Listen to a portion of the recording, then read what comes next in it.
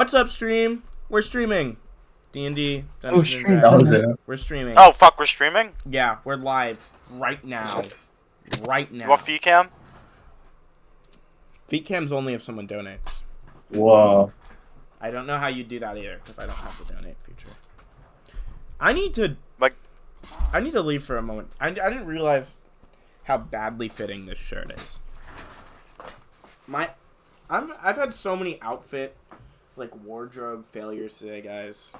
It's actually been, painful. Mm-hmm.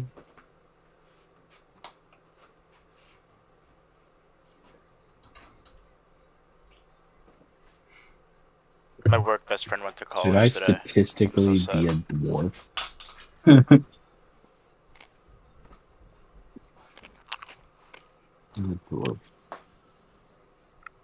That'll be the best, the first dwarf we've ever seen, right? Not actually a dwarf, just statistically a dwarf. Okay.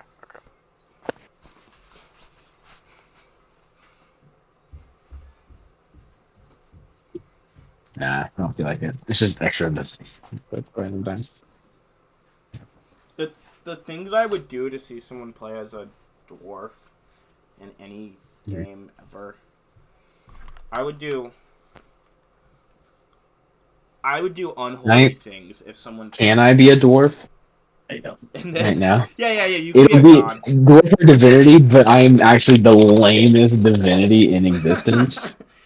Maybe that's your character's, secret. And I'm a dwarf. Yeah, you're actually a real dwarf. That's the lore. But no one believes. Exactly. Everyone just thinks, oh, you're just I'm a really doing it. short I'm doing asshole. Yeah, I'm doing it. Everyone's like, no, Dwarf. you're not a god. And then my cleric powers are just my divinity. Yeah, you just suck. You're a really lame god. This shirt's just not working out. I need to just... You look hot in that. I do have spells. That's really all that matters. My girlfriend's at a slumber party, so I'm not going to be interrupted tonight.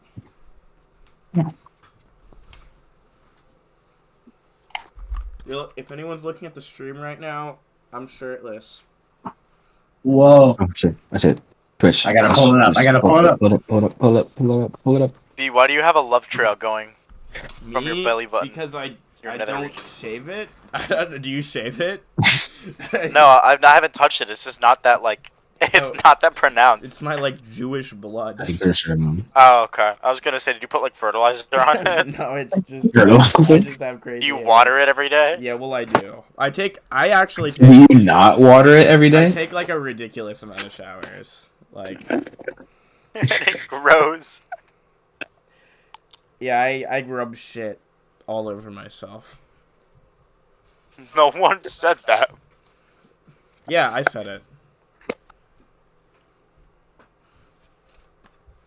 My hair just does not fit with the whole headphone thing. It's a travesty.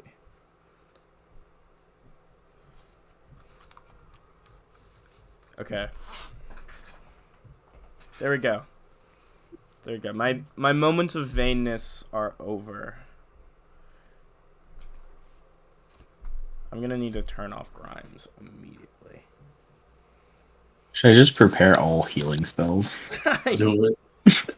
Low key.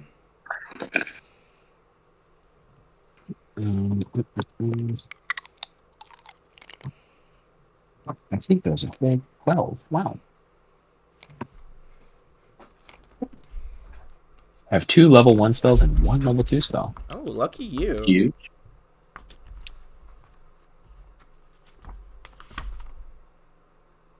What's my name?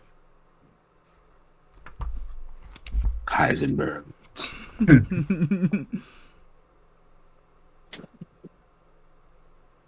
Oh wow, I'm good at spotting traps. Oh, I can spot slanting passages. Oh, lucky you. On a 1 to 4 on a d6 when searching. And traps. That shit is useful. That is actually useful. I think the slanting passages might come up more, honestly. I think slanting passages was actually a thing. Oh yeah. In Old Edition, because you would go down a level and not notice. Yeah. Which is the dumbest thing ever, but I love it. Low-key. I almost did Burning Thaco for our Burning Wheel game, where I was just gonna run you through a regular dungeon, but using Burning Wheel. What the fuck? They actually Luke Crane. It's so weird. They made a whole hack for it. Like they apparently Holy played shit. a lot. That's called Torchbearer. I think low-key that might have been what inspired it, but no, they made but Burning Thaco is like a whole thing, and it's like I was like reading through it, I was like, what the fuck is this? It has like tons of good advice actually for adventure design for Burning Wheel though, which I like because it does my favorite thing, and it compares. It goes like, if you were running Lord of the Rings, here's how you would prep it, and I'm like, thank you, that's what I need. That's their favorite. That's everyone's favorite thing to write about. What if you were running Lord of the Rings? Okay. Anyways, Robin, do you have a character rolled up? Yep. Yeah. I need to do finishing touches like spells and money and stuff. Right. But yeah. Just take a second. I'll pull up some monster stats while you're doing that. Okay. And I'll give you some time to buy your equipment in the actual game. Yeah. I'll go for spells first. I just need to pull up my PDFs really quick and take some screenshots so I can have stats.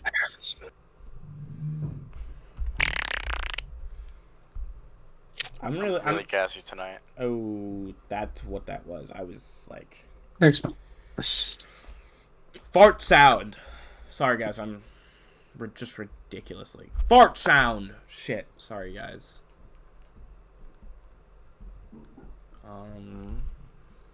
Okay.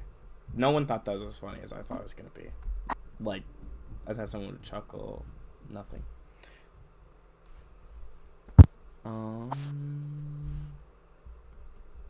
Oh my gosh, yeah.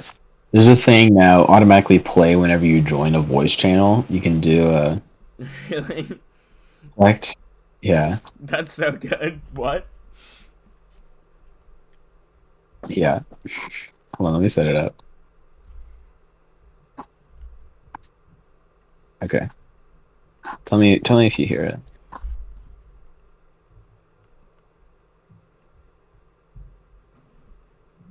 Nah, I didn't hear shit. Yeah, I didn't hear a thing. Wow. Okay, guys. What? We're actually all lying to you right now. We all heard it, but I fucking know because I heard it. You piece of shit. I didn't hear. I know. I genuinely didn't hear it. I think it's because we have something Really? about you muted. Oh, did you mute my sound? sound? Okay, redo it. Wait, hold on. Let me hold on. I mute my sound. Oh, I did not even have your soundboard muted. What? Oh. What? I think you're Do it again. deaf. Hold on. I'm just hearing the da-dun. I heard it. I'm just hearing the da-dun. I heard it.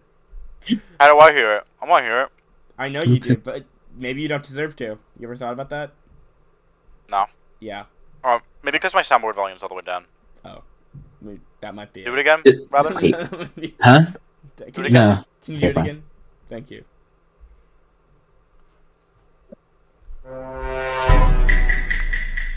Did you hear it? Fuck her. Alright, what's going on? The more I kick you, the more you're gonna do it. Why did I do that?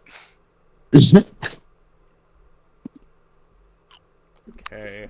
I want to do that. How do I do that? You need Nitro. You have Nitro? I have Nitro, yeah. Yeah, just hit the soundboard. It should pop up. If not, it's like in your audio settings too, I think. Soundboard. Do you not have to roll to do cause light wounds? I think it's an attack roll typically because It does not say. It does it's not. Just touch No, I think moving. yeah, you touch them. Yeah. So I think what Yeah, because it's what that 1d6 implies, plus 1. what that implies, obviously, if that's like in combat, right? Then yes, you don't. Then yes, obviously you need to attack them because like they're trying to dodge away from you, right? But in not in combat, which is what I think is really cool about cause. Why the fuck would you? Cause greater wounds or cause light wounds is because a lot of NPCs are like 2 to 4 hit points. You fucking hate that mayor. Hey, You just put your hand on their hand while you're shaking them. Boom, you cast it. Yeah. You know. Yes, It I'm doing all. Actually, it becomes Sure. even cooler with the spell preparation rules. Actually, Mhm. I love the spell preparations. It makes Magic feel way more like Magic, in my opinion. 'Cause Mhm. it's like, it's not like, oh, here's my gun that I pressed down. Oh yeah. That was the rudest thing I've ever done. I'm so sorry. You're good. Should I take bold person? Alright. That actually could be helpful. Actually, we're dungeon crawling, aren't we? Yep. Yeah, it's a dungeon crawl. Okay. So cure light wounds. Oh shit, B, are you drawing the map? Oh, yeah. How about bless? Yeah, What curse? I'll invite you guys. Put it in general. How much prepping did you do for this? Because I'm very excited if you did like a shit ton. I did quite a fair bit. Let's go. I did it about the regular amount I typically do. A little bit less, because dungeon crawls are kind of easier for me to prepare than non-dungeon crawls. Like, I didn't have to think about, oh, how does this all connect? Because it's like, oh, it connects through hallways. But I was able to... No, yeah, but I was able lore-wise. Oh, yeah, lore rat? Oh, yeah, I actually came up with some real fun lore, I think. You guys will... I think you guys will be entertained by it at the very least. I'm hoping. I got some cool reveals prepared. Okay. Be out of game. Yeah? Do you think Ilyich would get a hint that he has something to do with Leviathan Speaker or something? I mean, considering he heard I've Leviathan Speaker. I mean, I've and given you that. Yeah, yes, definitely. For sure. I'm not, no, because obviously I know. It Yeah, would yeah. be metagaming to No, assume. no, I mean, but, like, I've given Ilyich some hints. Okay, so can I say that I would go to the Emperor? The Empress? Ooh. What's your goal in that?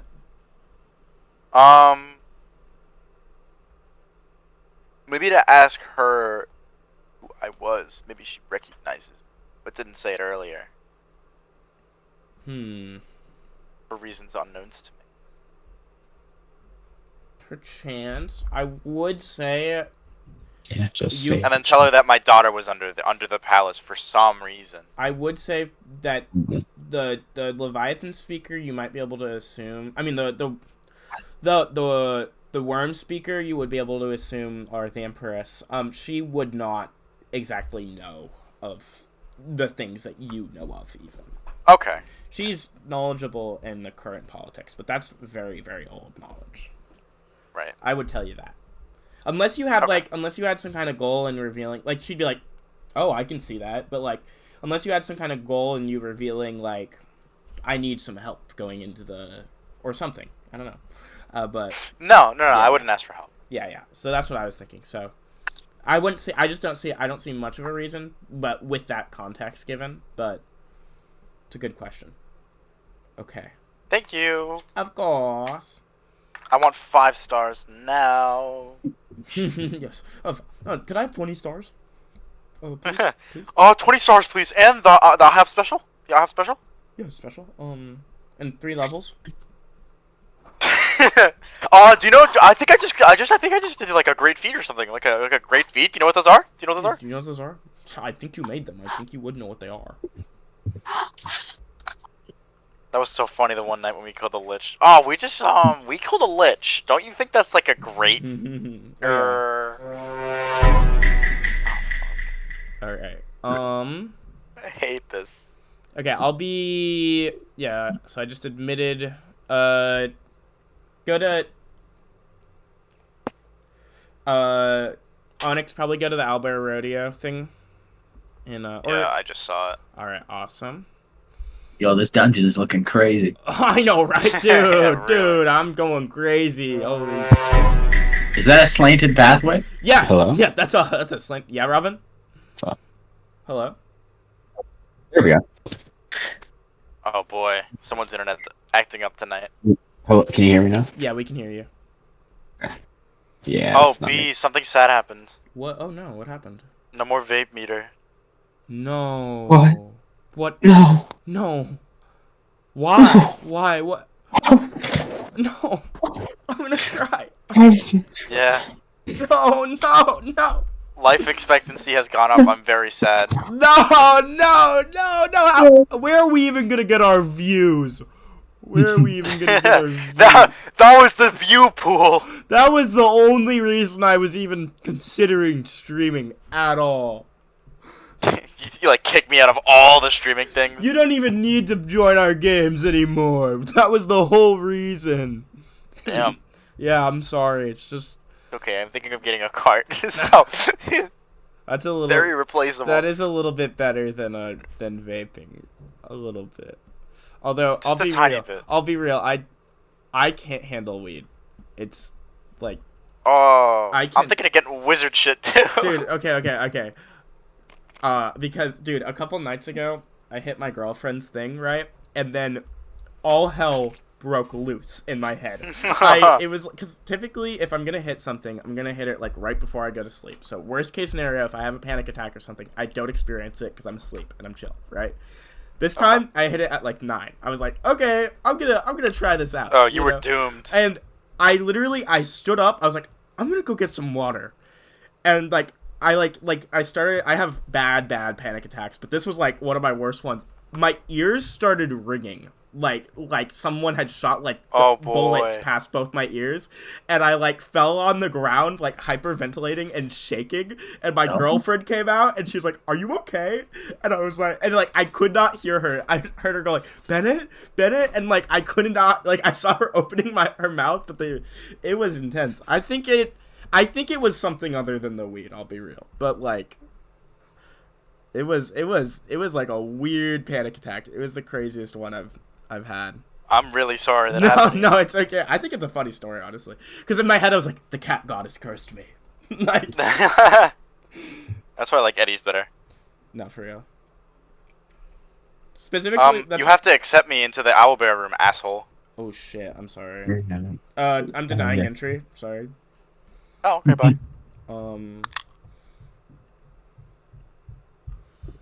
What were you I'm saying? not gonna buy a backpack. I need to buy a giant sack. Giant sack. Yeah. This Robin, you joining is giving me some good time because I didn't have enough time to collect monster stats that I could easily reference. I'm glad. Helmets give +1 AC, right? What'd you say? Helmets give +1 AC. Yeah. Helmet costs. AC's 18. Wow. Hello, Google. What? Talking to Google, dude. Shut the fuck up. Okay, sorry, bro. Sorry. All right. Why did you laugh? No, I just that you said hello Google, and I was like, I imagine those College Humor skits where it's like Google's a guy. What do you guys get? Yeah, I know that. Yeah, I know love that. those. Yeah, Yes, of course, yeah. Right? You gotta know them. Oh, a shovel. Some I know. Can a shovel be a weapon? Yes. 1d6 weapon. Yes. Let's go. It's better than a dagger. College Humor Let me hits tell you different. that. Let me tell you that. Better than a dagger. I am so pro daggers being shitty. Like that makes so much sense in my head. Yeah. The only game daggers aren't shitty are in Duke's game that he doesn't even run anymore. I know. I can't wait for till Duke runs that once more. It'll be so much Yeah. fun. That I can't wait and also can wait because I'm so bogged down with having 20 campaigns going on. Yeah, It feels like 20. I know it's not 20, that's- but it feels like that's it. the true reason. Mhm. It's a little... I'm not, honestly. I really don't care. That's I also will why play I D&D for wasn't every liking second of my the life. JoJo game too much. Oh yeah, well I was just It that was was taking away my time. oh that was just a from- one shot. Yeah, no, I understand though. The JoJo's game for me, it's just one of those games where I was playing it, but like I liked it, but like I couldn't ever see myself wanting to run a whole campaign with it, and I don't. No, God, no. I don't That's know. torture. I don't know why, because it was honestly it was fun. Like, I think it just didn't have any real social mechanics, you know. Yeah, And I like feel this like it was game very also- plain with the characters. Yeah. Well, this game also has very low social mechanics, but it kind of has other things that I can build around it. I don't know. Because it's political stuff too, so. And also, I mean, Marcus makes it work. oh yeah, Yeah. Marcus is the glue that holds it together. Oh, a tempo More full. like I'm the hammer that's destroying it. Almost got you guys all killed. True. Oh my god. Robin, your character's name is Clarique. Yeah, cleric. No way. He gets a star for that. Or she gets a No, star for that. yeah, for real. You deserve a star. Can I have a star just on this character? Yeah, it's just this character. Obvious. Yeah. Yeah. Thank you. Did you just gulp? Yeah, sorry. I'm What sorry. else? I don't know why gulps are so funny. Like, it's like. All right, there we go. That silk rope, dude. You're buying The silk lantern. rope? Holy Dude, shit! get the Yeah. most miscellaneous items you can. I need garlic. Pound of garlic. Just in case there's vampires down there. Yeah. Cost 10 gold. You know what, while you're at it, get the wooden stake, get the silver. Might as well. Oh, I need a crowbar, obviously. B, you gotta accept me in the room again. Oh, I do. Sorry, I got. Sorry, I signed in. That's my fault. Get flint and steel? No worries, no worries.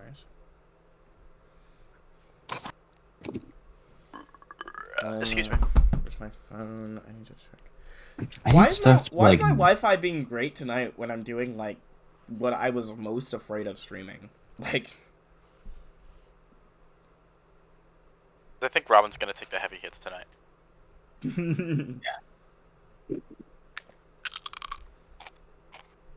Hey, could you kill yourself real quick? Bet. Just eating chips, man. Yeah, That's stop What that. are you playing, Marcus? I couldn't think of what to say, so I just said that. I'm actually I just gonna need mute to. you. I need to play that game, Marcus. Dude, it's so fun. Hey, Dark and Seriously, I need to play it. It looks like so much fun. The only thing is I saw this game that looks like how I would want Dark Souls to be, which is just a little. Oh, really? Yeah, it's called Outward. It looked really cool. It's kind of like Dark Souls if it was a little bit more, had a little bit more of like a like vibe on like resource management, if that makes sense. Because a lot of the I think games my like dad plays that game. oh, that's awesome actually, but it's $30, so I need to save up. Or Hey, B, I have a question. yeah. You know those like little tiny like sharp things you throw on the ground? I forget what they're called. Ooh. I know what they're. I've had a whole crazy argument with Zach about this years ago. Tiny sharp things Caltrops. on the ground.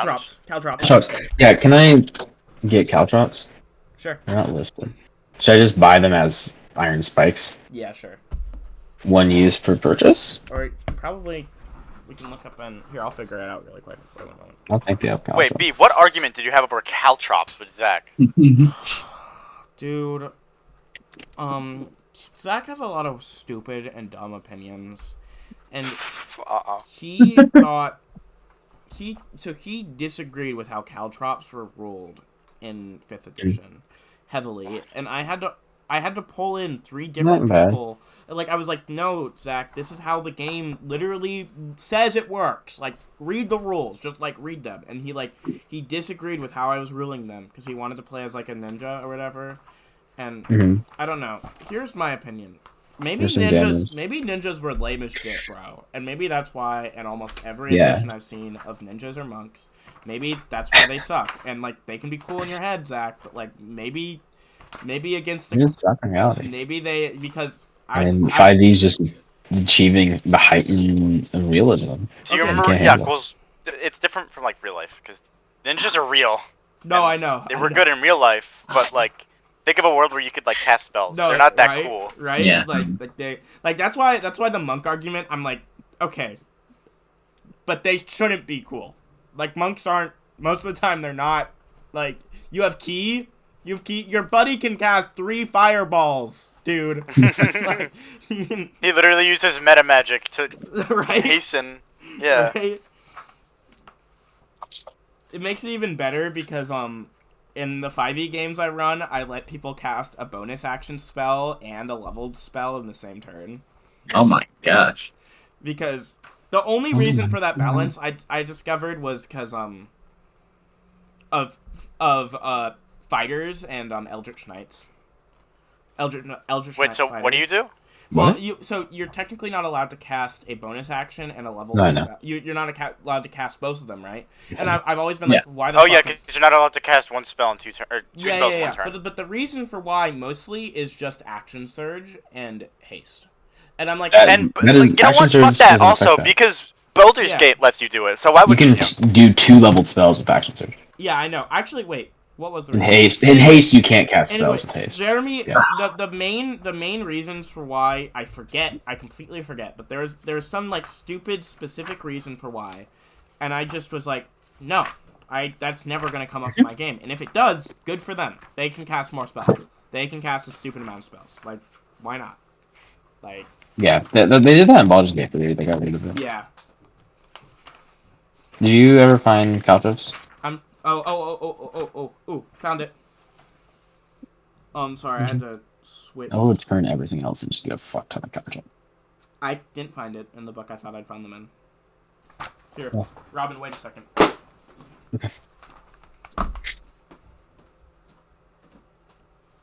So are we gonna start this thing or what? No. Fuck. Ow, you just hurt me. Robin, I hope you understand the dedication I'm going through here. I've gone through 3 Thank you. different game systems to find Whoa. Caltrops stats. Thank you. Thank you. You're welcome. I actually might be able to find them. Why can't we make them up? BRPG. BFRPG. I know, I just looked in BFRPG. You did? They didn't have Caltrops? It doesn't have Caltrops, which is so weird. This feels like such a thing that should be common. I really want to do BFRPG again because I actually have so many supplements. Me too. I have a ridiculous... I have so many adventures that I kind of just want to run them. Right? It's fun. It'd be so easy. I'd be so down to play it. It's pretty good. I don't Should do know. it. I don't know how much I love the adventures. Like they're not. I think they're good. it but, works like, out. They're Pretty good, cool. but they're like What? they're not what I want. I mean, I don't know. Yeah, I think they're supposed to just be simple. Yeah. Like yeah. there's like classical OSR where there's a bunch of people sitting around a table just chilling. No, Don't do a dungeon. exactly. What I want to run, No, what I think want about to it too run hard. so badly is What are all my other BFRPG ones? So I don't have the main rules. you don't have. I should have them. I just don't know where it's at. Okay, Robin. Yeah, just buy Caltrops. I'm not looking through like 5 separate. Yeah. That was. There's 1 gold per use. That was the sure 1 gold per use. I'm gonna get so many Caltrops. Let's get rid of that helmet that I like. I might be actually Caltrops might not be a good thing to have And how much was the silver? because everything's gonna be a construct.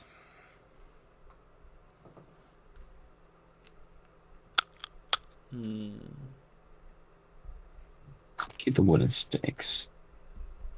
I need a holy symbol. Unless there's gonna be living things. I have See, are there gonna be 32 living Caltrops. things 32 down there? uses of Caltrops. Well, Caltrops will still fuck you up when you're trying to move. I guess. If I carry to me. I get what you mean. No, How many? How many? I guess. Huh? Yes. No. Onyx is talking about how there's mostly. He expects that there's mostly. Oh, I muted Hans. That's rude. I thought I was lagging behind, and you were talking to yourself, or you were talking to yourself before. Oh my I didn't God. realize I had him muted. It's because he was eating chips. Oh. That was a while ago. I'm sorry, Onyx. Yeah. Whatever, bro. I don't care. I don't care. Yeah, I know you don't. Onyx might cry about that. Yeah, Most- I'm cool. Onyx was saying that Like mostly it's Crocodile. gonna be constructs. Speaking of this, before we start, not Sonora. I'm gonna change your name really quickly to Elliot. Sorry. Don't worry. God, you have a problem with everything I do today, don't you? I know. I have a problem with everything you do all the time. Guys, keep the drama in game. Come on. But yeah, Ilyich, you Ilyich. Ilyich. Okay. You always say it wrong, and I hate you. I know. What has this family become?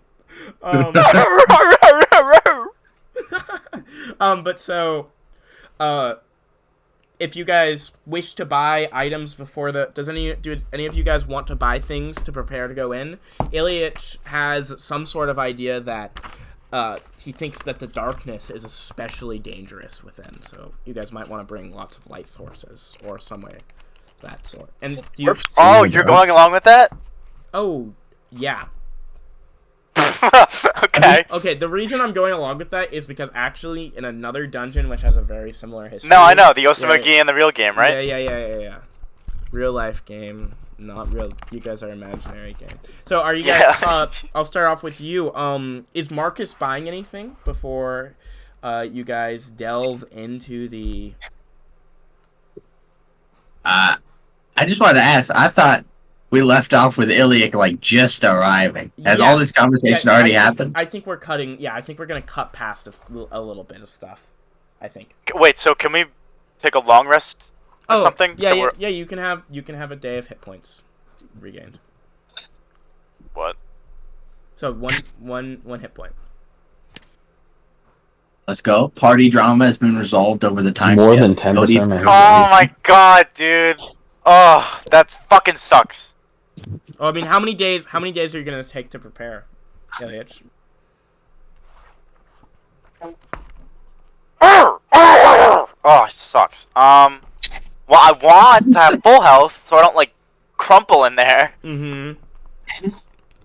And that's 2 you. weeks, correct? Oh, he can heal me. Fuck that. Yeah, we're good. We're good. Yeah, she can I heal you? Well, Marcus, if you hire me the day before, I can heal you with 2 of my spell slots, and then I'll have them back after. All right. Yeah. How much am I getting paid here? Yeah, you're not getting a single cent off of my character sheet. B, can we? Yeah. Hey, man, I'll just leave. Honestly, actually. I don't have any money. I can't pay you. You don't have any money. Ilyich has not a cent to his name. You can get paid. The Empire. I mean, if you do well on this, maybe I don't know, Marcus. Did you like say you can join the profits if she does well? Oh yeah. I'm still confused about the logistics. What are we going in for here? Okay. I'm going in for my shit, which I'm not telling you for. You're going in for your shit, which you're telling me. Okay, Ilyich, you need to pitch the adventure that you are asking Marcus to go on with you now. All right. Marcus. Well, you're not Marcus. Who are you? What's your character's name? Marcus. What? What do you mean I'm not Marcus? No, Marcus is hiring Clarice. You're talking to me? Oh. Okay. Okay. I'm Clarice. Should I describe my character? Sure. No, I'm talking about Marcus's fake name since he's not real. Oh. Yeah, I'm still using the name Marcus though. It's just my last name. Okay, I'm so confused. Okay, wait. So do I know it's Marcus or do I not know it's Marcus? It's Marcus. You know, Marcus. My first name is Marcus. My first name is Marcus. Has always been Marcus. It's just the last name that's fake. Okay. No. All right, hold on. Pugger, your name is Marcus? The first name of the character is Marcus. That is a real name. Is that your name or no? I'm very confused here. What? Are you talking about my in real life name? No, I'm talking. Okay, all right. I was for a second, but now I'm not. I am talking about. Do I know you as Marcus Liontail or no? You know me as Marcus Liontail, unless it happened in the time skip. What do you mean how? Because you changed your whole identity and stuff. Isn't that why I don't? Liontail is the fake name. Okay. Your name is always Liontail. Am I suffering from Mandela right now? I'm gonna line this up for you. Okay? Okay, please. Okay, thank you. My in real life name, Elijah. My character name, Marcus Liontail. That's what it's always been. Right, yeah. His real last name is Ambergrove. I would not have told you that yet. But his first name is real. Marcus is real. Real name. Well, okay, alright. But I'm just saying, you wanted to change your identity in the game. I know you're you, right? I just know you're you? I've not told you anything of this yet. It's just Marcus Liontail. That's all you know. That's what I've been. That's who I am. Okay. Alright, we got it cleared up now? Nope. We good? What do you mean, no? What? It's Marcus Liontail. There's no... Marcus is confusion. Marcus. What's the conclusion? Ilyich got hit in the head really hard. Ilyich just glitched right now. Okay. Before I don't want to. Okay, so let's just say we're not gonna play out any of this out, right? Ilyich gets back from the library. It's been about a day, right? He sees Marcus. Him and Marcus talk. You know, you guys are chill. You know, unlike a lot of other people, right? Marcus kind of explains the situation. Ilyich understands he doesn't really need his mirror. And because of that, Ilyich is kind of hanging out, studying more chronomancy, when he discovers a stairwell that leads deeper and deeper into his library. This would be a stairwell that would be able to fix the broken pieces of his armor, for he knows it would hold the core to his library. Which would lay at the center of this labyrinth that he lives within. Marcus hears of this, and I'd assume he goes to Marcus. Marcus hears of this. Marcus also needs to learn some knowledge from this deep, deep center of the library. Ilyich would, of course, accept the help, and before going on doing such, you guys determine that you need someone to help heal you. You guys find Clarique. Could you describe your character, Robin?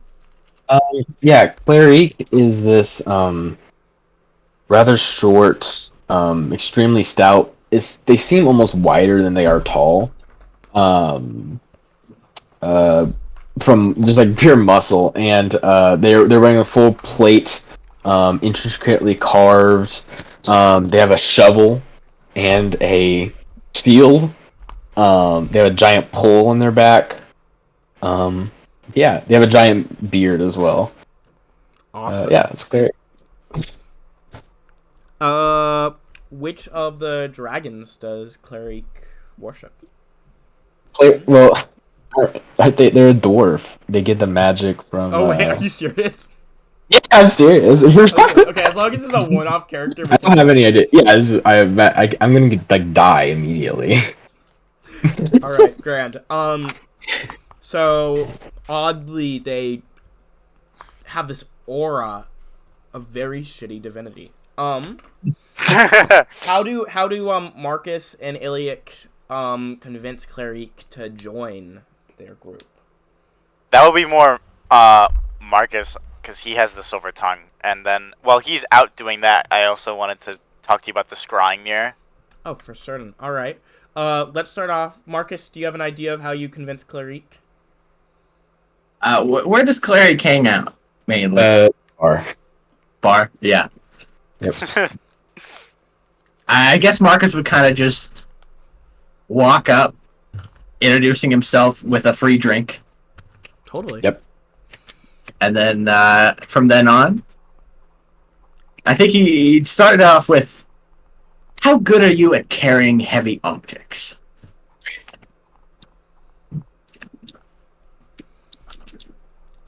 A sack. Yeah, good enough. Yep. All right, you want to come with me on an adventure? Yep. Good enough. Yep. All right, two of them walk off. What is Ilyich trying to do with the smear of scrying?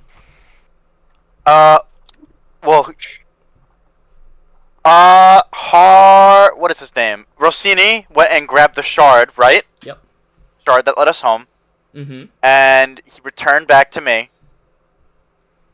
And now I'm throwing the shard of the mirror, which is basically like imbued with magic, into the brazier. Yes. So. And then I'm hoping that it gives me a mirror that lets me see in the future. And I'm gonna put the future seeing glyph on it before I toss it in the brazier. Definitely, you draw several glyphs upon this shard. We can see you pick up and you take the other mirror, picking them both up and throwing them into the brazier, and quickly flames start to burn high and higher. As they do, very clearly you can see the two pieces of the mirror, and just the full mirror begins to melt together in this brazier. The hot smoke fans at your face, and as you do, you think you can see a reflection in it for just a moment. But as you think you can see this, you begin to realize that it needs another source of power, as seeing into the future is very, very, very energy taxing. Ilyich, what do you do? I throw my left arm in there. What? Oh shit! What the fuck? Are you sure you want to do that? Because that will, Wait, Did you only have one in the arm left? mirror. that will. I listen. One hand's already down. You just throw the rest of the arm in. What Ilyich thinks is that since the last time when he threw because the whole reason he has the blindfold on his head because he threw his helmet in there. Yes. So this time he has to throw the arm in there for it to bind. You pick up the rest of the arm. You rip off the piece of your arm, unhooking the different pieces that hold it to the rest of the armor. And as you carefully lay it in, it too melts. The glass begins to coalesce along the different sides, and as it does, Ilyich, even more so, you can feel the growing of power in this room. You can feel it humming in the glass that slowly melts into the arm, and then you see the metal almost lose all of its opacity for just a moment, and then you can see the arm before you is forged of glass. If you fully fix this arm, when using it to fight in combat, you will always have a bonus if you look into it before attacking.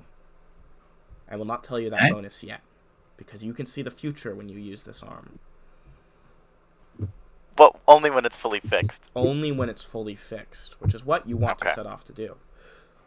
You pick up the course. arm, and as you do, you put it on, and you can see it is this glass, beautiful piece of tempered glass and metal. It almost seems to shine with these odd rainbow-like qualities. And along with those rainbow-like qualities, you can see... I don't know. Oh, well, my camera's just... Oh, I see why. Okay. You can see with these odd rainbow-like qualities... I turned my camera on for those of you not watching the stream. Very clearly, it shines off forwards, and it almost looks like beautiful pieces of stained glass forged into one piece. As you look into it, you can see like thousands of different reflections of possible futures. Even more so, they roll out before you. What is Ilyich thinking as he sees this? Or what is his perspective upon this? He feels safe knowing that he will know what happens no matter what next. No matter how far that it is into the future, even if it's just a couple seconds, it's just a safeguard. Definitely. Also, can I see... Do I not get the bonus and I don't see in the future, or I can see a little bit? You definitely can see a little bit right now, if you take your time to look into it before certain things. You must describe how you look into it beforehand. It cannot be something as if, like, you can't be like, I look into it and see what's about to happen, because that's certainly not how things work. Right, that's just like metagaming. Yeah, it would be metagaming, and also that's just not how looking into the future works. What I would say... It's different parallel worlds, is when you look... Yeah, you can look into it and then describe... Like, you could be like, I look into my arm to see the reflections, and maybe you can even describe a few different reflections, right? And then you describe your next action. That will mean that no matter what you're doing, it will be guided by your future knowledge. I will not tell you of what you see in the future. It will only mean you know what's happening in the future. Neither of us will actually know what's happening in the future, because obviously we can never... It could be slightly different. Yeah, exactly. So really just say that you're looking into the arm before doing something, and then I'll keep in mind Ilyich has just seen into the future, just a little bit, you know? Okay. It's kind of like... So, can I give you an example question? Yeah. In the timeline that Ilyich presses this button, what would happen? So that's not how this works, right? All right. You look into it, you go, I look into the arm, and I choose to press the button.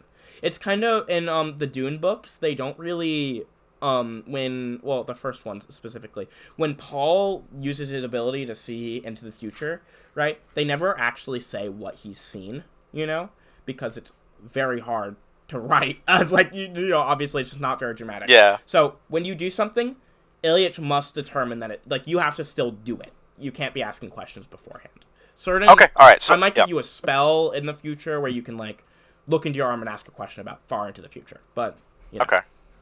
So I will just gain an advantage on what will happen. Yeah, essentially. Okay. Okay. Yep. All right. And when it's fixed, maybe I'll write a move or something. Who knows? All right. With that being said, Clarique, you have bought your equipment. Ilyich and Marcus. Ilyich, do you want to give a quick rundown of what you think they might be encountering in the futures of this dungeon?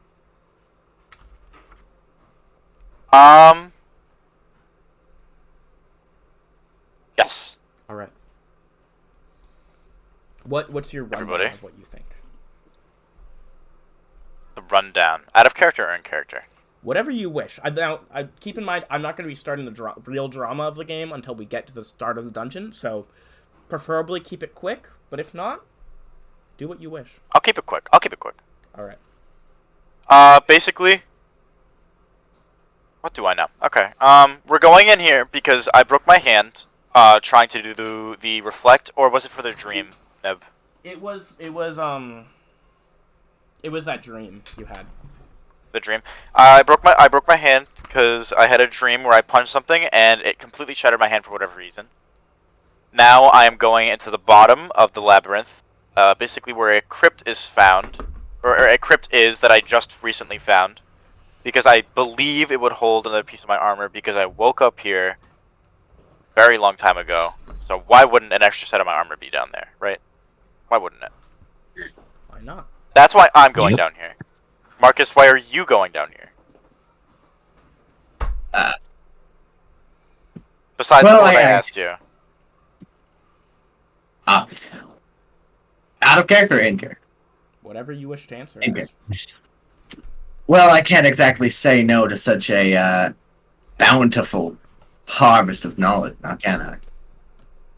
Of course. Great reason. Not to mention, I certainly owe you a few favors. But we'll call it even at this one, right? Huh? We'll call it even when I say we'll call it even. Fair enough. All right. And Clarique, you're just along for the ride. I think Marcus would also offer to pay off whatever bill you had left at the bar, whatever tab you had occurred. Oh, okay. Well, that is pretty big, yeah. That's a good Probably the deal. reason. Clarice Yeah. did not mention how big that bell is for a reason. Oh Yeah. my gosh, Yeah. what have I done? Yeah, they just sent it to your estate. Yeah, and then they were like, "Yeah, let's go. Yeah, I can carry your things. Yeah, totally." Mm-hmm. Do I get a day Hey, my of tab, I'll healing do off? whatever you want me to. Oh. Do you get a Yep. what? Because I had 0 gold. Do you get a Oh, what? fuck. Oh no. Oh, they're gone. Okay, I see. That makes more sense.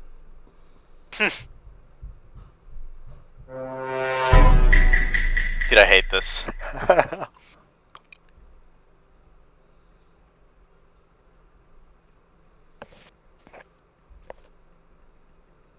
Robin.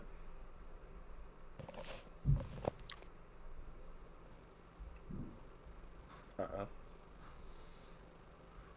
I told you Robin was going to be taking a lot of the internet beating tonight. It's for certain.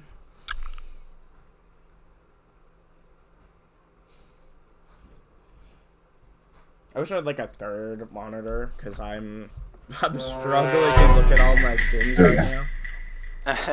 Like, and I have two monitors up. Robin, you back? Yes. I am back. Can you hear me? Yeah, we can hear you. Okay. Are we ready? Oh, I I'm think ready. we may be almost. Pugger, are you messaging me something? Yeah. I was, but it's not important to the session. All right. Oh, I was asking before I glitched out. Do I get a day of healing off on Iliac? Do you get a day of healing? Yeah, probably. Yeah. So roll that, and then we'll begin. What is that? You get 9 points of healing. Oh, fuck, yes. That, what is 13 plus 9 is 22? That's enough. Imagine being injured. I could never. Shut up, bro. We could extend the time we wait too, if you wanted. No, that's probably no max. Oh, really? Are my Fuck. spell slots back, by the way? Oh Is yeah, that yeah, it? yeah, yeah. no Well, HP. all your spells return every day. Okay, thank you. All right, guys, you ready? Yes. Yep. All right, let me place down some figures that you guys can find some way to use. Nobody draw a penis on the board this time. Yeah, was that's thinking so about it inappropriate. I before. can't believe anybody would do that. Oh, there you go. God. So immature. So Wow. immature. So, we begin with our heroes making their way into the library of Ilyich. Ilyich leads his way through towards one of the larger bookcases. He moves his hand along until it leads to one that is titled in a script you do not know. He pulls it back, and as he does, the bookcase clicks open and slowly rolls to reveal what would be a small stairwell.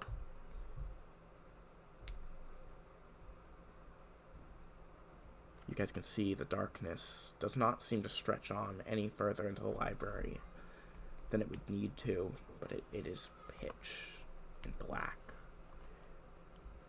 There is finely carved stones leading its way along the sides of the walls, and it seems to be a rather thin stairwell. The stairs seem to have not noticed much age, nor is there much dust or cobwebs or anything of that sort down here.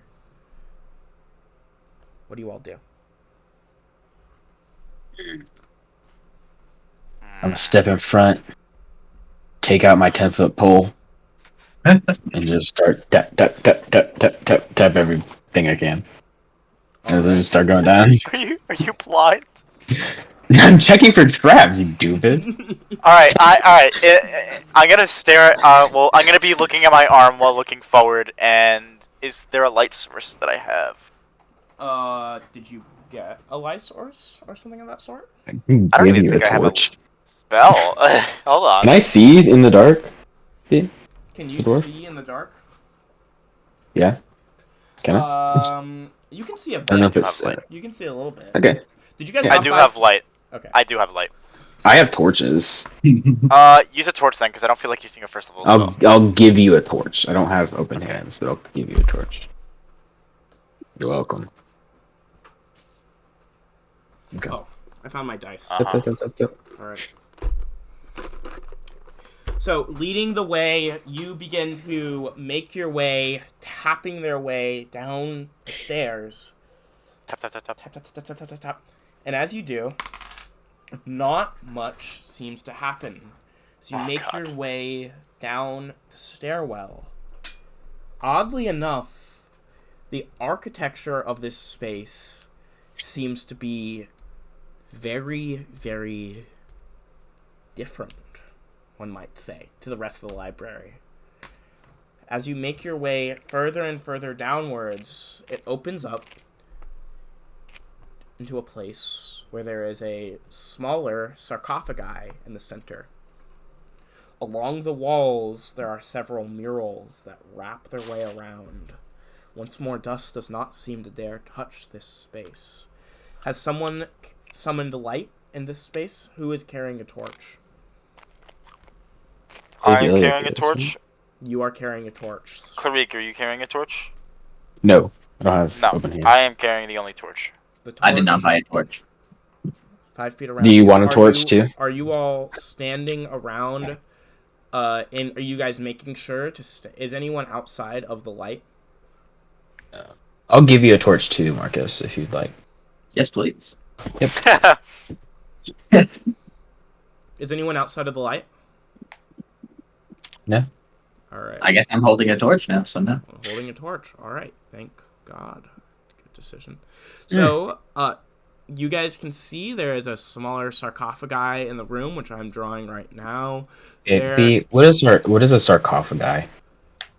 I guess it would be a sarcophagus. Sarcophagi Yeah. would mean multiple. I'm sorry.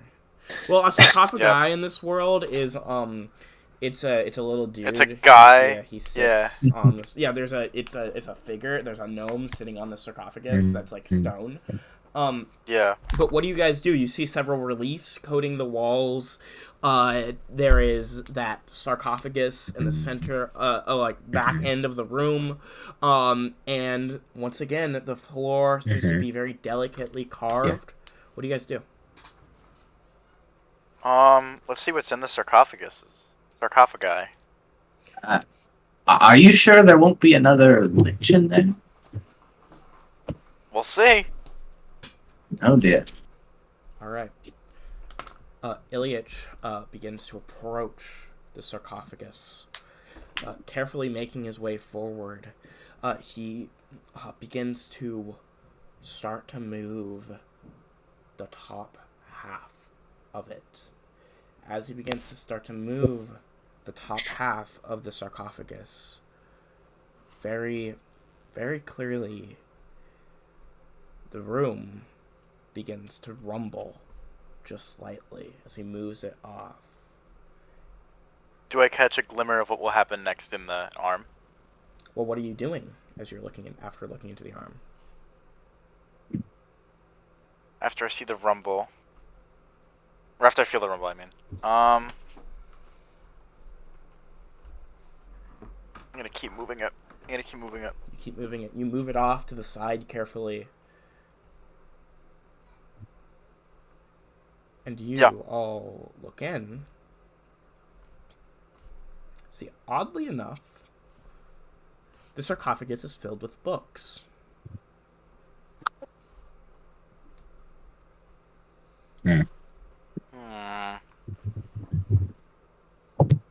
Nerd tomb.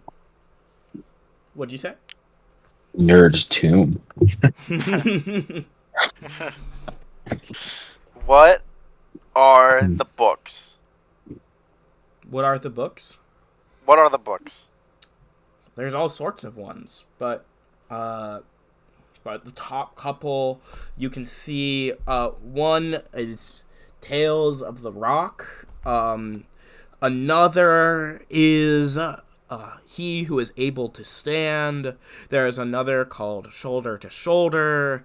One is The Priest Who Is Armored.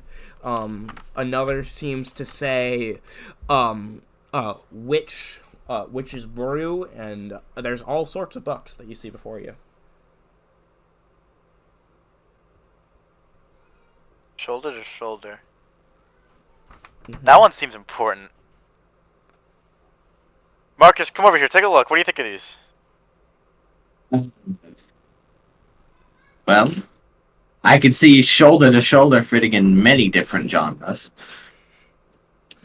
I know. But well, I mean, there's only one way to find out. Who knows what sort of knowledge? All right. Who picks Marcus up is shoulder to shoulder? He's gonna make sure his gloves are kind of tightly on. Mm-hmm. And better safe than sorry. Cool. And he'll pick up the book shoulder to shoulder, I guess. You pick up shoulder to shoulder. You can see it's a rather flimsy title, and as you flip it open, do you flip it open to the first page, or do you kind of start to skim through it? Always start at the first page. Yeah, you open up at the first page, and as you do, it goes, Sarah was a young girl, no more than 17 years of age. She moved in to the Worm Speaker's palace as what she first thought to be a handsmaid. Quickly, she would learn she took a role much higher than that. The book continues to go on about Sarah's life as the Worm Speaker. It has, as you go through the first chapter, it just kind of tells the story of how she moved in and the struggles that came with that.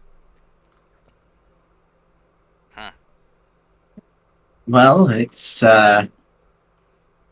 depicting the story of someone moving into the palace of the Worm Speaker. How would that be down here? You think this Not- is her tomb? Well, I don't see a corpse. Why would her tomb be in your library? That's not mine. And I was simply born here. You were born in this. There's a lot you don't know about me, Marcus, but yes, in a sense, I was born here. I woke up to it. Sure. Yeah, lot to unpack there. Continuing on. We got a star for that, B. Why? Reference of character background. Oh, sure. Yeah. Yes. Anyway, I'm not sure we'll find much important information here. I'll look at a few of the other titles. Perhaps you can do the same. Maybe we'll find some sort of link. Okay. Definitely. As you guys start to pick up the titles more and more, you begin to realize that as you're looking through them, they're almost entirely set up of smut. Every single last one. As you look at each of the titles in the tomb, and then you pick up the last ones, and you begin to realize that they have been... Hello? Wants you. Who? Dad. I'm busy. What does he need me for? I don't know. He didn't tell me. I'll be right back. Man, Elliot, you were born here? I don't know. This place seems a little dirty. Well, I didn't really clean the place. That was the other people's jobs. Oh yeah, there's people here. I forgot to realize or tell you that. Not real people, just constructs like me. Did you just say that in character? Yeah. I mean, he assumes you know. He doesn't think you're Interesting. stupid.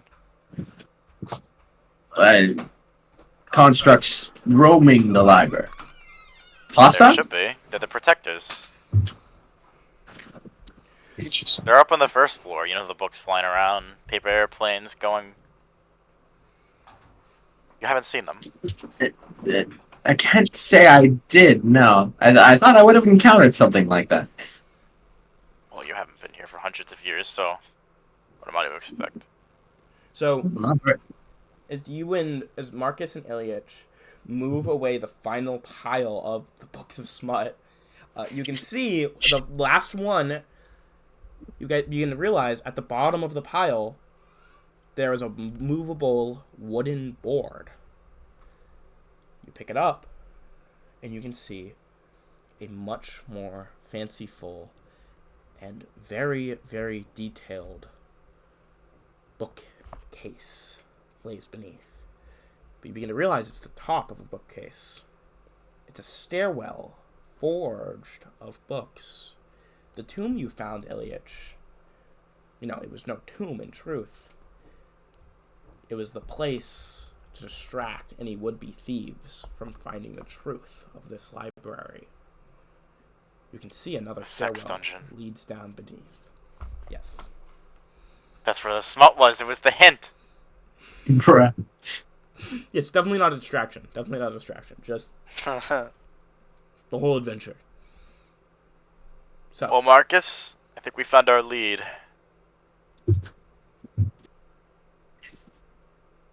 I sure do hope the rest of the books aren't like this. Otherwise, well, not the most fruitful adventure.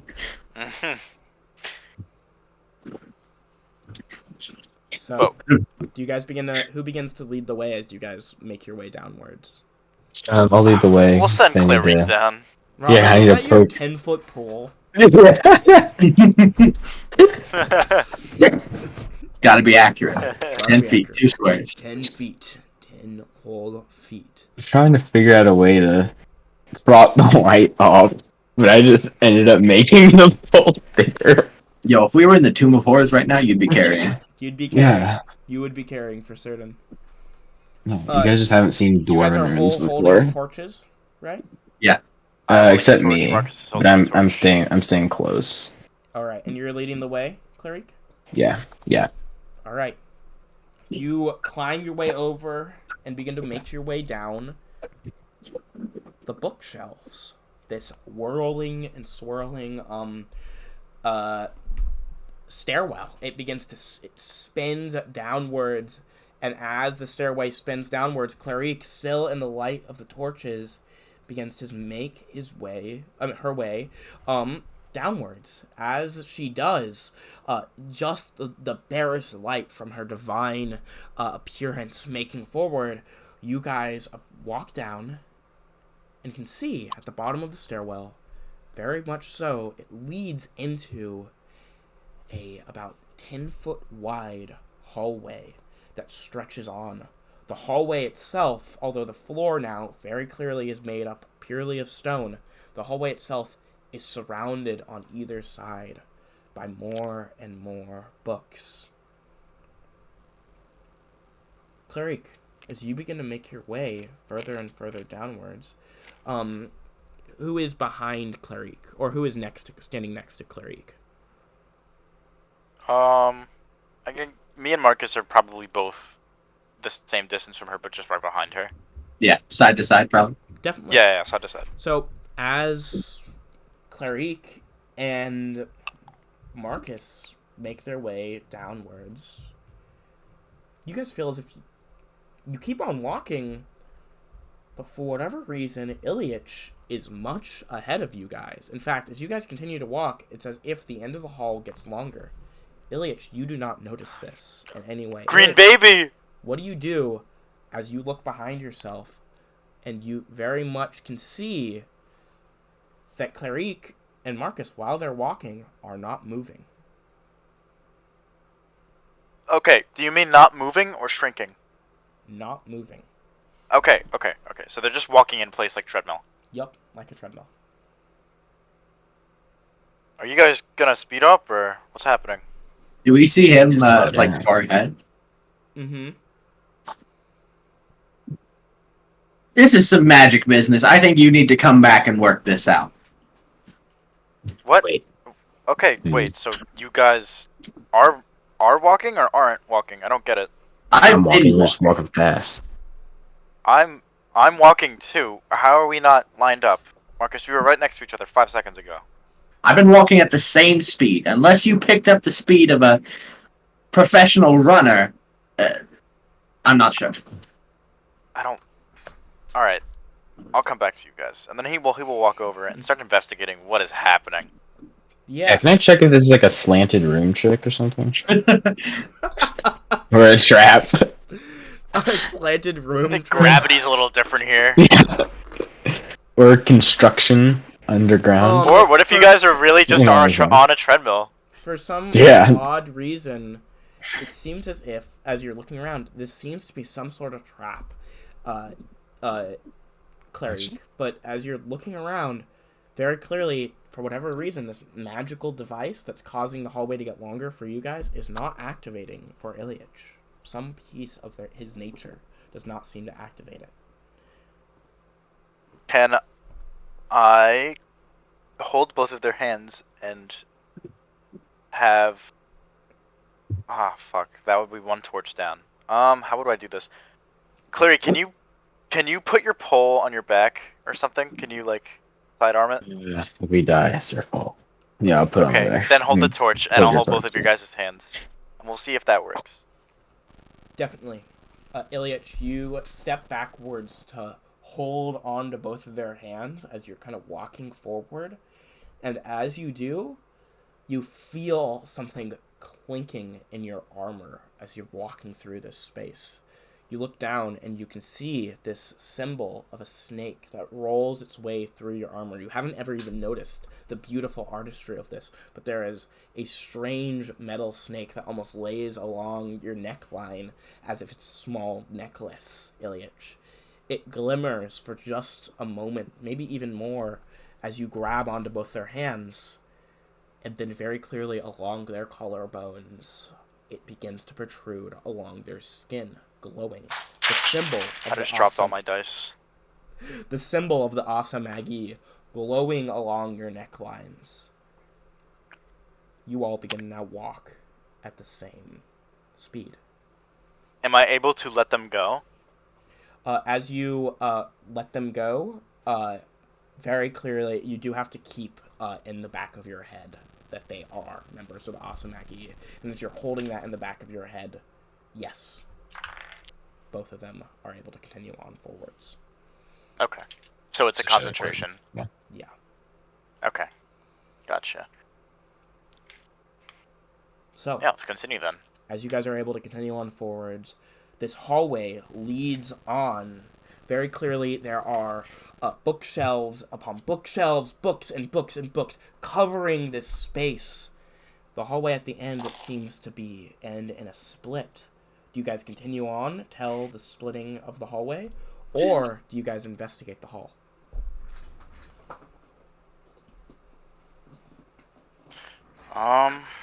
Marcus, what do you think? So we're in a hallway, and in front of us there will be splitting off pathways. Yep. At the end of the hallway. But the whole hallway itself is made up of several books and bookshelves and such. Well, we might as well check the books here before we have to split off like some horror mystery novel. Alright, we'll sit together then. Definitely. Start checking for traps like on the bookshelves and just around. Mm-hmm. All right. I'll be that's checking great. my arm every once in a while. You're checking your arm every once in a while. I guess, Marcus, that would lead you to lead this research expedition through this hallway. Could you describe how you're helping everyone research the books and researching your own stuff? I guess he would mainly be looking for. He would try and find anything with a pattern that kind of relates to what he was reading before, because we're the books we read, the distraction books. Yeah. Did they all incorporate the worm speaker in some form? In Or was it many, just the first one had it. It's a common trope for smut to focus around the worm speaker. Very common. What the fuck? It's just because it's a very mystical role that a lot of people respect. But so there were a few books that definitely focused around it, but that's purely because it was of nobility. You don't think it was because of anything to do with this library. If there was one congruent factor, it was a notable focus on the underlying mysticism of the world. okay? I guess along with looking for any mention of that, he would kind of try and keep an eye out for either any very well-kept books or very old, ancient books. Yeah. All right. Nothing in between. So leading the way, kind of telling people kind of what to do, as this is happening, very, very much so, as you make Clarique begins to make her way, pulling books off, making sure that there are no traps. She occasionally will pat the sides, the bookshelves down, making sure that there's nothing dangerous so far. And so far, there doesn't seem to be, Clarique. No, none of that sort. You try to read a few books, but despite your divine heritage, you do not know how to read very well. You do find one, notably of pictures, but... Oh, why did my... Oh, okay. That was just... Okay, I thought something was going on my computer. It's just my Spotify turning down. But then, as you look down, looking through them, you can see one of these books, as you're looking at the pictures, shows these beautiful, beautiful drawings of dwarves, of their natures. You look at them, you can see their hairs just braided outwards. You can see one of them fully a ball of just pure brown and ginger hair mixing together. And then, once more, as you look through again, you can see that it kind of begins to speak to the nature, not just of yourself, for you being the god, not of anything special. No, you are the god of pebbles, Clarique. But pebbles existed before you ever came to be. This book, its pictures tell of this. Marcus, looking down at the page, looking down at his arm, very much can see, Clarique, you are looking at something important. I mean, not Marcus, Ilyich. As Ilyich sees that, Ilyich approaches, and even more so, not just that the gods, this book, it speaks on the nature of gods, but it represents very real parts of reality, parts that cannot be destroyed, even if the god is. Now, Ilyich, as you're looking at this book, and several others with this knowledge of gods, of their nature of being supposedly representative, what does Ilyich do as he begins to continue to look through with this knowledge? How does he look through the books? Ilyich is going to look through knowledge. Through knowledge of, I guess.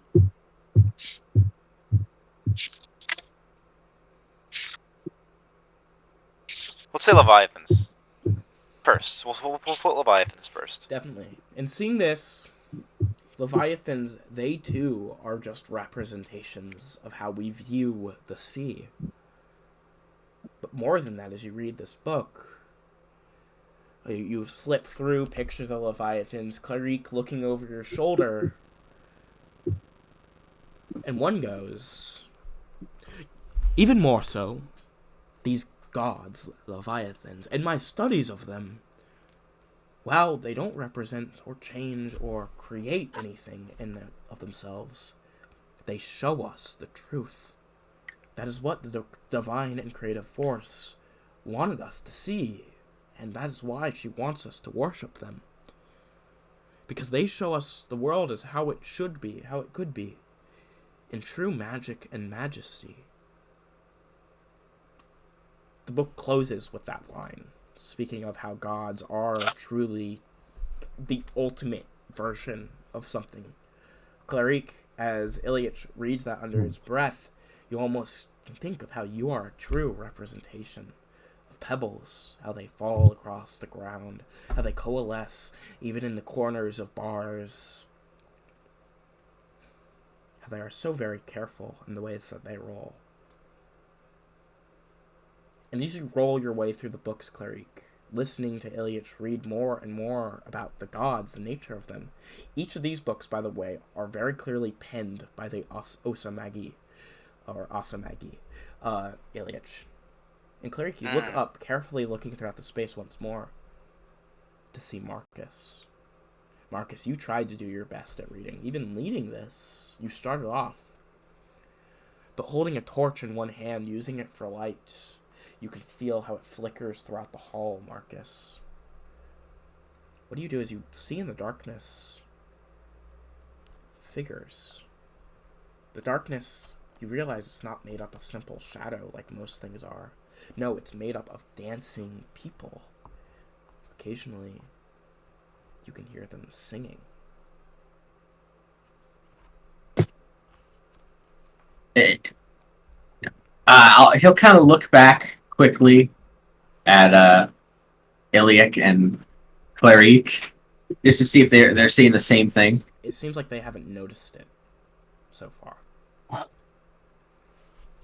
Is there anything special about the dance of the song that I noticed? As they begin to dance, you begin to realize every shadow in here. May it be small or large, may it be maybe made up of one finger of these people. They are dancing in this swarm together, pushed together, or more so, pushed by your light. You take a step forward holding the torch, and as the light streams and flows across the ground, Marcus, very much you can see that they spin away like dust from water. You can see that dance. It is almost as if it is one that is slow and long. It is one that reminds you of how your father and mother would dance together after your father had gone to the Amber Grove. He wouldn't tell you that he had gone, but you would always know. He would have this slight smile that would ring its way across his face, hanging there for hours.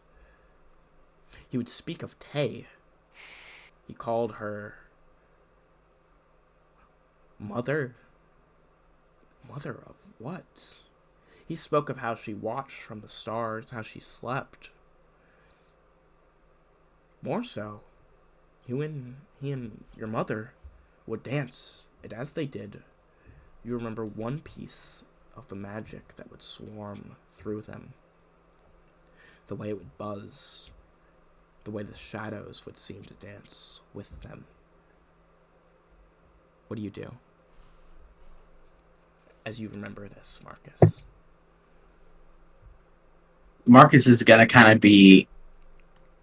He'll seem like he's zoning out for a second, and he'll kind of just hastily, one hand still holding the torch up, with the other hand try and pull out his notebook, and just with that one hand scramble down whatever he can of the dance that he was seeing. Definitely. And so as he scrambles it down, very much the dance that your parents had once done, there's a piece of your family's magic here. So, you scramble it down, and you close it up. And then what do you do as you close it up? Do you continue to read through? I think he'll turn around towards the other two.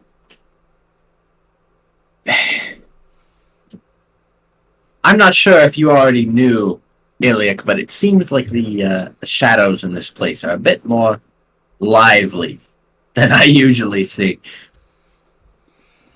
And he'll kind of point towards the dancing figures he saw. Oh, how curious. Well, what do you think of them? Are they dangerous? Couldn't tell you. They haven't made a move yet, but it seems like they fear the light, or perhaps are incapable of getting closer.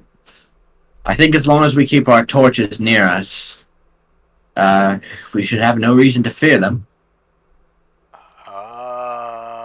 Smart. It'd be funny if you tried dancing like one, huh? Huh. Yes. I'm not sure. I'm not sure it would suit. Not much of a dancer, except at parties. Alright. Anything. Sorry, what were you gonna say? I suppose we should move on. I haven't found much as far as, any sort of important knowledge in these books. Anything better on your end? Just a lot about the Ostamagi. Hmm. And a lot of knowledge on the gods.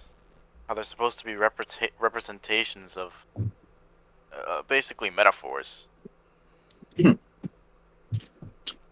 Metaphors, eh? Yeah, I guess. I think we should move on though. Just knowledge is in here, nothing too important. Well, don't say that, my friend. Knowledge is power. Well, it's not what I'm looking for. No, fair enough. What I'm looking for is power. I like the sound of that. Onwards and forwards. Is Clarique in agreement with that? Yeah. Do you tuck No, away actually, Clarice just killed herself. That's really weird. Oh shit. Does Clarique tuck away the Book of Dwarves that she found? Yeah. Alright, yeah. So tucking it away, you three make your way down the hallway. Once more, now noticing the quiet song the shadows sing. You can hear it rummage its way almost through and past your light, bouncing and ringing between it. And then as it does, you can very clearly see that even more so, as you make your way down the hallway, it splits. At the splitting end, one end is dark. Very much as you guys look towards it, you can see it leads into a collection of several separate rooms, while the one on the right of you leads towards a singular room that has an odd, almost crackling firelight coming from it. What do you guys do? You said shadows were afraid of the light, right? Yes. No, I was asking Pug. Oh. Well, that's as far as I can see. They seem to stay pretty far away from me. Then why would there be a lit fire in that room?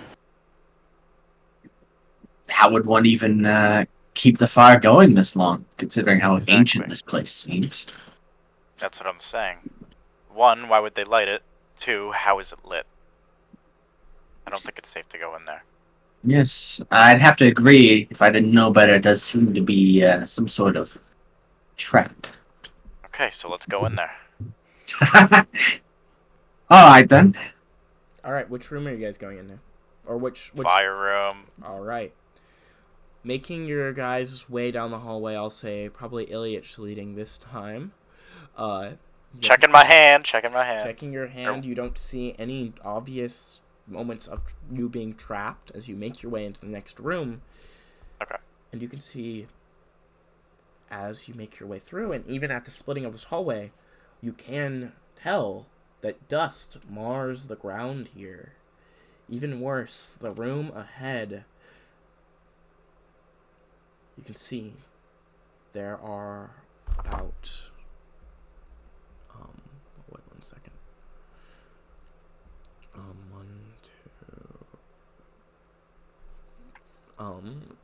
3.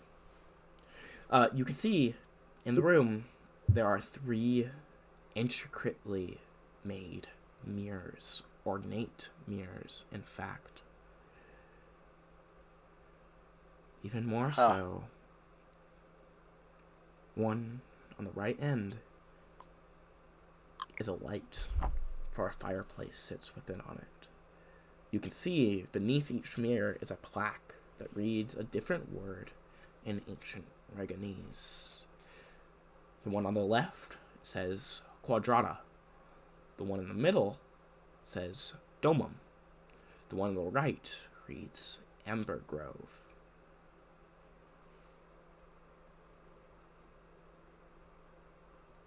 Amber Grove. The one on the right that, is Marcus? the one that has a fireplace lit. That's weird. Well, I'm not sure. Doman. You said that was Doma? Doma? Doman? Domum, yes. Not sure I know that word. Yes, it seems to be in a script of ancient Reganese. All of these mirrors, by the way, you can very clearly tell are activated in the same way with the same word, courtship, whispered to it. Ah, okay. Oh shit! These we had 3, mirrors down here. You asshole! Yeah. Oh my god. Do you want to? So we can all just clearly tell that it's just courtship mirrors. Yes, all of them are courtship Okay. mirrors. They must be leading to different locations.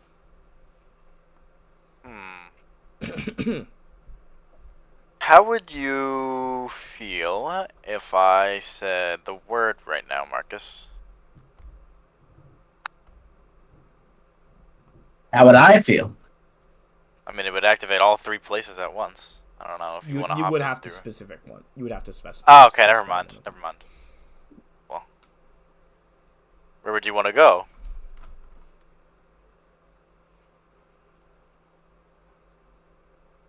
He'll look like he's kind of panicking a little.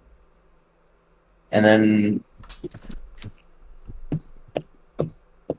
Amber Grove. I'd like to go to Amber Grove. The one with the fire. What can I say? I'm a sucker for traps. All right. Sounds reasonable to me. Courtship. Yes. Well, actually, it was already activated, so it flicks shut as if it was recently activated, in fact. So you say courtship, and you see a reflection. Courtship. And then you say courtship again, you see the fire once more. Okay. So the fire means it's on. Yes. Okay, Well, gotcha. Because you can see the other end. The other side Okay. of it. So the other side is a fiery Yes, there's a There's fire. Well, as you're Okay. looking into the other end, you can see it must be in the corner of a living room of sorts, because you can see there's a hearth. It looks like a beautiful living room. There's a small sitting chair, and as you look even further in, there's an old man sitting in the sitting chair. Uh-oh.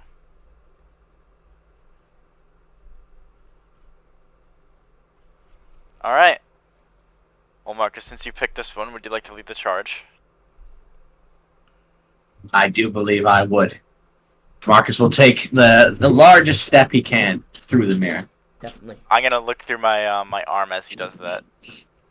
Looking through the arm as he does that, seeing that step forward, you have an urge that you should stop him, for he is going into immediate danger. Marcus, stop! Oh, yes? What? I don't think it's a good idea anymore. Oh, why? Well, why do you say that? I just feel like it would be dangerous in there. I don't know. Well, didn't we agree that we were walking into a trap? I mean, yeah, but why would we do something so stupid? I mean, come on, Clary, back me up here. Don't do it. Don't involve Clary in this. Why don't you want me to go through that mirror? I want to go through that mirror. It's just dangerous. I think it would be dangerous. Well, what about the other ones? The other what? The other two mirrors here. You want to go through those? Go ahead, go through those. So they aren't dangerous, but this one is. I'm just saying, I feel like I have a dangerous sense for these kind of things, and this one's speaking to me. Unless you really do want to go through this one, I'll back you up.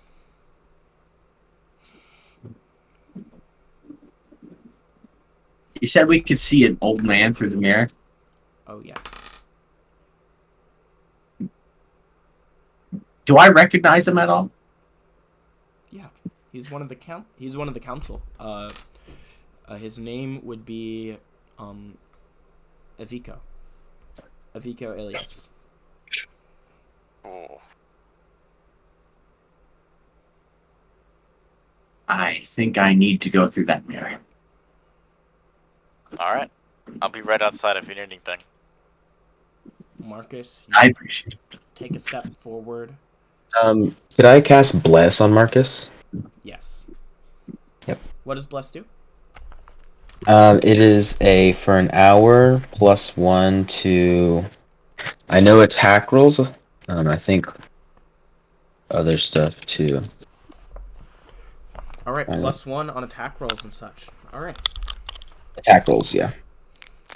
You step your way through and you feel the warmth of 1,000 heated pebbles coating you as if it is armor. As you make your way forward, Marcus, you see the man. He seems to be flipping through a book. You can see he has characteristically crinkled skin and such. He seems to be rather old, as you could assume. And more so, as you begin to look at him, he has the looks of a wizard. You can see he's sitting down kind of carefully. Oh, boys, you returned so soon with my books. Lay them here on the table.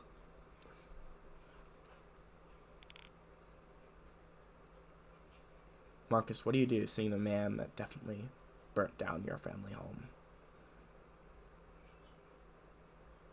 Marcus is just going to. He's going to walk up, sit directly across from him, if there's a seat. Oh, fuck, I should have had you wear me. Oh, shit. Alright. He sits directly. Yeah, there's probably some kind of chair. You walk through the room and sit. He looks up. Oh.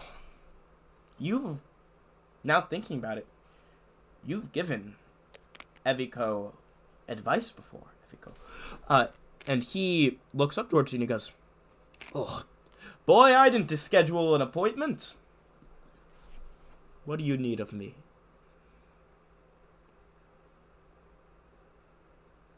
What did he come to me for advice on? He needed advice on how to spend his considerable investments into a mine. Specifically, he needed advice on covering up the amount of money he was investing into a mine. You're now getting why he was investing so many guards into this caving operation. Oh, my friend, I just figured how dangerous our line of work is. I thought I'd come give you a little extra bit of advice for free. You know, sometimes if you don't take the right precautions, your actions can catch up to you. Oh, of course. He looks towards the mirror, and under his breath, he goes, courting. The mirror flicks shut. Sorry. Well, what exactly advice did you want to give to me? I'm totally happy for something free. Although, if it's useful enough, Marcus, I'll be happy to pay you.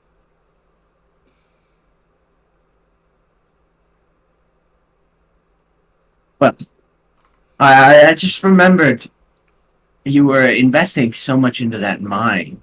I was doing some surveying myself. To be honest, I must tell you, I don't think it'll be profitable. The area is just not rich in materials. I'd suggest you stop all production there. Move it elsewhere. There's no reason for you to mine there. It's a sentimental reason, if I'm being honest. My family had lost a considerable amount of money in those hills, and well, I'm just looking to find it. Planting a sapling or so.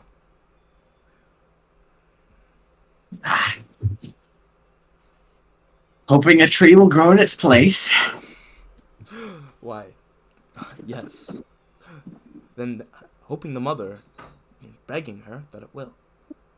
He uses the same terminology. He calls the creative force the mother, just in the same way that your parents did. While this is a common way that people speak of the creative force, of the thing that created all things, it is not typical. So I must ask. Well, first, does Marcus, is it a readily known fact that this man is a wizard? Yes. Or is this, okay. I must ask, with your many years of experience, have you encountered any wizards on your level? Anyone with the knowledge that you have? One or two. Although, they did not last very long. It gives you a sly wink. But you keep that between the two of us. Ah! I'm the Emperor's right hand for a reason.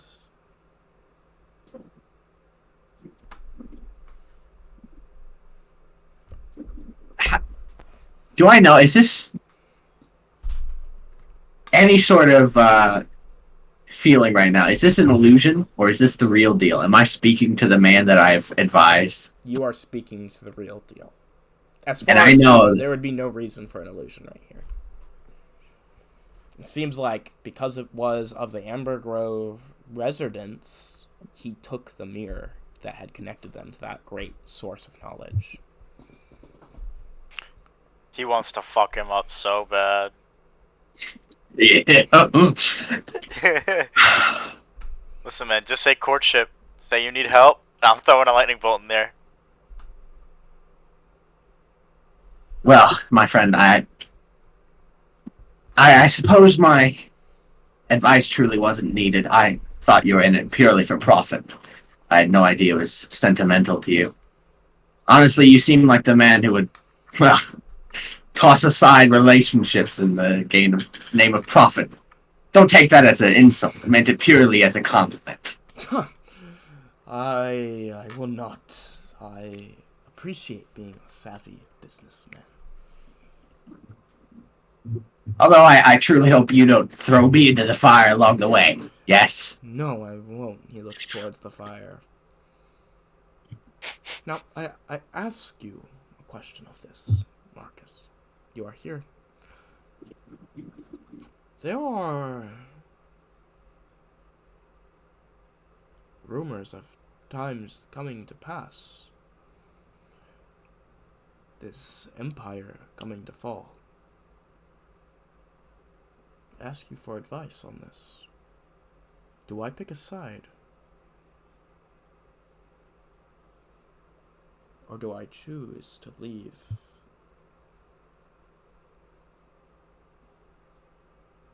Well, strictly off the books on this one. Don't tell anyone I said this. Flips back towards you with his head, just with a sly smile to say, "I promise I won't," before he turns back to look at the crackling flames. Put it vaguely. I have a good feeling about this empire. I feel like big changes will happen soon. It may just need the right-hand man to guide it along the way. It may just. He looks You've back already- towards the flames. The issue is I You've wasn't speaking of our empire. Speaking of the ground we walk on, Marcus. Oh? The gods, they've come to squabble. He's looking at the flames still. Long ago. Do you know why the Amber Groves are named to be that? Why they were? Oh, you mean that demon-worshipping family? Yes. I can't say I've looked too far into them, honestly. They seem like a burnt-out record to me. They had a tree. Older than Rhaegorn, let me tell you that.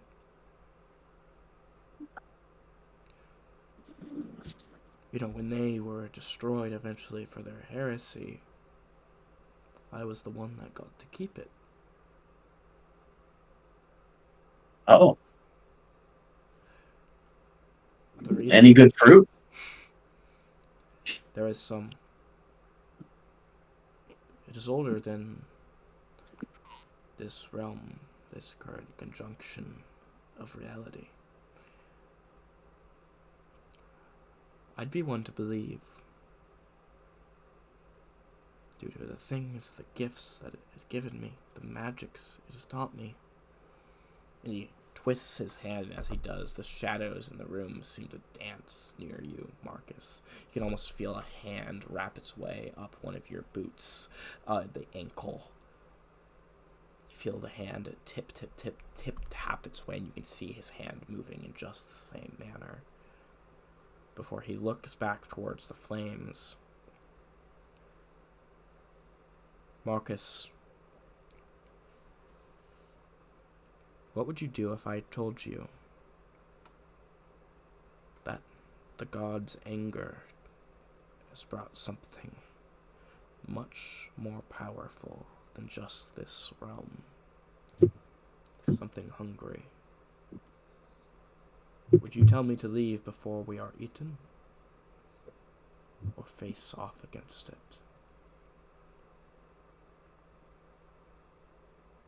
Well, I find myself hungry on a daily basis. What gives their rights any more urgency than my own?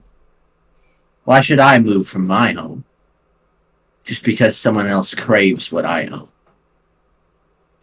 He nods. And as he does, we cut to the other half of our party in the room of mirrors. You all are standing there as you see the mirror flip back. And as you both are, Ilyich and Clarique, you can hear the sounds of people walking through the hallway. The split hallway, by the way. Does it sound like they're coming not from the direction we came? It does not sound like they were coming from the direction you came. But, Okay. And we can't see them No. down this hall. Yeah. Not quite yet. Okay. I'm gonna come over here. I'm gonna put caltrops down. Yeah. The caltrops. All right. Yeah. I'll put them here. Here. I'll spend 3 uses. I'll put them here, here, and here. Definitely. And I'll skip one and put one here as we come in. So these 1, 2, 3, 4. You begin to lay caltrops down in the hallway. Thank you, Robin. And as you do, Ilyich, what are you doing? Shoot. It's stuck in there.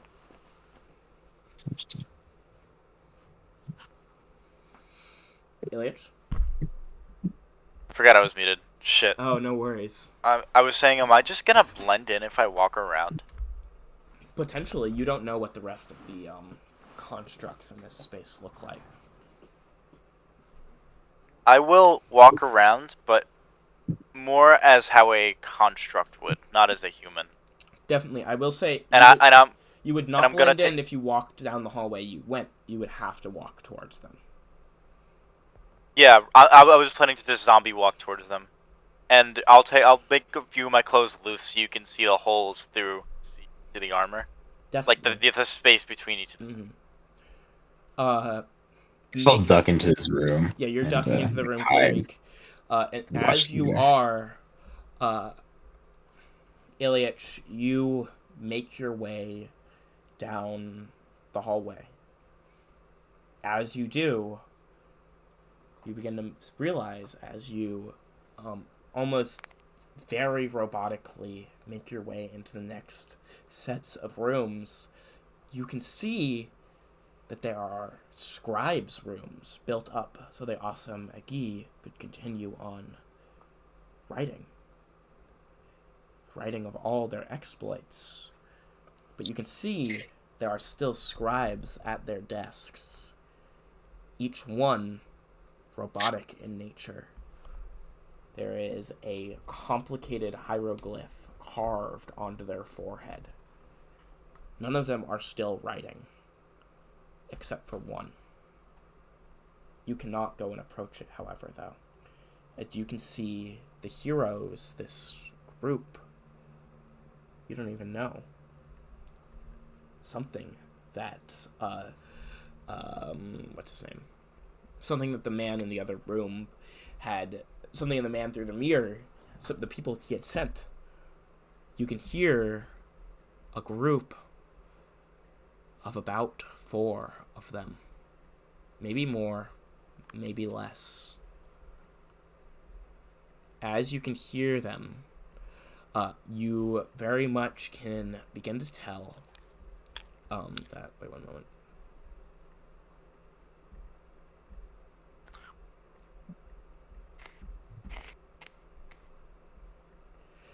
You very much can begin to tell there are about 4 of them. Ilyich, you robotically walk past. One of them whispers to another, "Oh, I haven't seen that type before." You can see there's a shorter one. There's one with his hood up. There's another very much holding out a symbol of... they have a staff with a symbol of sin in it in their hand. And you can see another one preparing to cast any spells nearby them. Along each of their necks, there is amulets with the symbols of the Osamagi. Ilyich. Snakes? Yes. It seems to be different than being just a member, by the way. Ilyich, you make your way past, very clearly looking to like a construct to the others. The other 4 walk past them. Ilyich, as you make your way through the scribes' rooms, you can see it opens up into a great library. You feel so very close to the forge as you make your way into the great library space. We cut back, however, to Claric. Claric, what do you do as this group of 4 now are beginning to approach the room of mirrors?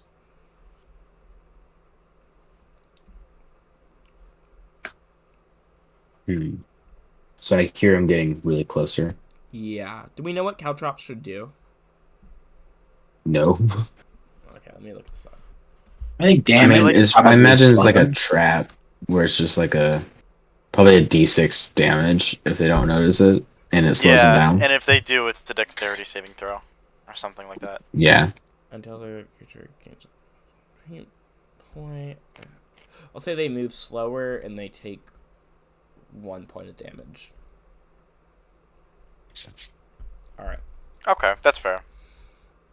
Does that sound fair, Robin? So. Uh-oh.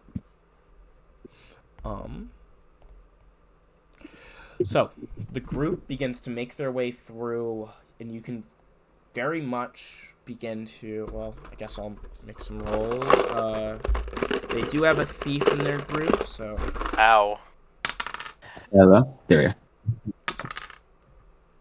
go. But as I'm hearing them... The first two very much affect them as they make their way forward, and then the final one they're able to clear. So they all... Wait, am I past them? Yes, you're very much past them. Okay, hold on. I'll move him. Alright.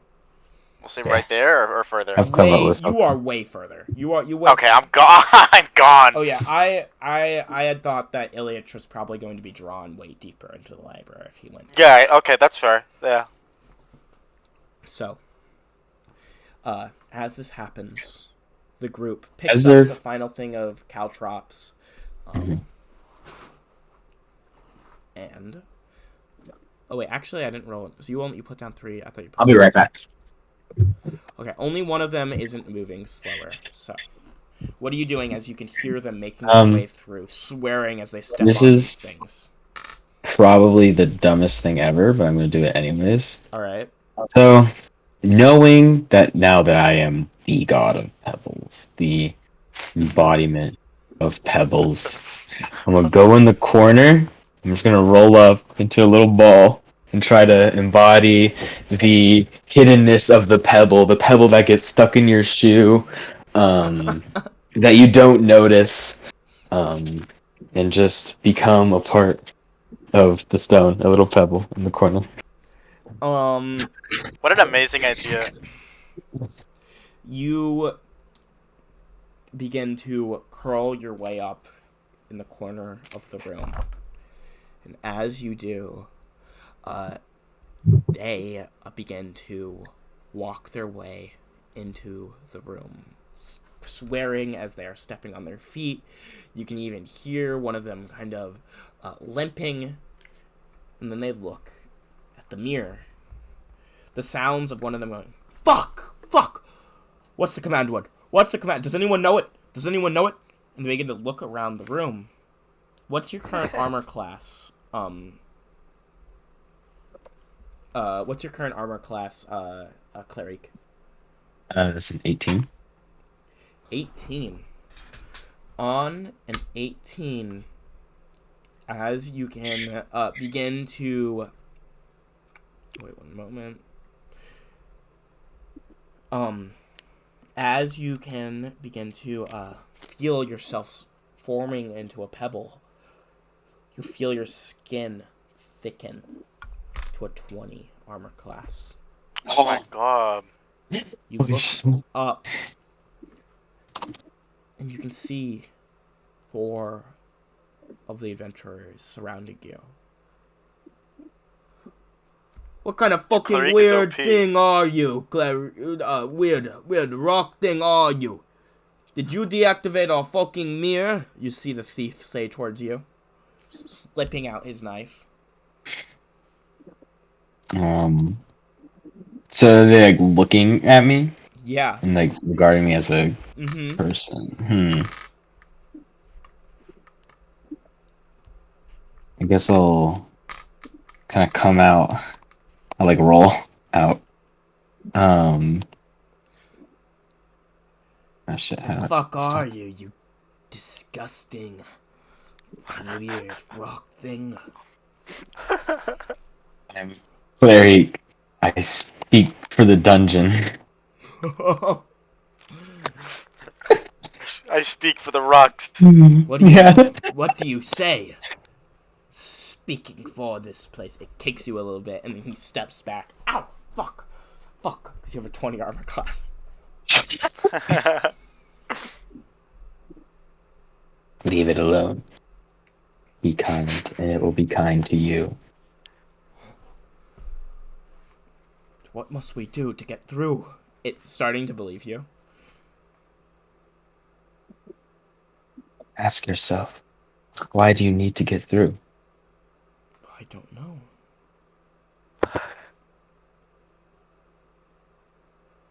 Stone does not do things it does not need to do.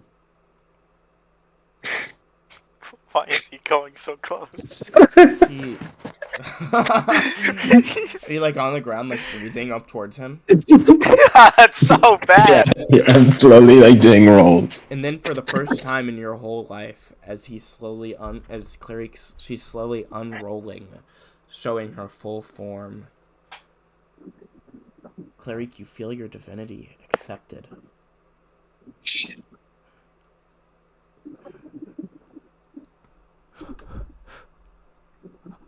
You are one of the spirits of stone, are you not? One of the things that I have heard us speak of, heard us dream of. My father, when he went out to the mountain, he saw one of your kin, the one of Boulders. And he touches the sides of your stony face. But God, I can see you full. It is like a greater worm set out before me. Yes. Leave now. You have came here not knowing what you were seeking. And now you have the wisdom of the stone. And I'll touch his face. I'll like reach up really high. And as you reach up really high and touch his face, the first glimmer of it, you think just gray. Some of the gray of your skin had slipped off and touched it. But no. It spreads through his form, rolling across him. He tries to scream out in pain, but then his final face is of joy, is of stillness, Cleric. He had gone to touch one of his friends. Clearly, they had been lovers. And as he goes to touch him, in the final moments, the stone spreads between the group of adventurers. What? Cleric, you had thought you were a simple god of pebble. But then they melt to dust, Cleric. No. You remember it then, as your own form begins to fall away. You are the stillness that only waiting can bring. Bro accidentally made the most overpowered character. And Cleric, as you feel your form starting to shift away and becoming larger and taller, you hear the sounds of a dimension door opening up before you. And then you feel a golden blade drive its way through your chest. Behind you, Cleric, there was a figure. His name was once Grail Vendoza. Oh no. As you groan in pain, you begin to realize he is something more than that, Cleric. He is a slayer of gods. He is that which will bring the end. And he has slayed the last dwarven spirit, Cleric. It was you. The stillness before peace, the stillness before war, lays dead on the ground. Cleric, you lay there dead on the ground as the herald of Stormar Veladar stands before you. Cleric, what are your final words? So like at first was like the blade like stuck through me, right? And I was kind of just like standing there. Steps back, you spin around, and you fall backwards into death. As I'm kind of stuck on the blade, I look at him, and I say, stone cannot die. One day, even if it's in 1,000 years, 1,000,000 years, you will lose. And I'll fall down. And as you begin to fall back, we can very much see this is no longer Grail Vendoza. This is Enna Von. Wait, not Enna. No, wrong one. oh god. Wrong one. No. Kelhaxon. Kelhaxon, Father Ray. Kelhaxon looks down at you, Cleric, at the stone, the god and lord of it. I know you cannot die, but this part of you will fall. His golden blade slips in from being a long sword back into a dagger before it melds into his hand, mixing with his veins. Stormer ordered me to do this. And he rubs his hand along the sides of your hardened stone face, Cleric. You can respond, by the way, still. Okay. Your kind must die, for the spirits of peace and stone must end. The blade reappears in his hand once more as he goes to finally slit your throat, Cleric. For war is beginning, and Stormer must stop it. What do you do, Cleric? Can I, as he's having this speech in front of me, can I touch my hand into the stone and etch into the stone who has killed me, what has happened here, what he said, and implant it into the stone for Marcus and Iliac to read? For certain. Kelhaxon Vonare. You can see the stone actually, it begins to like carve this small speech right where your body lay. Cleric, in your final moments, you melt into the earth. Kelhaxon steps back through their dimension door. For war, for Stormer Verodar is coming. I'm sorry. I had to. I realized that you were a god. That was beautiful. That was beautiful. Okay, good. That was perfect. I realized you were a god, and I realized Kelhaxon was hunting your kind down. So, That's amazing. as that happens, we're going to cut to Marcus. Marcus. He looks out at the flames. Should not the prey go and hide? Should it not run when it is being hunted if it cannot fight?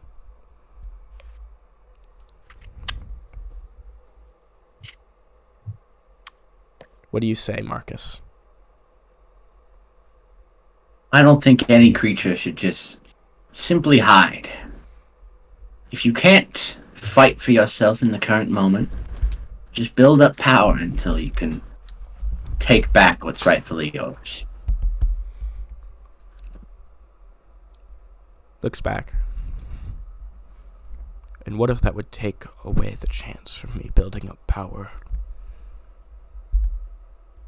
Marcus, I am inviting you with the powers of this grove that, if I'm being honest, I took from the Ember Groves. I'm inviting you to run with me. I had found a ship owned by an ancient order of realm hoppers. We can run and we can defeat the thing that is coming.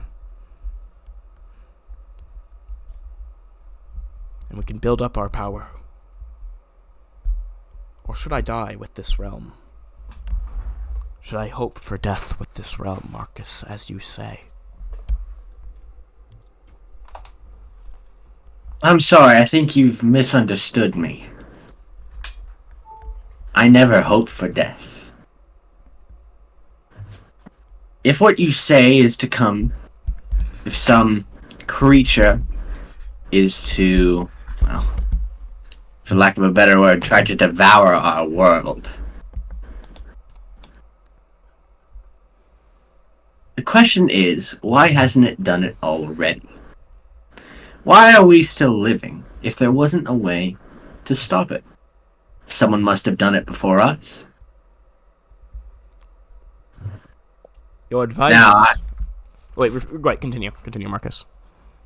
I can't claim my own intelligence. I'm a mere consultant. But a great wizard such as yourself, right-hand man of the Emperor, are you telling me there's no way you could find some weakness in the creature? Some workaround, some way to send it back to wherever it came from and enjoy this realm for yourself? Why, Marcus, I thank your intelligence greatly. I must have time to think on this. He stands up, looking almost expectantly at the mirror. Well, you can be on your way then. Yes. I must say it's truly a shame. In the little research I did on the family, I heard that tree can only truly be activated by one of them. If only they weren't all, well, devil-worshipping heretics. Yes, their blood is dirtied to a T. Marcus, let me tell you. My own men killed them. Burnt them down. One of them told me how they killed their son. He had the same name as you. Fortunate to be related to them in any way. No, it was a good story, however. The Amber Groves, the leader of that house, was funny enough. He was found dancing with his wife when my men's blades cut with them. Something about devil worship brings a certain pain, a certain happiness to your life, even in the worst moments. It was good. Marcus is... Yeah? He's going to keep the most... Despite the unimaginable urge to beat this man's skull in, he's going to keep the most stone-faced political smile he can manage to every word he says. Certainly. And then he looks back towards the flames. Marcus, I will decide. And if I decide to run, I hope you decide to come with me. You are a very smart man, especially with your opinions on the Amber Groves, and I did not know you knew of such things about the tree. I may have to invite you to it sometime soon. It would be my honor, but I'm sorry to say I can only run if I get to bring my butler with me. Well, of course. He sits down and says, well, have a nice night then. You as well, sir. I hope you don't need my advice anytime soon. I hope not. And he looks away towards the crackling fire. What are you going to do, Marcus? So he saw me come in through the mirror, right? No. He didn't. He thought someone did, but then he saw you come into the room. That's why he shut off the mirror. So you wouldn't have noticed there's a weirdly magical mirror. Well, this is awkward. I might even get back in there.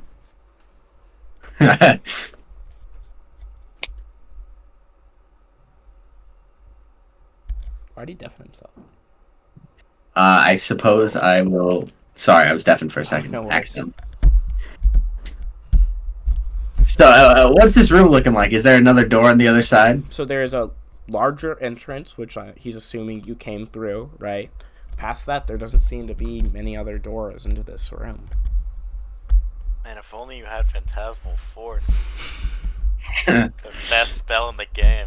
Could always run through and just start smashing the mirror, but a little bit.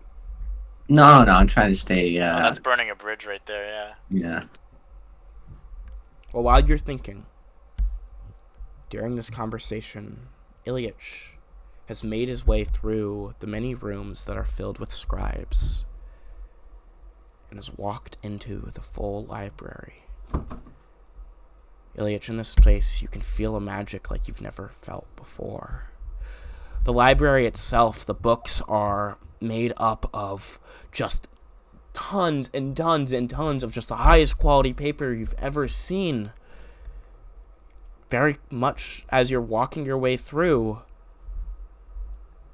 you can tell because you're...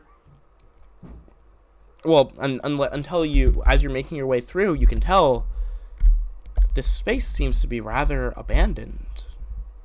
Looks like some people have made a trail through here recently, which you can assume to be why that mirror had been activated. But past that, Ilyich, you cannot tell of who or anything that rests within here. You know you are close to the center of the library, to the forge, but you don't know where it lays. What do you do, Ilyich? Let me check out the scribes. The scribe rooms? Yeah. You just passed your way through. So there's just tons and tons of rooms filled with mechanical scribes who are writing things down, right? Right, and on each of them there is a hieroglyph of something. You do not know of what. None of them are writing still. Can I study it? Can I study the hieroglyph? It is in ancient Ranganese. I know that, don't I? Oh, you do. It is different names. You find one of them still seems to be writing. Actually, What is the... two. As you make your way through, you find in one room, sitting next to each other, in fact, one of the robotic scribes. His pen in hand still seems to write down, and the other one also writing down in a very much the same manner. Both of them, you can hear the sounds of their gears ticking and turning around them. The other scribes seem to robotically sit completely still. But the two of them, their glowing hieroglyphs, still activated. One of them says Ilyich, the other says Ozymantos. It's really weird. It writes down, both of them, that's really weird.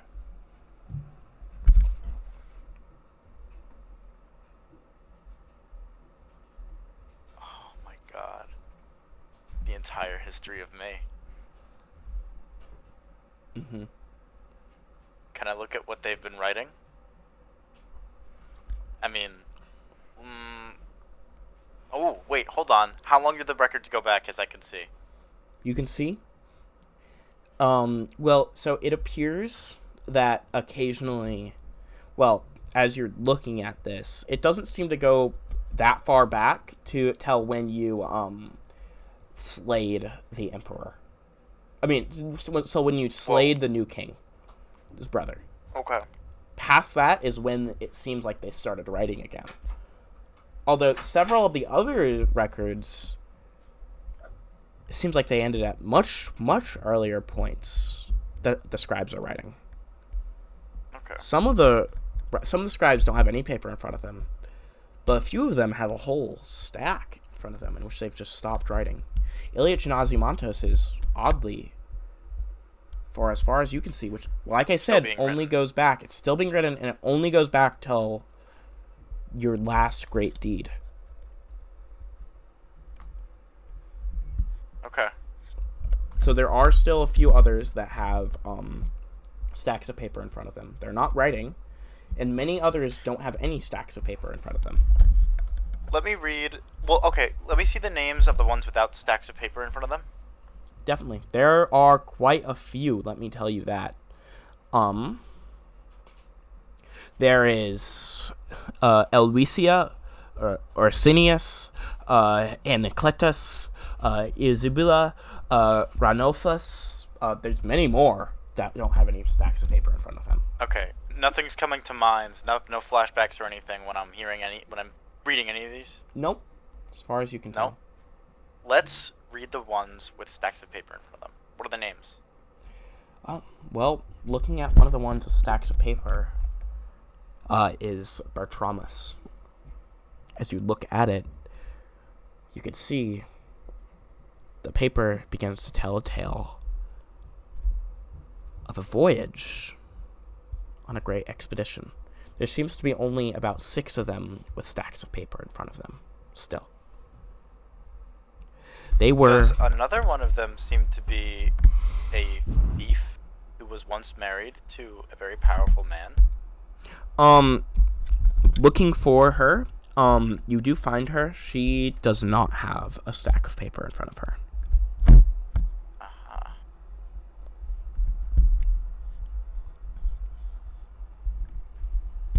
Okay. It seems like, as you're looking at it, especially through yours, it seems like something takes them away at the end of each great deed to form them into a story.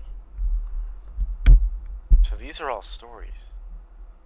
Basically, it's their life turned into a story. Mm-hmm. Okay. And keep in mind, great deeds can be not just cool things you do. They can be things such as discovering a new philosophical idea. They can be things such as discovering a new spell. And you start to think back to the revelations on gods that you read earlier, on how they all seem to be journals from different Asamagi. As you look at the stacks of paper, however, beginning to think of these as active just events being constantly writing down, from Bertramus, who is known as the Raven among his, he was being led by that thief that you had spoken of before on an expedition. There was a creature known as Stormer Veroldar that had been coming to destroy the world. It tells the story of how he sailed out through the Silver Sea, the sea that reflects stars back into it. Bertramus found Stormer Veroldar in a roost, resting. He was a bird, an eagle, the size of a continent, a god like none other. He called him he who keeps her sleeping. He kept on speaking of how he knew that the magics that they had been embracing, of the powers, of the robbery of gods, of the drama they were causing, would awaken the mother soon enough. He would cause another fits of Tay, a conjunction, as he called it. The Asamagi, he didn't care. Bertramus did not care. The tale ends with Bertramus dying by Stormer looking at him. The other tales... Just one look. Yes. The other tales What are the end other in a tales? similar way and tell of a similar thing. The other 6. Oddly enough, the leader of the expedition, the thief, is not here. You begin to realize, in your memory, she was not a member of the Asamagi. So these are what I can gather from both what I remember from the flashbacks and from what's here now. These are retellings of feats Yes. from members of the Asamagi. Yes. And all of them have died this storm Yep. guy. Yes.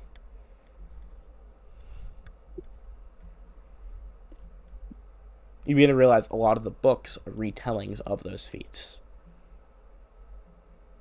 Oh, I have an idea. Mm-hmm.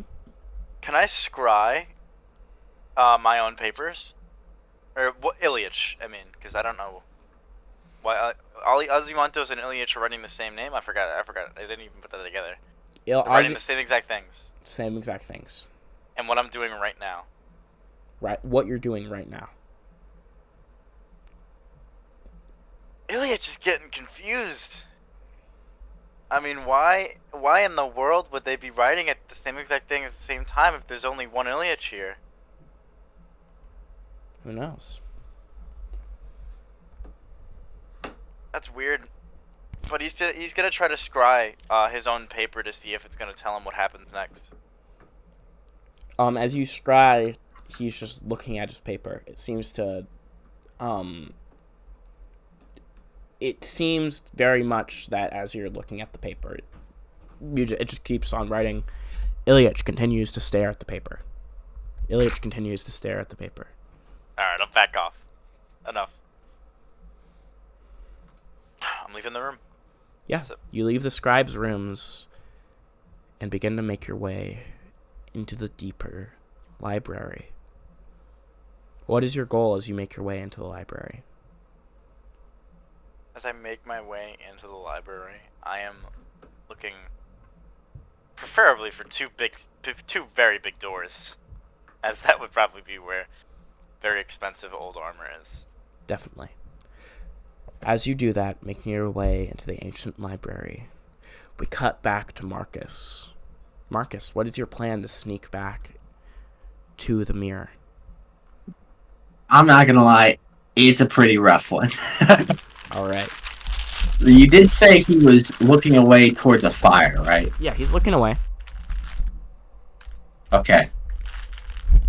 How much of a what's the space in between the mirror and the door? The space in between the mirror and the door, they're pretty far. The mirror's in the far corner of the room.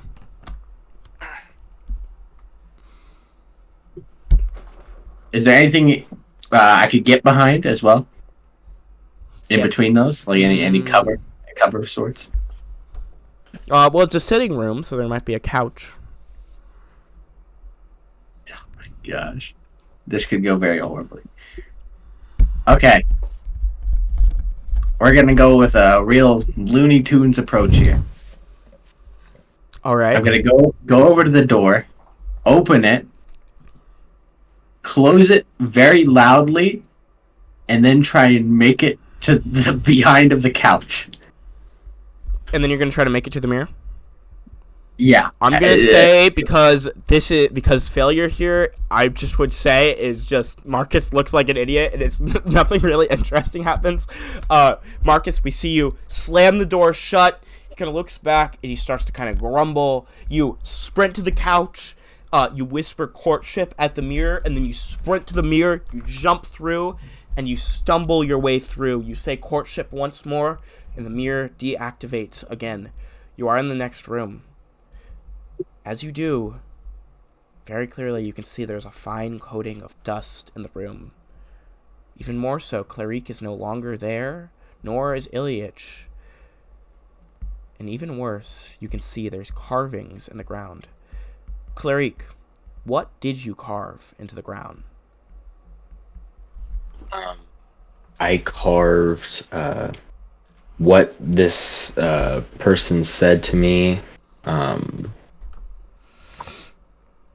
Like a whole physical description. Mm-hmm.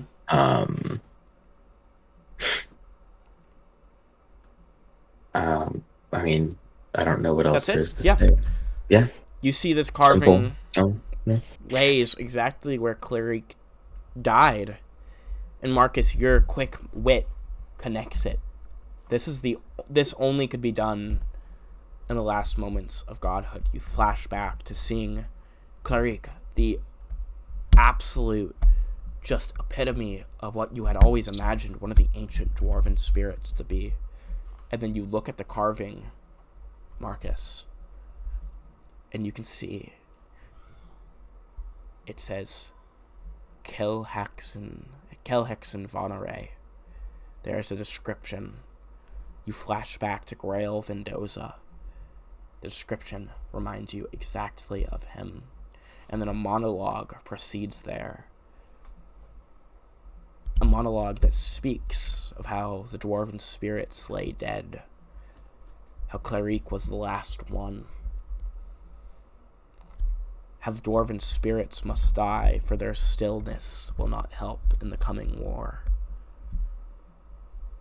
It ends with speaking of Stormer Feraldar coming to destroy this world in war. Marcus, what do you do realizing Clarique has died due to this Kelhaxon Vonare? Helgrail Mendoza has returned as this thing. Okay, 2 questions. Yes. First, no one else here, right? No one else. Nobody. Okay. Second, when you say Grail, you're talking about the Grail I'm thinking of, right? Yep. Him. Okay. All right. Well, he is a little overwhelmed. I think he takes a second to kind of log what he just learned, put it away, and then he'll take out a small flask from the pouch on his side and pour it out to the ground for the fallen dwarf. Of course. And then I think he'll how big is the mirror? How big is the mirror? Pretty large. Yeah. It's the size enough that someone could easily step through it. I'm taking this one with me. All right.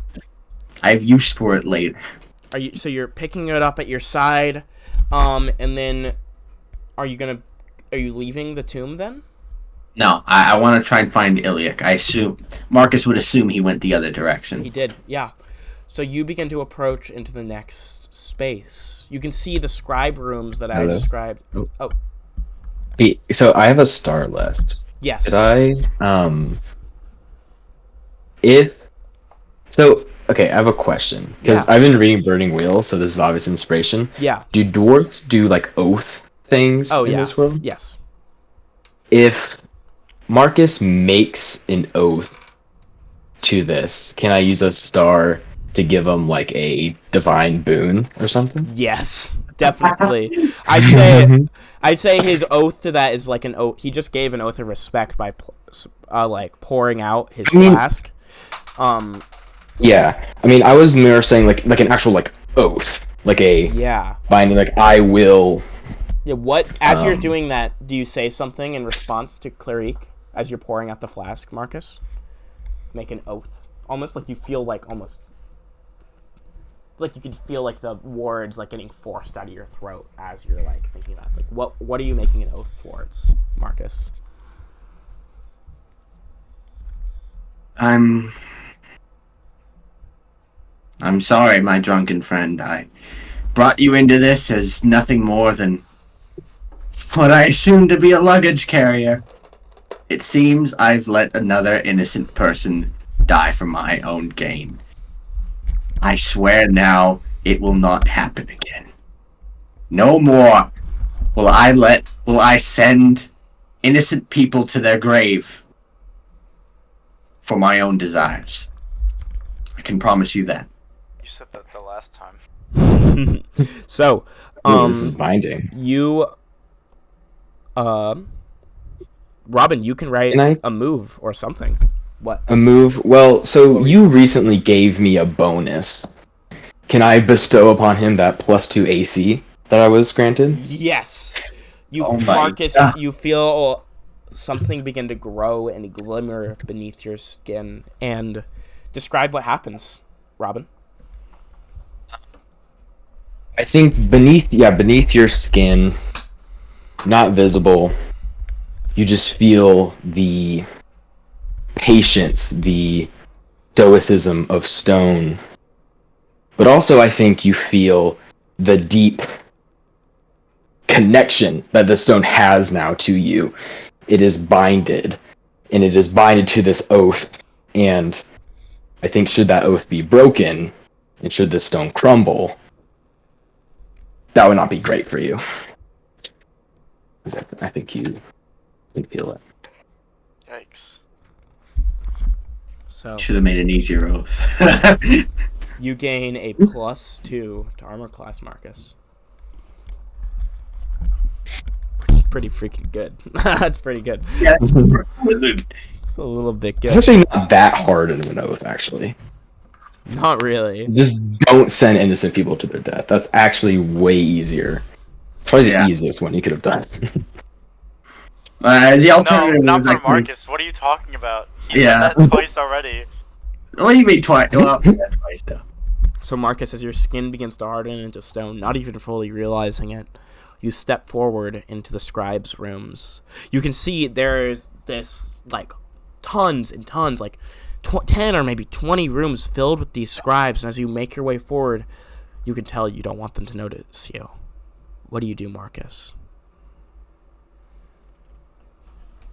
So I see this room is full of scribes. Robotic mechanical scribes. You can hear the sounds of their gears moving backwards and forth as they seem to be looking throughout the room, yet none of them seem to be writing. You can hear off in the distance the sounds of Ilyach's moving armor as he's making his way through deeper and deeper in. Clearly he didn't have to face off against them as easily. As hard. But as you're looking your way through, you begin to realize how much of a threat these things could be, how sharp their pens are. What do you do, Marcus? And I see a path through them. You certainly can. There are several. The only issue is they seem to be looking left to right, looking for some sort of threat.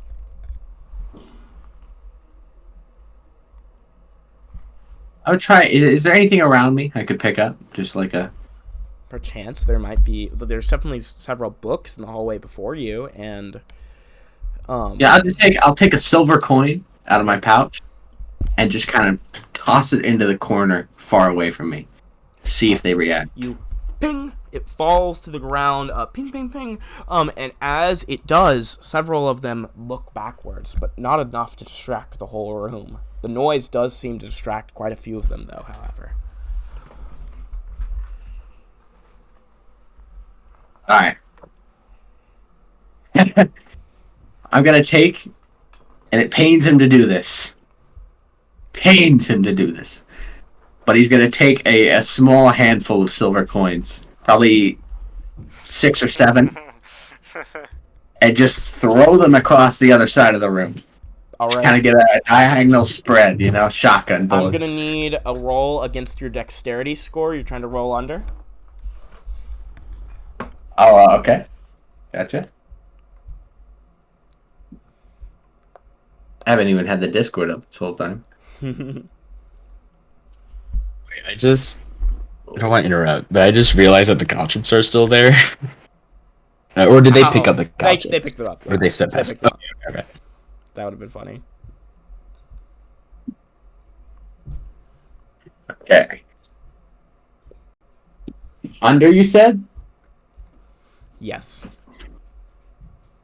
That's a fail. That's a failure. Yeah. You throw about 10 or so silver coins as you run your way through. You throw into you run into the next room. You can see there's still more scribes. You throw about 7 more, but as you sprint your way through, some of them look towards you as they're standing up, and they begin to chase you, shifting the pens into their hands to have this odd reverse grip. You can see as you're holding the torch in your hand, several of them begin to chase after you. You could run past them, escaping them, if you dropped your torch, Marcus, or you could sprint forward, running, not escaping them. They'd still be on your tail. So you could drop your torch, or you could run forward, Marcus. What are you gonna do? I just realized I haven't had a torch. You were given a torch by Clarice. No, I gave it back. That's how Marcus has one. And Clarice had one. She put her staff. No, when in you her. buy torches, you get 6. So I had 6 I know, but torches. I let go of mine because I was holding you guys' hand to let you through. You don't have a torch? But then we traded it back because I was holding the pole. Okay, all right, yeah, I guess You I would have have. one. Yeah, you would have died if you didn't have a torch. Okay, all right. I yeah, thought have you had a torch. No, I have a torch. Now I'm not gonna give up my torch. Well, I'm telling you this. Spoiler. You do remember your parents somehow talking to these shadowy figures, somehow commanding them. You remember the man in the other room, Aviko, commanding them once more. You know it's within you to do this. Can you, is the question, however.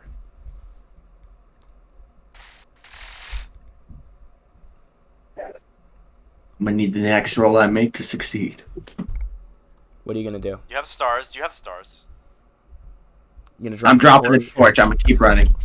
You see this whole room of them chasing after you, and as you do, you can hear Ilyach's footsteps. You can see his torch farther into the library, him raising it above his head.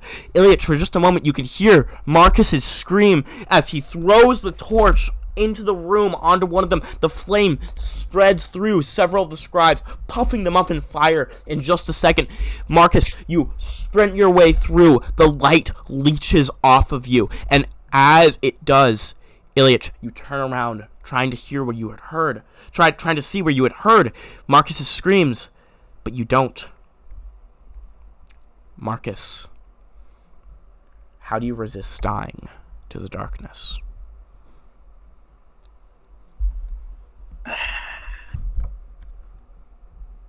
All right. Let's go with the first instinct I have. I am going to drop the mirror. I'm going to try and do the dance. I'm going to see if they react. Definitely. I will try and replicate the dance to the best of my abilities. We see, as you run into the greater library past the scribes' rooms, the fire does go out as you had killed about 10 or so of the scribes, and then it's fallen out as the scribes automatically lower it off. Ilyach, you hear the sounds of burning smoke before it lightly burns away. And Ilyach, you see Marcus for just a moment as you're holding the torch, and then you see him throw that torch, and he disappears into the darkness. Ilyach, what do you do? He's done for. Yeah, do you continue to go through the library then? Yeah, Ilyach's just gonna be like, well, yeah. Well, thanks for the vote of confidence. Listen, you know what happened when a friend told me, let's go through the mirror, and then you just grab the mirror and come back, right? It's not my fault the whole guard order showed up, okay? You are gonna live down here if it takes so. So, Ilyach, you look towards well, then what do you do as you see your friend die? Ilyach? Well, Ilyach doesn't have that emotion. Ilyach, I'm not dead yet. he's more really concerned about how he just burnt about maybe 80% of the scribes that were running after him. And he's Definitely. very sad about that. Because he realizes that his name was there, he could have died, or his scribe could have died.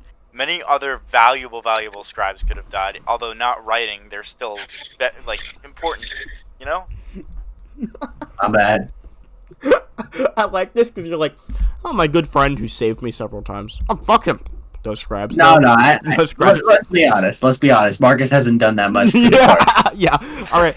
You look towards him. You kind of feel bad about the scribes, and then you turn around, continuing to look towards the doors into the forge. Absolutely.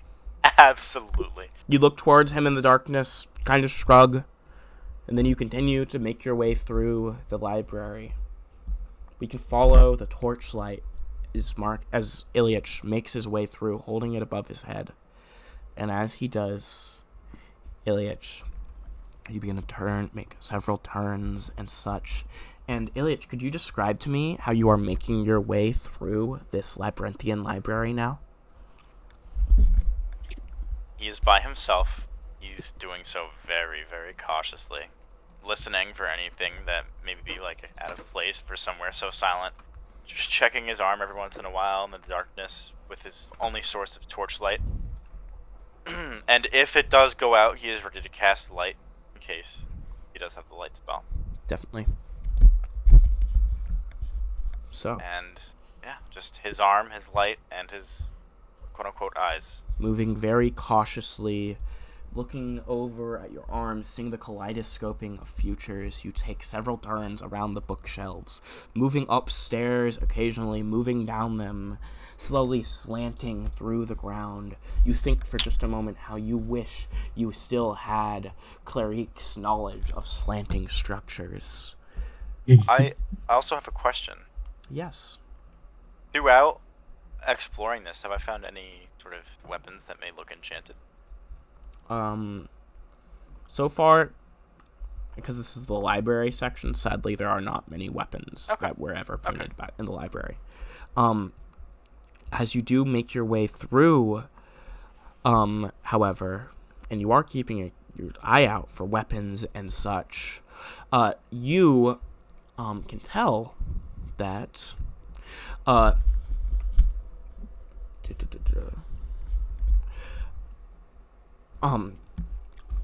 as you make your way through, you turn your way into one of the study corridors. You begin to realize you're getting closer and closer to the place you're looking for, towards the forge of magic, towards the place where they keep their magic. You can see, making its way through this corridor of study, are these 5 dog-like shapes. They're massive. You can see from each turn in their odd metallic skin, flame begins to bubble its way forward. This odd blue flame. There are about 5 of them making their way through this study corridor. You press your way up against the wall, and as you do, holding the torch above your head, pressing your way up, you can very, very clearly see in the darkness the figures dancing. To the right, there are the strange hounds that are making their way down the corridor far enough. And then just ahead of you is the darkness. We follow through the darkness along the ground as Ilyich presses his way down. And we find Marcus dancing. Marcus, you are spun forward through the darkness as you join them in their dance. As you do, you feel a hand grab onto you, a light, almost fairy-like scream as it cackles. You can feel its womanly natures as she pulls you in forwards. You can feel something grabs onto your chin. You spin once more your hands. You are dancing much faster than you ever have, and as you've said before, you are not much of a dancer. Marcus. Oh, God. I said except at parties. Describe to me how you're dancing. Marcus will start with the dance that he remembers his parents doing, kind of following along with the shadows, and then as soon as that one shadow grabs his arm, he'll turn it into more of a ballroom dance and grab the shadow's arm along with it. That's amazing. In the darkness, as he's spinning forward, he begins to feel as if he's floating. As he does, he takes this ballroom dance and he begins to spin backwards and forwards. And as he does, the light begins to spread out around him. He can see these moments of light in the darkness. Marcus, this ballroom dance, your cloak flowing before you. As you do, both of you dancing atop that mirror, you begin to realize you're not in the library any longer. You can feel pounding through your blood. You continue to dance very well, still surviving, but you can feel exhaustion starting to fill its way through your muscles. Marcus, what do you do?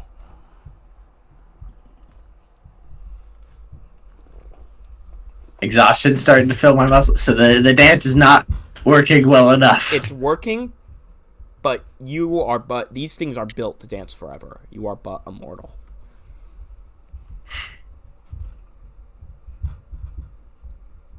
Alright. I'm going to, as he continues to dance, Marcus will move towards the mirror. Standing on the frame, he's going to say the word. Yeah, he moves towards the mirror as he's dancing. You can hear, as they begin to sing, it is not a chorus of a regular song, but one of death.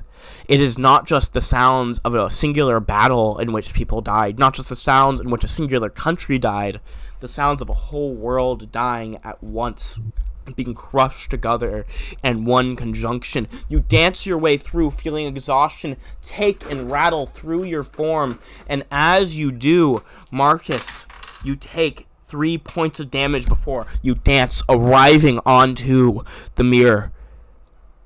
Courtship, you whisper, still holding on to the shadowed figure, and you fall, holding her hand. Hold up. On the frame. I'm just standing on the frame. Oh. All I want to do is let the light in. Oh, shit. You say it, and as you do, the light spreads outwards. The figure hisses away from you. and you are standing in the library. The smallest shimmer of crackling firelight springing out, guarding you. You are panting, Marcus. You sit down, panting, huffing. We cut back to Ilyich.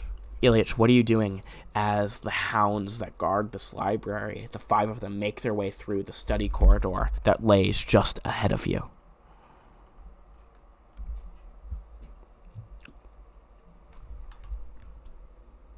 I'm muted again. Do they look like real hounds or constructs? Do they look like what? Real hounds or constructs? Constructs. Constructs. What kind of armor do they have? Similar to me? Similar to yours, not they're dogs, right? Well, yeah, obviously, yes, but yes. Similar. Yes, similar in make, not as fine or as beautiful though. Oh, so you're saying I'm pretty? Oh, you're pretty. Thank you. I'm gonna well, is there anything nearby, really? Anything that would stand out to Ilyach's eye? Anything cool?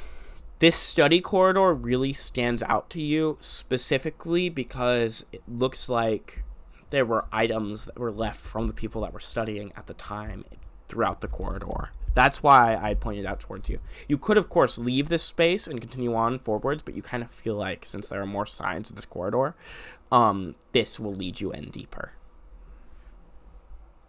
I would love to explore first, and of course with keeping my stealth as well as I can away from these dogs in case something bad does happen, but I would like to see what's in here, see if anybody's left anything around. Definitely, they are in that corridor, just so you know. So they're prowling. Well, let's hope I can sneak really good. Alright, well, how do you try to sneak your way through? Remember, you're not a thief. You can't exactly sneak the way a thief can. You can't just hide and crouch down. You have to create another way to get through. That's exactly what I have. Alright, what are you going to do? Well, I'll tell you in a second. Alright. I have a way, I swear. I just need... Take your time. Okay, why is taking that time? I think I've come up with a move that's better than +2 AC. Okay. Would you let me go with that instead? I think I wrote, when Marcus stays still in face of danger rather than acting, he becomes as durable as and sturdy as rock. Oh, that's cool. What is it? No. Here, I'll just send it. Don't be an oathbreaker. Don't be an oathbreaker. No. Stay still in face and waits to act, I think is better than sit back. Marcus is now a paladin. I've swapped classes. Yeah, B. I have an easy answer to this. I don't know why I didn't do this sooner. This would have helped really like a lot. Alright, what are you going to try to do? Yeah, I'm gonna cast invisibility. It's a very easy one.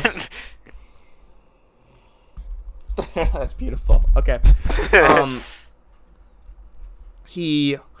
Describe to me how you cast invisibility.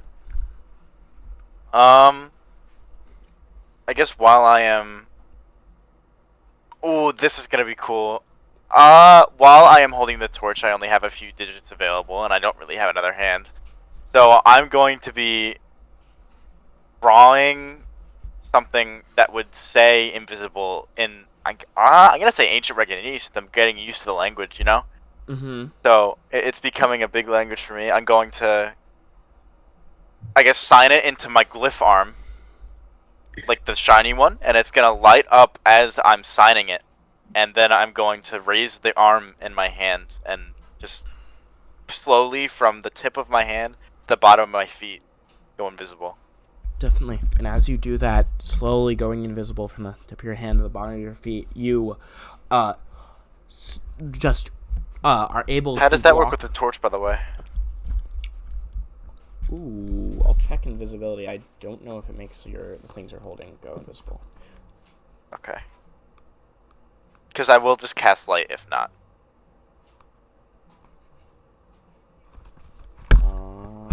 Imagine invisibility would, otherwise it'd be... The object of this Yeah, it spell, was pretty useless. whether a person or thing, becomes invisible to both normal vision and dark vision.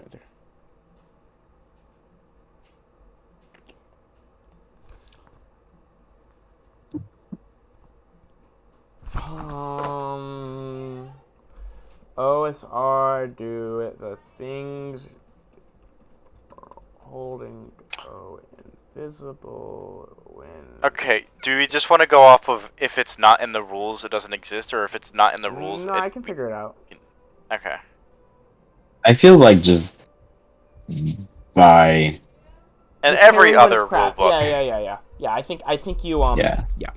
I just wanted to double check. Okay, so the torch is invisible. Yeah, you hold it up and then it goes invisible. The light. Oh, that is weird. The light source, yeah. I mean, I guess you're just a moving light source. Fire some objects. I think Invisible. I think that makes an interesting challenge. Yeah, they would. Wait, yeah, if the fire could be invisible, but then still light it. Can the fire be invisible or not? It can totally all be invisible. The whole thing's invisible, right? The only issue is there is still light coming off of you. Okay. But you want that still, right? Yes, you want it. No, of course I want the light, You but want like the light, that's giving me away. The hounds Yeah. can see you. But they can't smell me. No. I mean, can they smell anyway? No, they're conscious. Never mind. Yeah, you don't know. They can definitely still see where you are because of the light. What are you gonna do?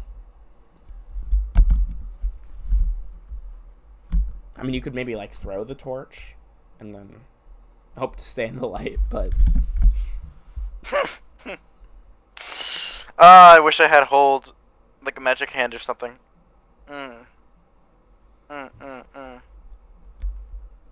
Fuck. Oh, disc would have been really good for this. mm-hmm.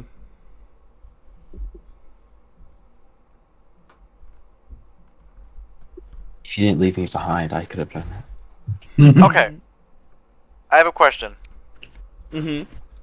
Phantasmal force. Are the shadows entities themselves? They're entities themselves, but they cover everything when there's not light there. Now, you could totally distract the hounds with Phantasmal Force. No, you're not hearing me. What if they think that? What if the shadows think that there's light? Oh. That's cool. That's cool. Yeah, sure. They would take damage from it. Yeah. Well, if they think it is, then they would take damage, right? Yeah, I guess it would work. It would work exactly like what you're thinking. Yeah. Then I'm going to cast Phantasmal Force with a... How do I want to put this? A bat with a... No, you know what? Scratch that. A owl holding a torch with its claws. Flying around wherever I am, but like slightly to the right and to the front. Sure.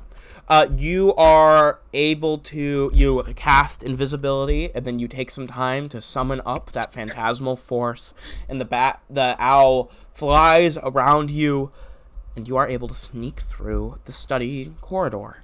You sneak past the hounds, and as you do, you make your way through into a deeper level of the library still. As you go into the deeper level of the library, you can tell that the bookshelves here are much farther and farther apart. There are several tables. It looks like this is one long study corridor. You are one level closer towards the forge. As that happens, we cut back to Marcus. Marcus, you are standing just in the light of the mirror. What do you do? Something stupid. What are you gonna do? And just the music for this too. Standing there, kind of catching his breath after the dancing. He's looking around at the shadows, the creatures in the shadows. And his mind is gonna race back to his parents, and then even to seeing that old, decrepit wizard harness these creatures. Catching his breath, he's got to look towards them. I've got it in my blood to dance with you, beasts. So I'm not leaving here until one of you are tired and you're coming with me. And then he's gonna whisper down to the mirror, courtship. Oh shit! And you like. I'm going back in. All right. And what is your goal in this time exactly? Instead of being pushed along, he is actively trying to control the tempo of this dance. To be the to be the lead in this dance. To lead these creatures to wherever he needs them. Definitely. As you say courtship, darkness surrounds you once more. Describe to me how you push these creatures to try to take the tempo. I think he would once again start with the dance he saw his parents performing. Mm-hmm. And then he would just cycle through every dance he's ever used at a noble party, any dance he's ever seen at a noble party. Definitely. He is pulling out all the tricks. Give me a roll of 1d6.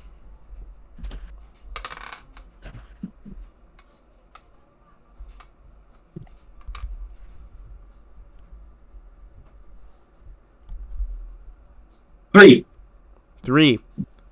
I'm going to run this combat as if it is a dance. So I will describe all of my attacks as if they are dancing. You can describe any spell you wish, any whatever you wish, as if they're as if you must. So when you attack, you must describe how you dance forward to do that, or how you cast the spell forward to do that. Okay. All right. So that being said, you spin forward, and as you do, Marcus,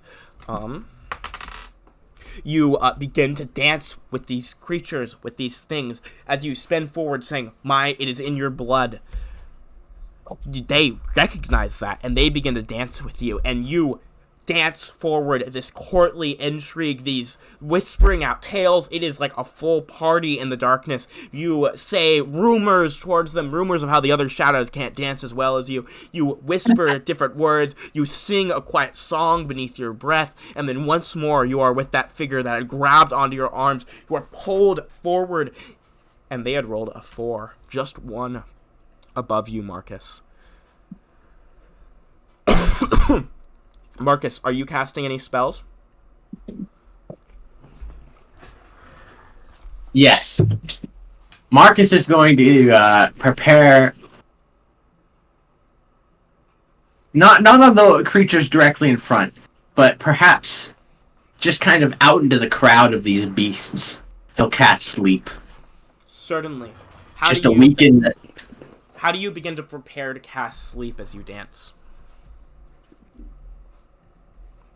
I think he would, I imagine it as him, after being taken, grabbed by the hand by this creature, reaching his other hand into the sack by his side, and pulling out just a handful of dust from from Crumb back home. Handful of glowing dust, and just, as he's spinning with this creature, throwing it out into the crowd, casting sleep. Definitely, and as you're spinning with it, you can feel her clawed hands wrap their way up, growing like vines. You spin forward, releasing the dust from it, falling into the crowd, and as it does, it sprouts out like little pellets of light beginning to glow as if they are roses growing in a newly swept and a newly tilled field. You spin forward and you feel the claws roaring into you. As you do, she dances, her claws wrapping their way up your arms. Alright.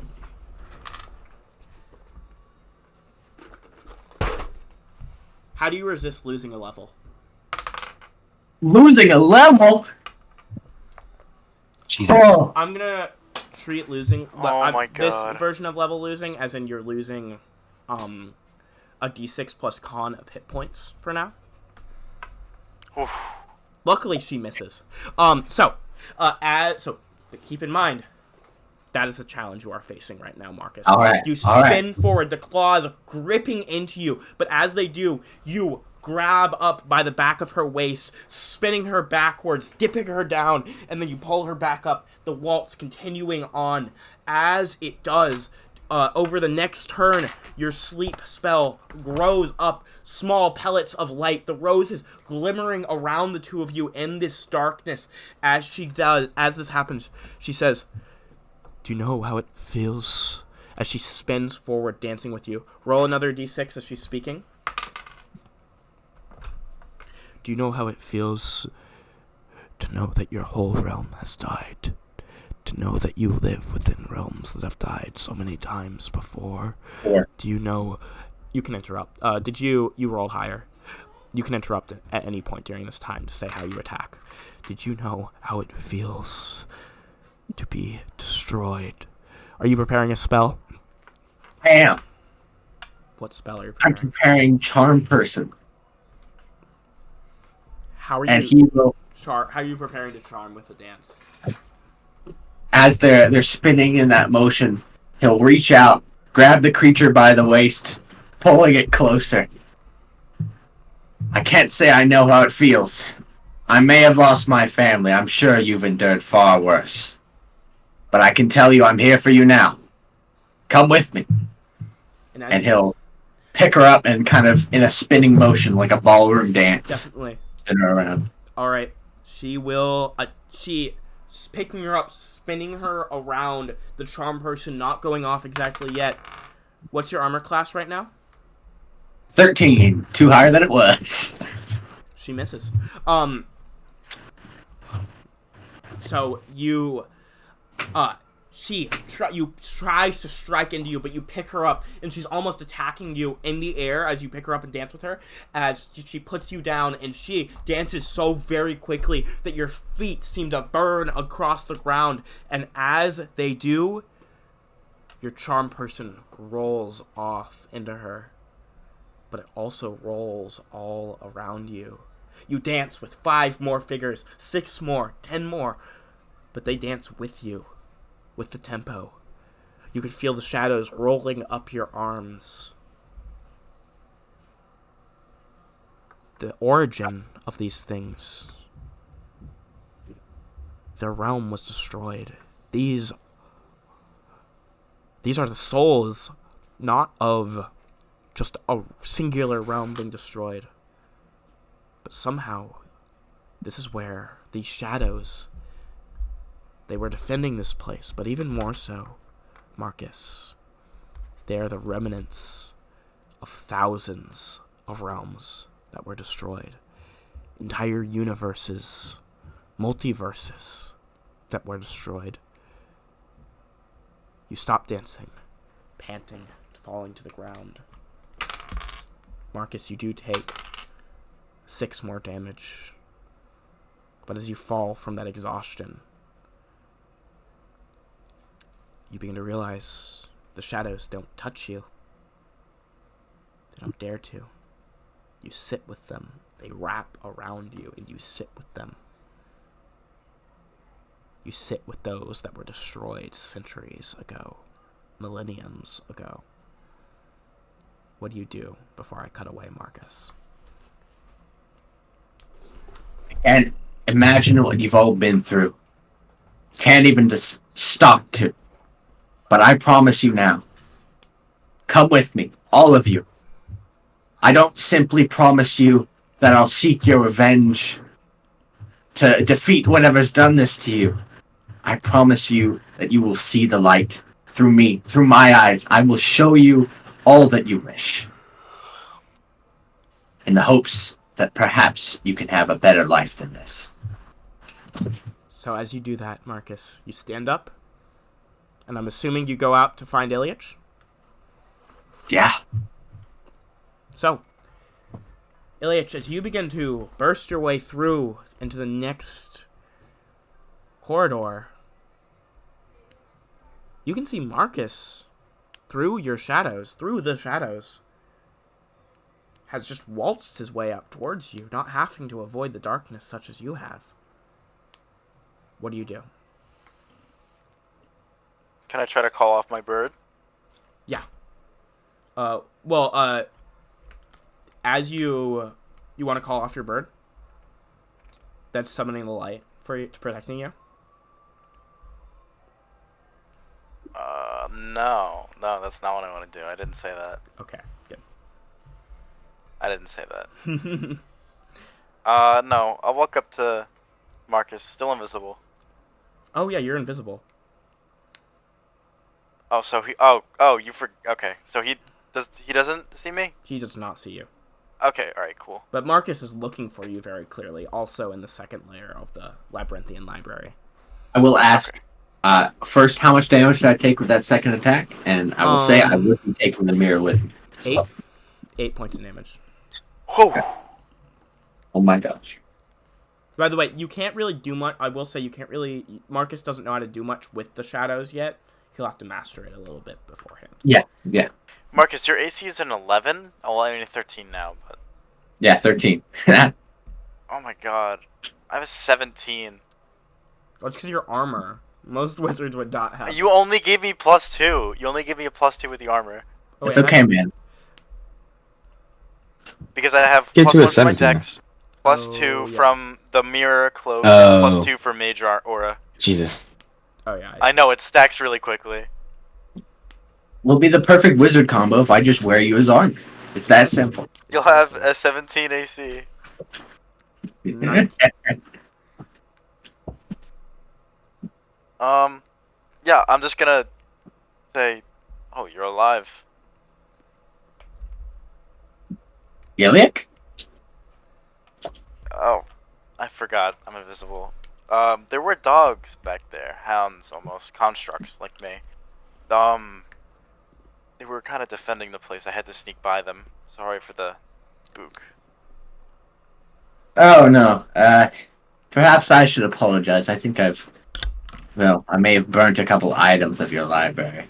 All in self-defense. I get it. They were rather important, but I mean, see that you're alive means that you must have mastered the shadows.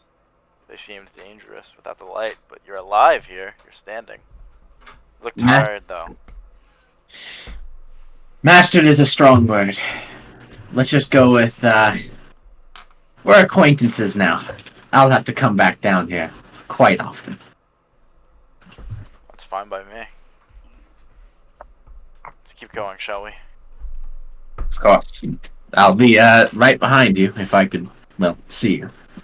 Yeah, I don't think you will see me, but you'll see the owl. It'll be right over me. And I Good. point out the owl that I have that is totally real and not fake. So, Ilyich, how do you make your way through the second layer of this library? It's much more, there's much less bookshelves, a little bit larger, a little bit more underground. You know you're closer, very close to the forge. What do you do? I'm gonna be very, very diligently looking out for anything sparkly that might pique my interest. Of course. Anything powerful, you know. Of course, looking for the promising set of big doors. Of course. And that's about all he's looking for. Maybe some more lore, or more knowledge pertaining to the Osamegi, considering he's now pretty interested since he saw his own. Mm-hmm. Well, his own, and then another little guy writing his story. So. Exactly. So, you make your way forward. You're just looking for powerful things. You see there are parts of the space that are guarded by different things, but for the most part, well, wait. For the most part, you don't see much. You see a place that has several spell scrolls held up. Do you go and approach that, or do you continue making your way forward? Do I recognize what the spells are?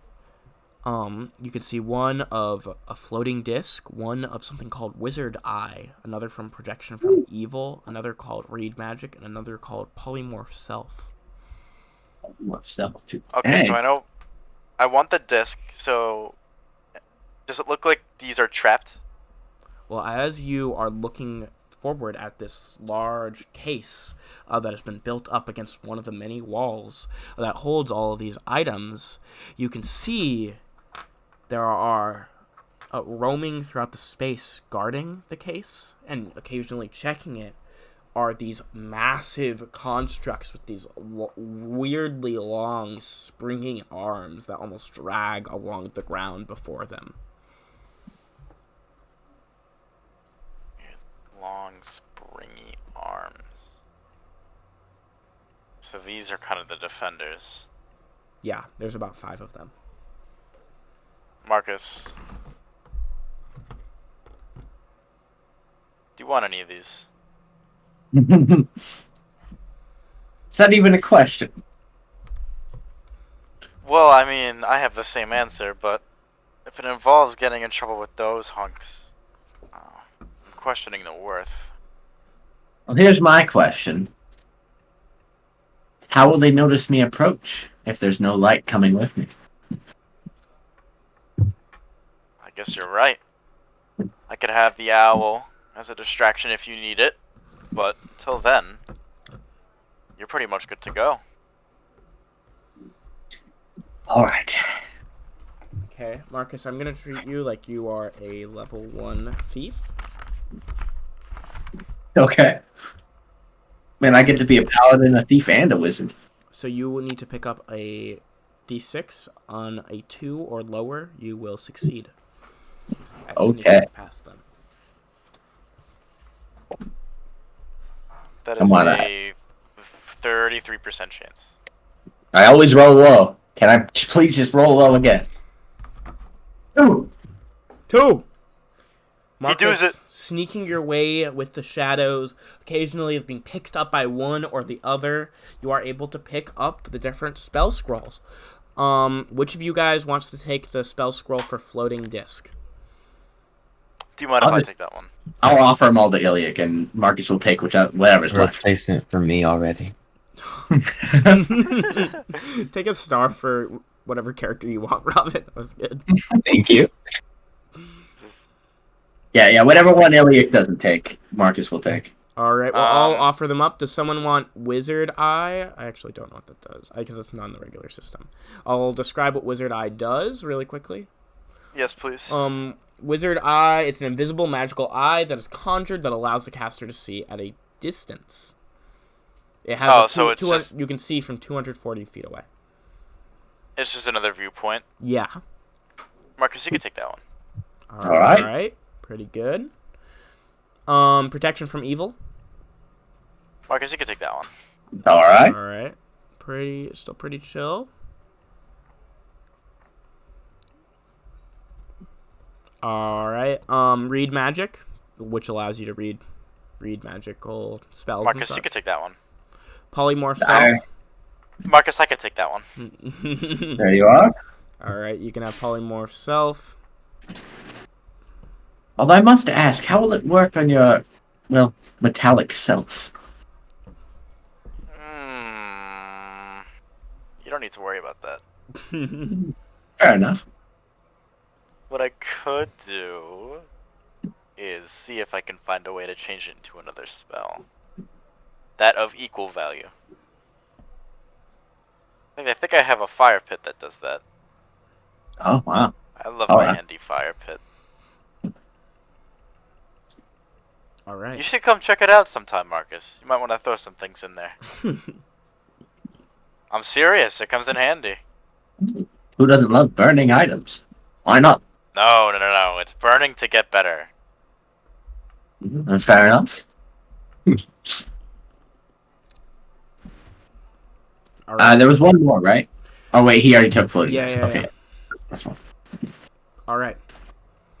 Yeah.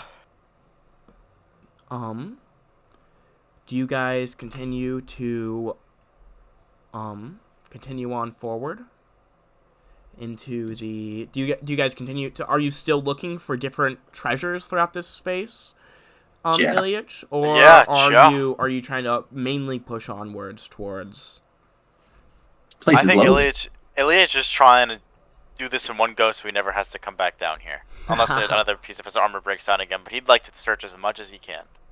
Alright. And he is invisible. Making your way deeper and deeper in. Wait, hold on. Question. Yeah? If the shadows can be tricked by an illusion, how do they know that I am here if I'm invisible? They knew that you were here because of the light. The light. No, they didn't know. Because you were invisible? I'm invisible, so... Because it's specifically light sources.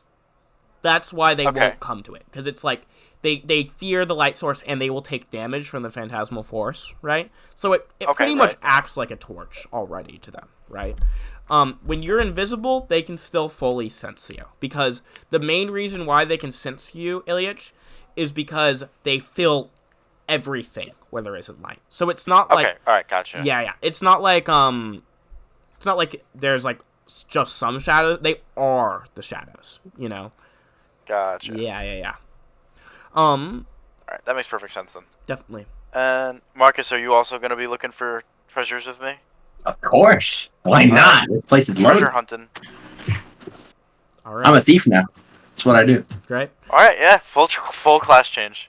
You guys make your way deeper and deeper within, and you can see in one of the many study halls there is a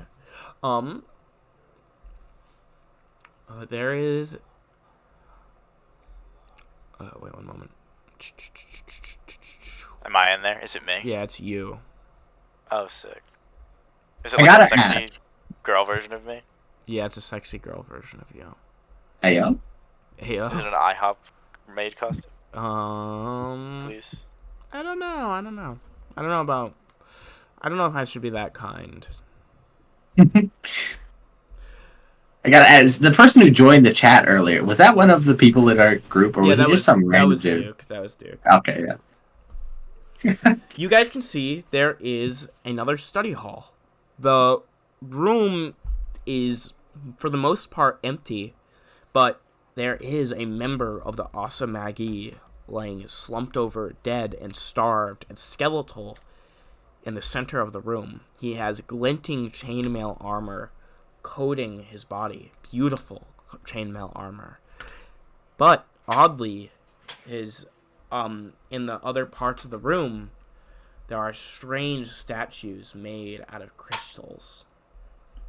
What do you guys do? Well, whenever you see a statue, you never look away from it.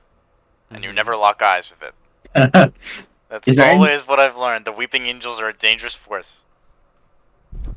Is there anything on the Wizard Eye bottom? would come in such handy! Yo!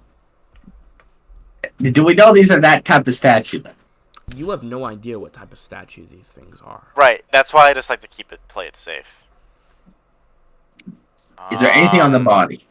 On the body there is very clearly magical and very beautiful chainmail. Oh, Any weapons? Weapons? No. Fuck this guy, I hate him. I don't want chainmail. It's dumb. I'll take it. Alright, go ahead. I'll keep a lookout for you. I will prepare lightning. Now, there is a challenge here. How do you doff the armor of this man whilst not alerting them to the statues to your sounds? So they are alive. Yes. Oh my gosh.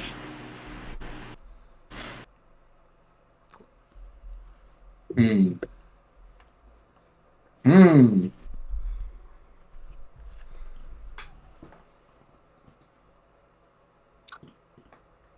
Alright. I think I am going to cast. Alright. What is it? Oh, I'm trying to find the description of this. Alter time, because I know there's a slow option. You could just make yourself faster. True.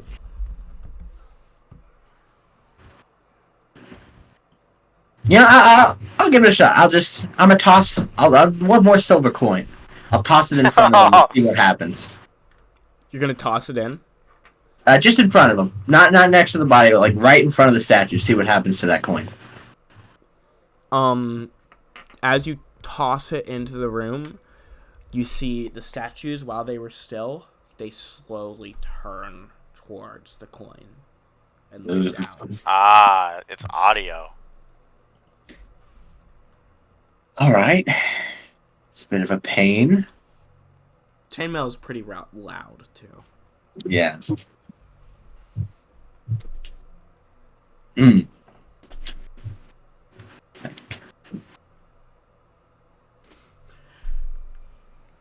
All right. What do you think?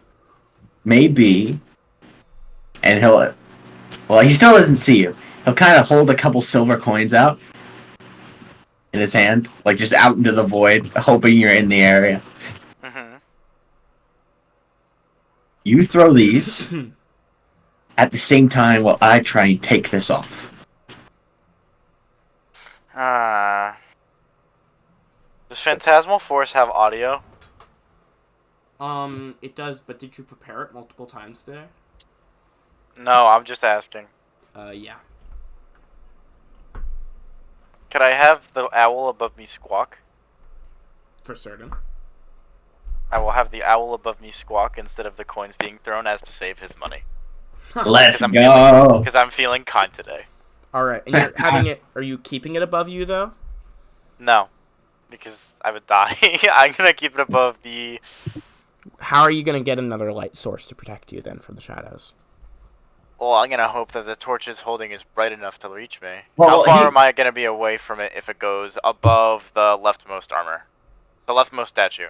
Well, you're at the corner, you're at the far end of the room. It'll leave, the light will not be near you, if it's... They were just attracted to the light, right? So they wouldn't see him if he was invisible? Sorry if we already... They were, so they completely avoided the light. They wouldn't see him if he was invisible, but they would feel him if he was invisible, because they are everything where shadow is.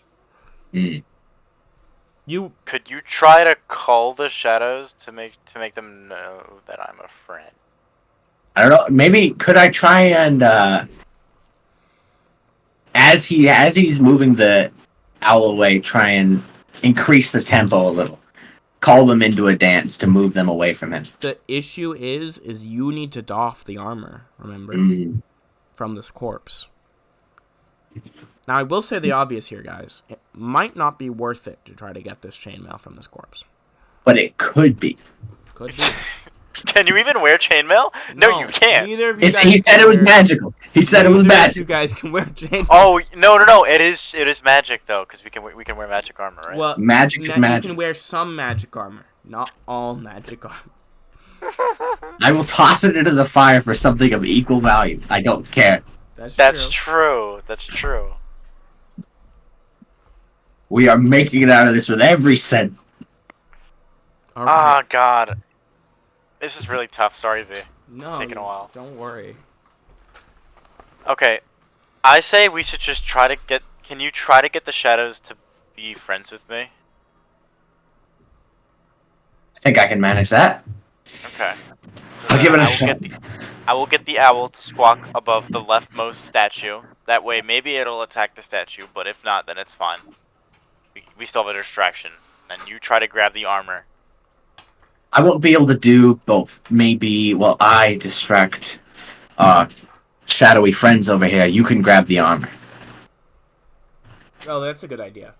Well, then I'll just be in the light anyway. Well, you're not having the Right next owl to the on the armor, statues. are you? Oh, is it? Because I'm putting the owl on the statues, and the statues is right next to the armor, They're not so I'll just all be in the light anyway. They're not right next to the armor. They're close to the armor, but not right next to it. Would But the light source be long enough to reach the armor? It would. if That's it's- actually a very good idea for you to just go. Okay. Yeah. Alright, yeah, I'll go. I'll Okay. go and get it. The owl begins to continue on screeching loudly enough. I'm gonna need you to make me a roll against your strength, on Iliac, to see if you're able to lift up the armor quick enough and take it off. Oh, can I just use the disc scroll Well, and have it pick it up by itself? Well, are you picking up the whole corpse? No. Oh shit, yeah, you're I right. mean, I guess you could with the disc scroll. Why not?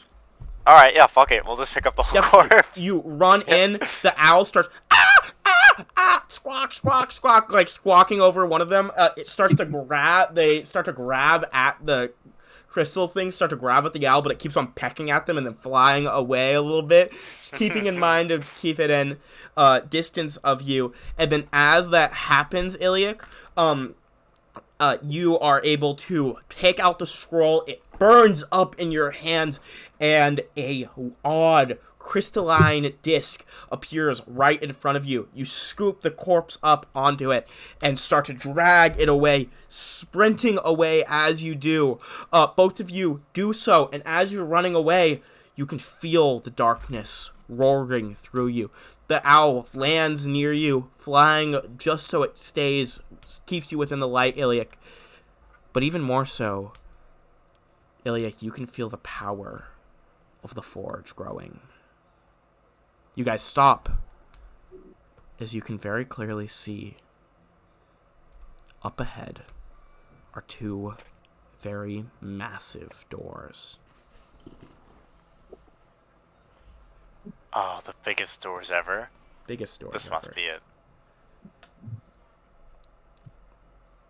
So Marcus, I need to ask of you a very, very big favor. Speak. I'm listening. So I know we haven't really been the best towards each other with what the abandoning and such. Yes, well, we've both done a bit of that. But you need to wait out here for me.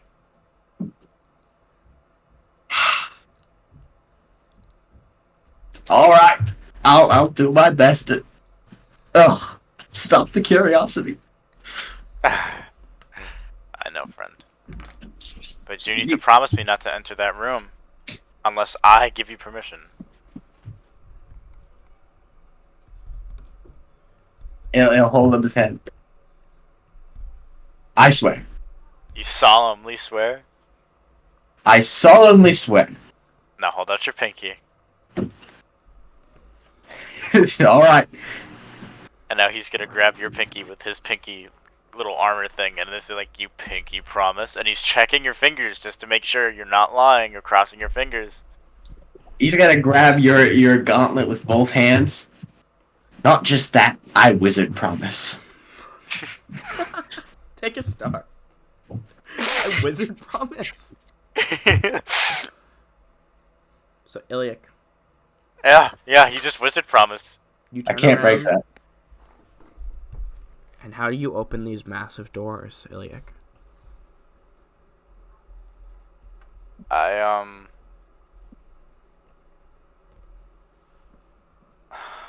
I don't know what you want me to say, man. These are just doors. Yeah. I'm gonna Dark Souls fucking both hands on each door, separating them as I walk in, all cool like, yeah, you're doing Well, it. as you start to push at them, Iliac, you begin to realize how very heavy they are. You push on them and forwards, and then, Marcus, you can see through the darkness. The books on the nearby shelves start to swirl forward.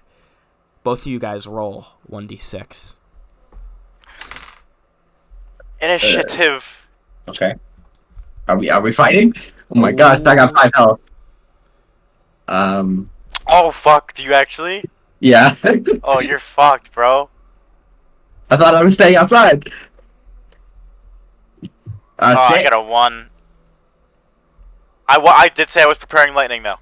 Oh shit, It is a. you did say that. I'd say it's already prepped, then you can release it on your turn for spells.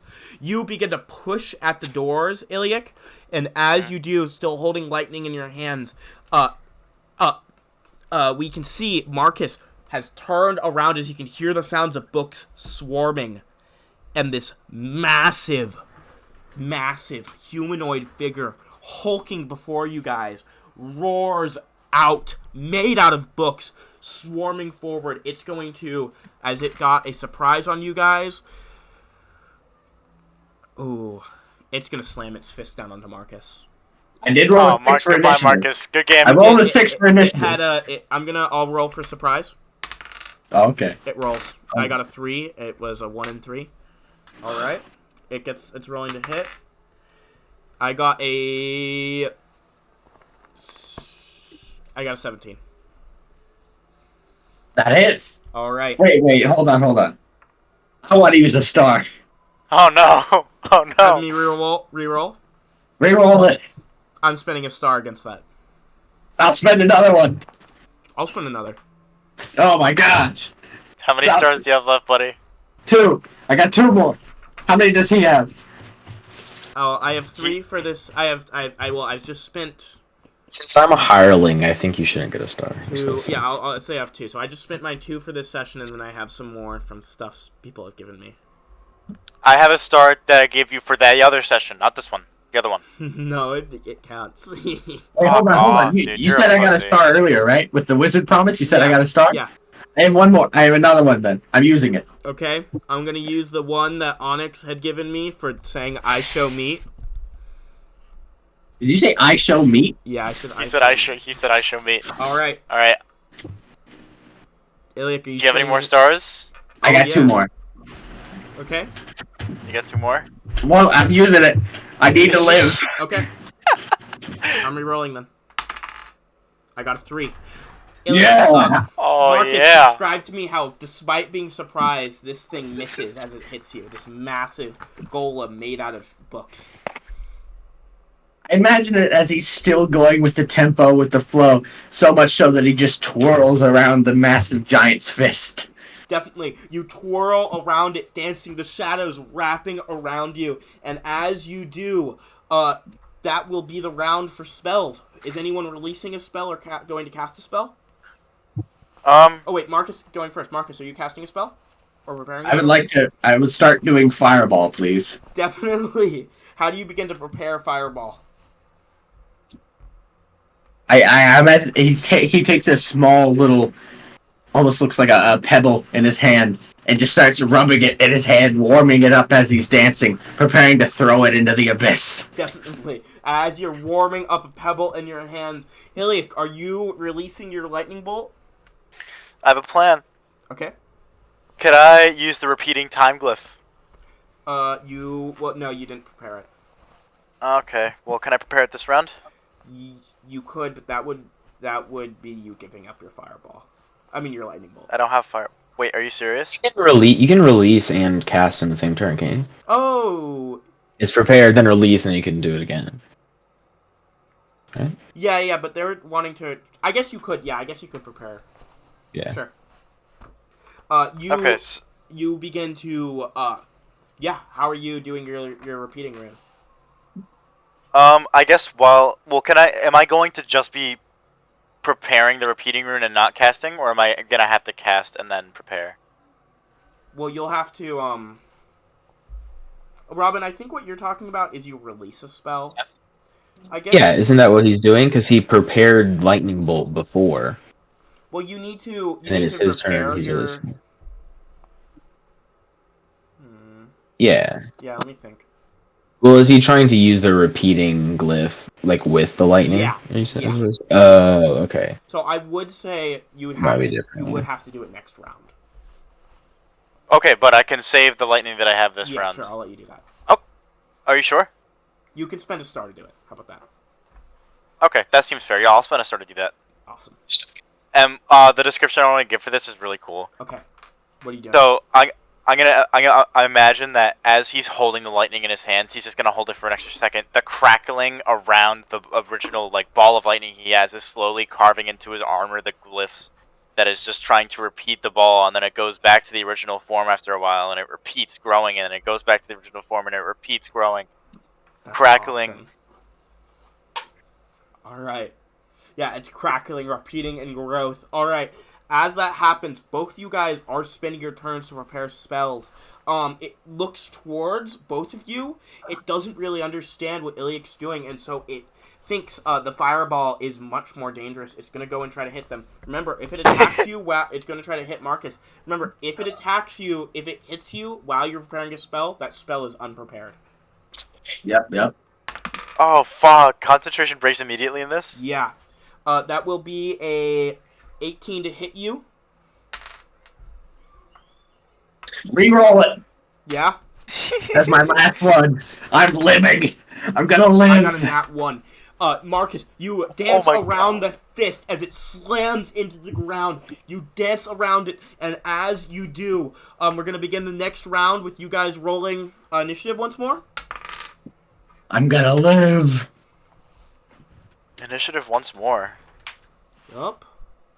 Oh, I got a 5. I got 5. Both you guys got 5s. Reroll to see who goes first. I got a 1. 1. I got 2. 2. I got a 1 on my roll. All right, Marcus, roll your damage for Fireball. Yeah, I've never even casted this. I don't think I need to. I need to look up the spell. Oh my god. How many ricochets do you think I'll get, B? I don't know how many you could get. I think because you just can repeat it and then. Well, wait. Is there any like reflective surface I brought behind the mirror with me. Oh yeah, wait. Oh, do you wanna position the mirror right after you throw fireball? Is it gonna break it? Yeah, of course it will. Oh, I need that mirror. Aw. Yeah, I think you can't get any ricochets, but it will fire off twice. So No, we have the armor. you do have your. The chainmail. We have You could ricochet. Oh, no you're the wrong. chainmail armor. Oh, chainmail. Okay, shit. Well, you get No way that breaks. fires off once, fires This is back, magic. then you fire back. Okay. So that'd be 86. 4 ricochets in total. Okay. What do you mean 4 ricochets? What the fuck are you talking about? Not 4 ricochets. Not 4. 4 lightning bolts. 4 hits of Yeah, lightning, 4 right? hits Yeah. in lightning. Yeah, 4. Yeah, you get 4 ricochets plus 2. Yeah. No. God, 4 ricochets would be insane. I have a question. Yeah. I'm looking at Fireball, right? Okay. It says there's a saving throw. It doesn't say what the saving throw is for. I assume dexterity. At the same time- saving throw. All creatures have the same saving throw, so I'll make the save right now. I was about to say, if it's to avoid the fireball, this thing is like a giant creature in an enclosed area. Oh yeah. Is there any way for it to avoid it? Um. And it's made of It book. takes half damage, right? Takes half Yeah, damage we'll take half anyways. damage. Yeah. Alright. Well, let's see. Might not. It does save. It takes half of your damage that you. Alright. Hey, let's see. Okay, that's actually a great fireball roll. Okay. What'd you get? Jesus. That's Holy shit! 34. Half. Okay, so That's 12. 17, All right. 12. Hold on. good. Wait. 34? Wouldn't that be 17? Oh, 17. Yeah. 12. 24 is 12. You pull back the fireball and then unleash it. It rolls out forward. Iliac, as that happens, you're gonna roll. I would suggest not rolling with real dice. I'd suggest going to a dice roller. There's a lot. There's a lot of dice, Iliac. I have 66. 66. Yeah, I'm looking. How much is the? Well, I'm only gonna have to roll the damage for it once, right? Or for it twice, I mean, because there's 2 bolts. You water. But Or am I gonna have to re-roll it for each ricochet? each ricochet? Yeah. Okay, so I am going to use the dice roller. Yeah. How many d6 is it? Let me Per hit? find it. I'm about to find it. Okay. Per level of your caster. What's your wizard level in total? 6. So 66. Fuck. Hold on, I have to sign it to D&D Beyond. I'm back and ready for death. I was actually going to ask that. It's your casting level, right? Yeah. Is Marcus's casting level 8? Or is that Oh, it's a counting? casting level? Yeah, it's your Yeah. casting level. That should. Mm. That is not an 66, 8 then. That should not be an 8. Okay, well, My casting I'll take level off is the last 5. 2 dice then. Because we can see Marcus's dice right there, so. That's the Oh, no, my casting level's 5. your casting level is Oh. 5. Okay, I'll Last take off the 3 last dice. 3 dice, so that'll be 4. I took 3 reputation levels. Jeez. 9. I need money. Halves, that'll be... Okay, so he just gains back 4. Not that bad. Loss. Alright, hold on. So, how many d6 am I rolling? So, it's 66? 66 4 times, 24 4 times. d6. Yep. Hold on, I have to click 24 times. Is this an automatic hit? I'm checking right now.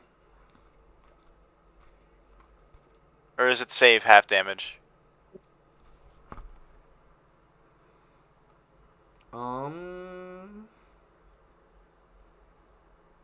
Saving throw. Half damage if it's Yep. a success? Oh my god. Does it have to Oh make my god. 4 Oh my saving god. throws? 79 damage. I'll have it just make one big one. That's fair. It saves. 79 divided by 2 is a 30, well, 38, I think? No. Are we running up or down? Up. Okay. So we'll say 40.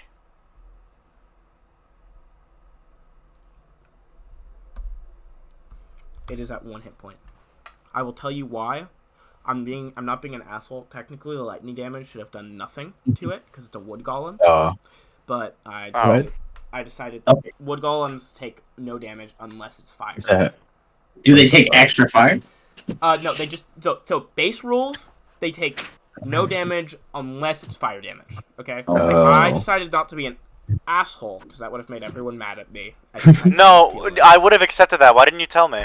Oh, I don't know. Anyways, you fire out your lightning bolt, and as you do, it slams into the creature. But as it does, it stands strong, and the bolts light its burning set aflame, and it turns towards you guys and goes to strike down on Marcus one last time. Dude! Leave me alone. You want to kill Marcus so bad. Rerolling on that with one of my stars that I'm No, actually yeah. spending. Got a 19 hit. Hit me. That'll be 5 points of damage. As No, it reroll it. down. Reroll it. Do you have any Fortune. stars? Wait. Hold on. Does fortune work on them? No, I don't think so. Oh no. I have a star. You want to do that? Let's go. Yeah, reroll it. Let's go. I'm gonna live. 14. Oh. I'm not Reroll it gonna again. 16. No. Roll it again. Dude. Oh my gosh. 8. Oh my Yeah. god. It goes to strike down on him, Oh. and then I'm going to spend one of my stars to get an extra attack. How many? I thought you were out of stars. Can we do that? Can we also do that, spend stars to get extra attacks? Sometimes, sure. Oh, we I can? miss. What the fuck? I miss. So it doesn't matter. It goes to Oh, thank strike God. down into Marcus. Marcus dodges out of the way, and then finally the flames consume it, and it falls down dead. Thank you for letting my lightning damage do damage. If yeah. you told me beforehand, I wouldn't have even tried that. No, I know. But I realized that after you had tried it, so I was like... I won't forget this, Onyx. You saved me. I did save you. You turn around towards the doors, Ilyich. The defense is gone and destroyed. I'm gonna need to remake that later. Marcus, my offer, or not my offer, but my our promise still stands. Our wizard promise, correct? I will Oh, not follow. I'll avert my eyes even. I'm just gonna sit down for a bit. I'm a bit exhausted. Alright, don't forget the tango if the shadows get close to you. Oh, that's fine. We'll just I don't know, we'll do the worm. Just don't floss on them. They get angry. I'd be gone with you. Go find whatever it is you came for. Yep, bye. I'm still invisible. Oh, wait, hold on. Is that why he didn't even, like... Or did the invisibility go away when I casted the spell? It went away. Okay, alright. Why would it go away? So I gotta ask. Oh, does it go away when you attack and cast? Yeah, right? yeah. Yep. I was about to be like, Yep, wait, does it not go away? I was like, Yeah, I I was wasn't gonna thinking be annoyed at you for concentration. asking. I was just like, Yeah. Alright, yep, I'll go in. so. turn around. Marcus sits there, exhausted. And as he does, I don't care. Ilyich, you make your way into the forge room. You can hear the sounds that sound so very familiar to you, yet oddly not anymore. The flames popping. As you can, even worse, you hear the sounds of someone moving the bellows. You hear the sounds of someone moving back and forth. You can see in the back of the room there are 5 sets of armor. You feel a chill roll its way through the air as the doors slide shut behind Ilyich. The forge room is hot, burning hot, shouldn't still be hot. And then you look at the forge, the head of it, and you begin to realize there has been someone commanding this library this whole time. A thief you once knew. Owen married to a very powerful person. A woman that drove a ship you once knew. She's hammering away just that metal, keeping the fire hot of the forge. Hello? I didn't think someone would come by in so much time. Hello. Ilyich. I'm... No, Ozzy. It's you. She spins my name towards is... you. No, it's Ozzy. You would know. No, it's Ilyich. You look like him, but you're not him, no. And she spins towards you, and she gives this figure, and you begin to realize it coalesces in the air. A specter touches you and hugs you closely. Do you resist her drawing upon your magic? Am I showing any sign of weakness from it? As she touches you, you feel the magic draw away from you. Do you resist it? Yes. How? Can I say that I maybe see a glance of what will happen if I continue to let her? Definitely. You pull away. Ozzy, are you okay?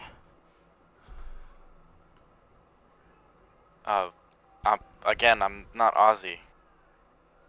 Oh, you're not Ilyich. Then who am I? And it can't be Ozzy. Well, it is! Silly, why would you be your brother? You talk like how you did. My brother? I have a brother? Ilyich.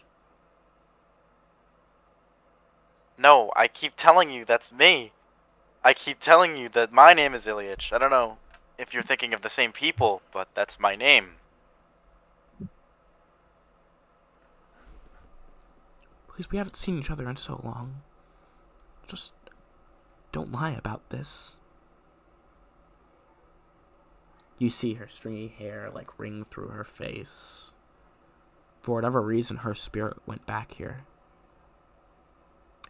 It's bad enough you didn't build a suit of armor like the rest of them did, and it's even worse that the suits of armor the rest of them did after you died, the ones they built, they failed and they can't move like you do. Can I tell you something? What? You already know what I am. Clearly, I have no idea who you were, but I do have some idea. I woke up in the library above, not in the labyrinth. I woke up here. I had no recollection of who I was, and only recently have I begun to find out who I was. I have a vision, many visions, of a man named Ozymantos, and I have seen you in those visions. On a ship, at Ilyach's grave. I have also had visions of a man named Ilyich, specifically talking to his daughter. This is all I remember of the life I probably used to live. I'm looking for your help, specifically right now. Repair my left hand. I am telling you the honest truth. Well, the honest truth I'm telling you is I'll help you if you go to the back of the room and stand with your comrades. You can see the 5 suits of armor. There's 5 suits of armor in the back of the room. For how long would you have me stand? Until the rest of them awake.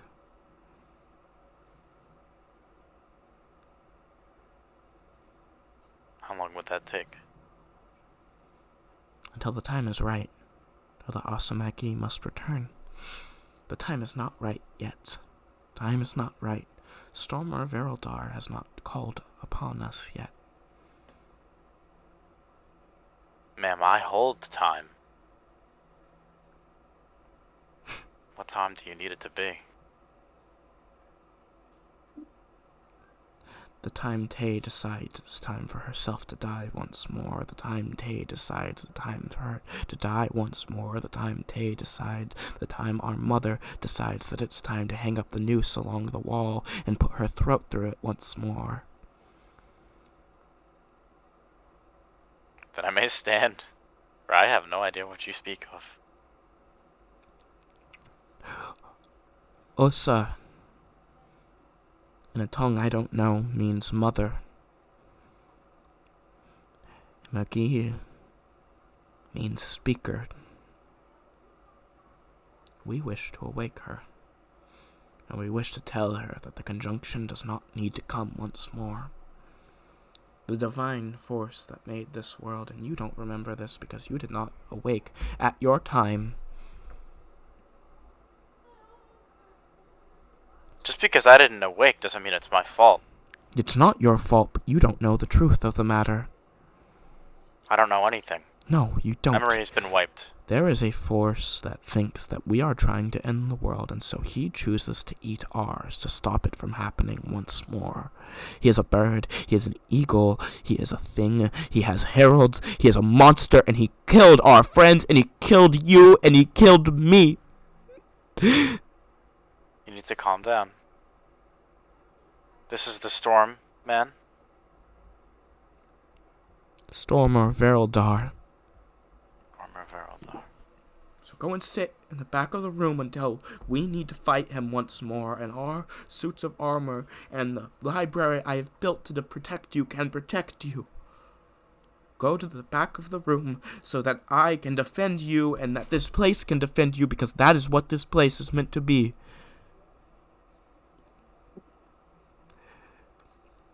You I are have meant. business to... You have I have things to do. I've involved myself in the world now.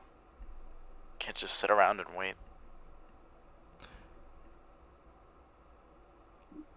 Then you are a monster. And mark us for death. Have you not forgotten my love for you? The way my arms would wrap around you, have you not forgotten? I have. She looks down at her chest, at her stomach, and you can see there's a slight bulge there. When I died, I bore a child for you, Ozzy.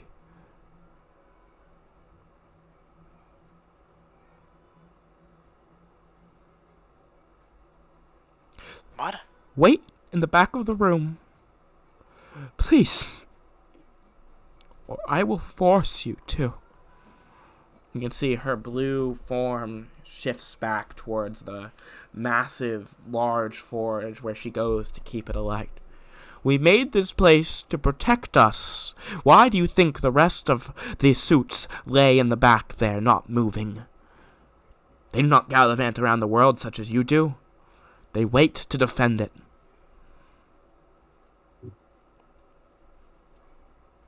Don't you think there ought to be someone out there protecting it now? It does not matter now.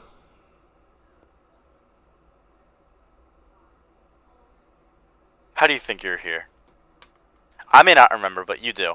How do you think you're here? I know why I'm here. I'm not even myself. I'm a memory of the Asamagi, of those who wish to speak to Mother. And do you know why you're just a memory?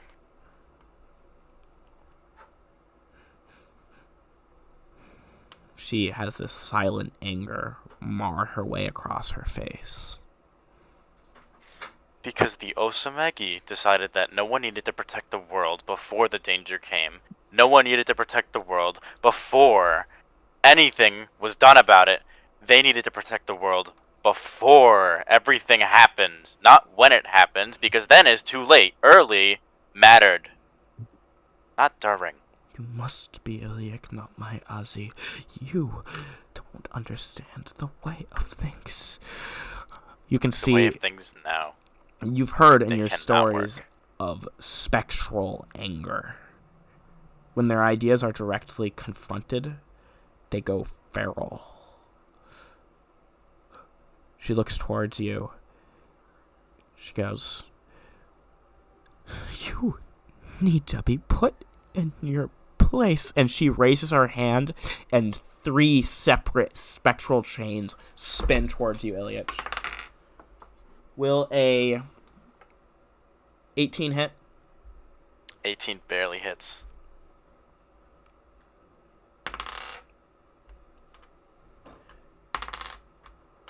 You lose 5 hit points permanently. Forever or until the next long rest? Permanently. Permanently. I mean, maybe Okay. you might be able to regain them, but you don't know. Roll initiative, Ilyich. Yikes, that's painful. Dude, your like past wife is gonna kill you. Or she might just think she's your past wife. So, okay, hold on. You said, so did Ilyich and Ozzy have a wife? Yeah, they both, I mean, they had different wives, but obviously. Okay, yeah. I was gonna say. Yeah. I was gonna say. Well, yeah, obviously. If they had. Yeah, Yeah, remember the they had the same wife. Yeah. I got a 6. You don't exactly remember if Ozzy was married to the thief, but you know that they were. Because I thought that the thief was Ilyich's wife. I think you. Oh wait. It was, because then the Yes. thief came back to the grave and said, they killed your brother, Yeah. my husband. Mm-hmm. Okay, that'll be. So you got a 6. Yes. You're going first. Are you preparing a spell, or are you outright attacking? I need to figure out what's going to be the best for this. Take your time. Yes, please. Well, are you not preparing a spell? No, I'm going to prepare a spell. Okay. Is fly instant, or is it on... They all take time. Okay, they all take time. Shit. And if they hit me, then it cancels anyway, so I can't cast fly. Be useless. Mm-hmm. Spell scrolls do go instantly. You got What polymorph. spells do I have again? I do have polymorph. What would that help with? Polymorph Nothing. self means you can transform into any creature that is equal to your hit dice. In total, You could be a bird. you have 9 hit dice in total, so you could transform into all sorts of different creatures. You could become a stone giant. You could become which would make you way more able to attack. I would highly suggest using polymorph self, but because spell, you become a hellhound. You could become all sorts of things. If you have the book up in front of you, you can go to the monster section and look at anything. You can become anything with 9 hit dice. That's gonna take a while for me to look at, but what page is it? The page in the book is 78. That's where monsters begin. 78. Monsters. Okay, alright. Let me look at 9 hit dice. Yeah, it's gonna take a little bit. They're not organized by hit dice. Oh, fuck. Yeah, you're right. But I just picked the first cool monster I see that can fit in. Black pudding. That's 10, sadly. I'd rather be black pudding. Chimera. Chimera is a winged, 3-headed beast. One of this, a goat, lion. I mean, hey, if you really need to escape, you could always just transform into like a firefly and fly into the shadows. That's true. shit. Chimera sounds really cool. Yeah, that would be pretty rad. Demon Balor. What is that? Minotaurs. They are yet 75% immune to all spells.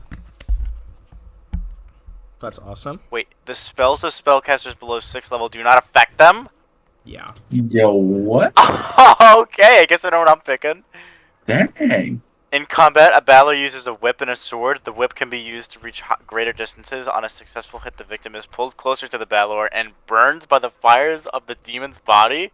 3d6 damage. Balor are sometimes referred to in ancient texts as Balorok. Okay, that's this lore. Yeah, I'm gonna change it to a demon Balor. Holy That shit. is sick. This That- character sounds Damn. awesome. That's And awesome. I have wings. Let me find the Balor stats just so I can have them. Bro's about to go crazy. Not for real. He has wings too. This is sick.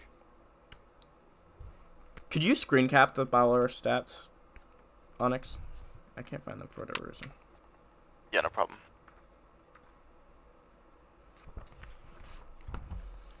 Do you need a description too, or no? No. Alright, I named the picture ass, and I'm sending it into out of game chats. Thank you. There you go.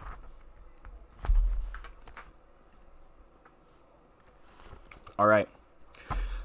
Yeah, you describe to me how you use the scroll to polymorph into a Balor. He's going to reach into the back pocket, not knowing really what's happening, but he knows he has to protect himself.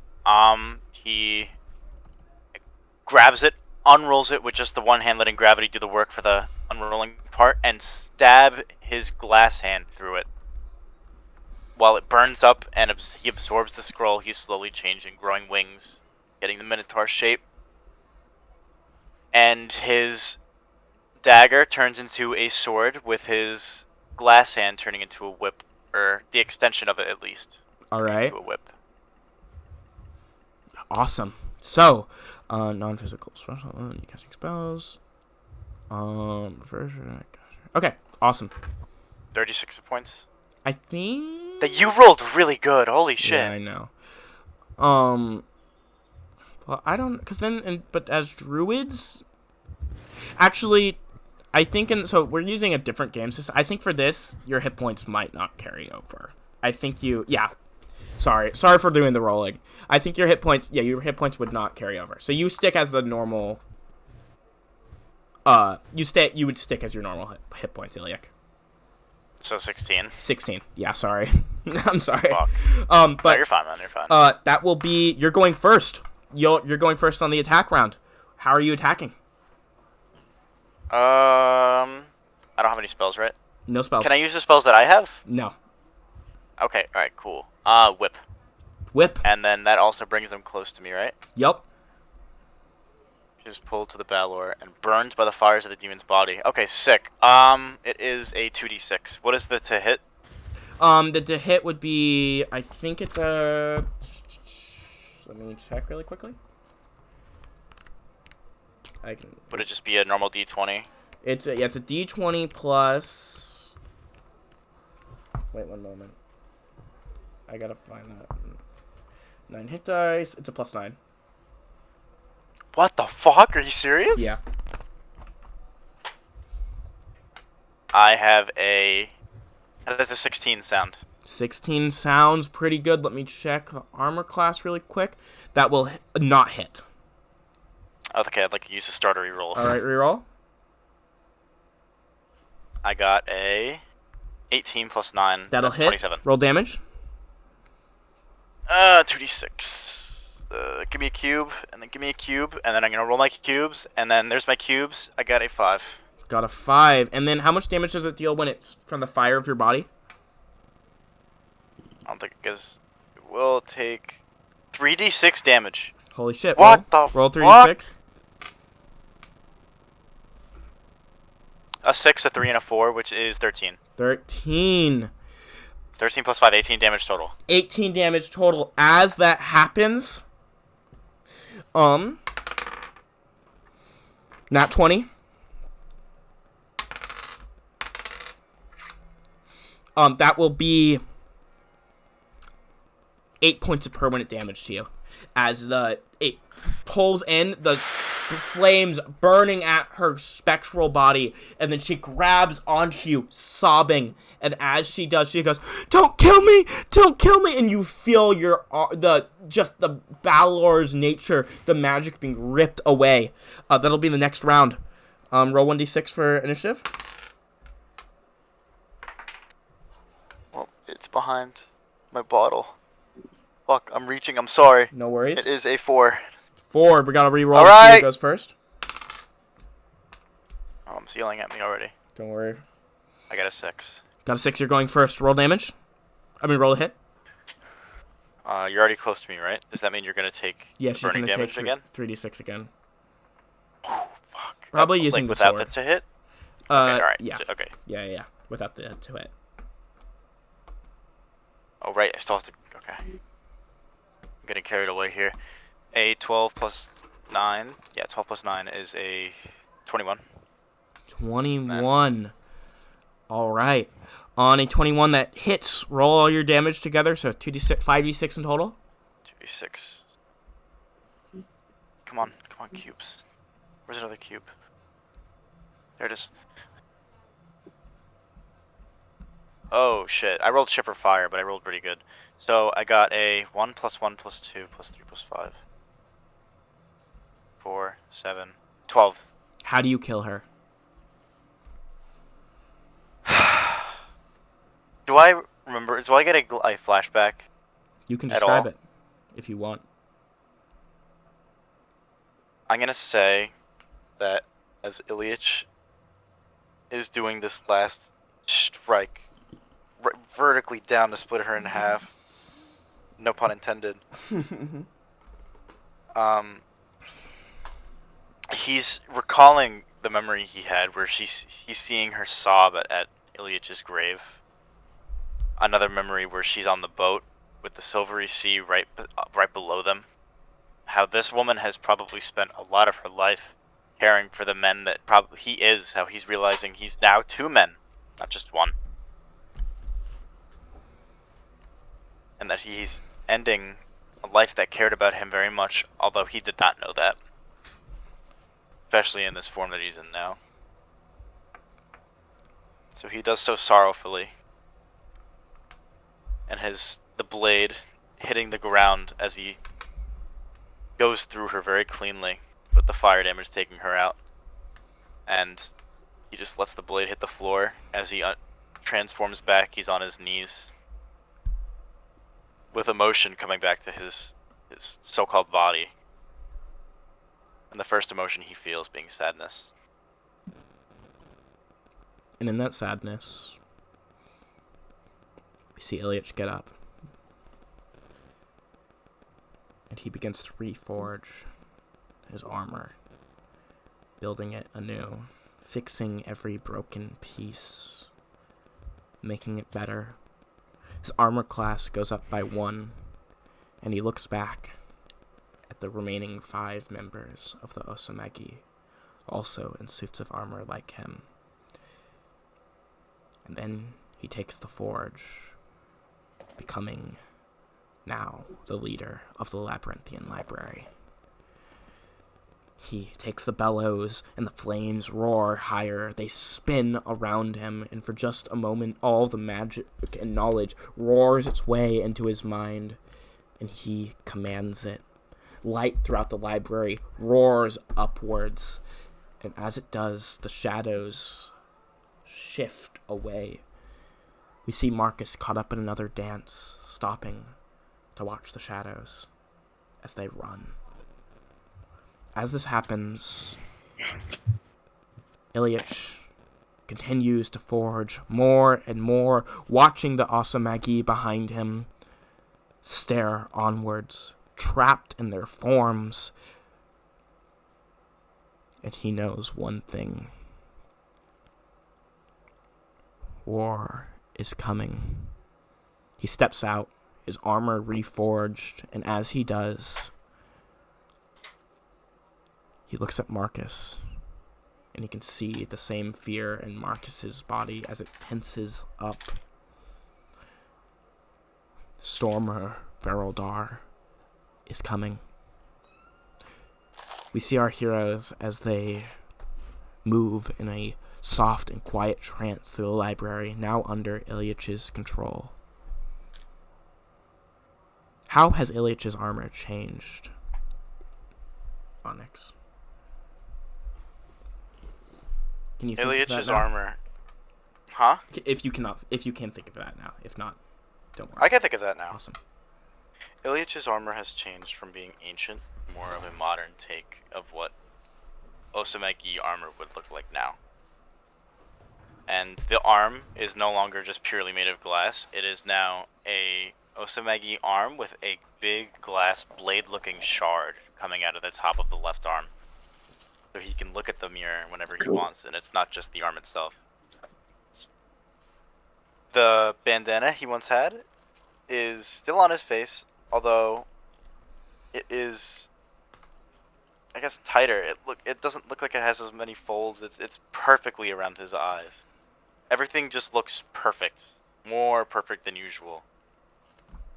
Not a single speck on his armor, as he likes to keep things very clean. Definitely. Basically it. And this perfect. Looking good, buddy. That's what Marcus says. And as Thank you. You guys leave through the library, the light now shining through, not having to hold a torch nor a phantasmal owl. Marcus, you can still see the shadows and the darkness. And in those shadows, you didn't just feel a connection with many that were laid dead. You feel a connection with your parents once more. When the shadows wrapped into your arms, scarred into you, Marcus, what do those scars look like along your arms now?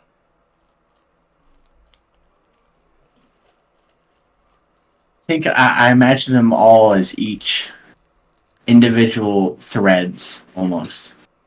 Like a piece of thread falling off of your clothing. All of them just marked along Marcus's arms. For each person he took with him. Definitely. And as you can see those markings, we see our heroes leave the library.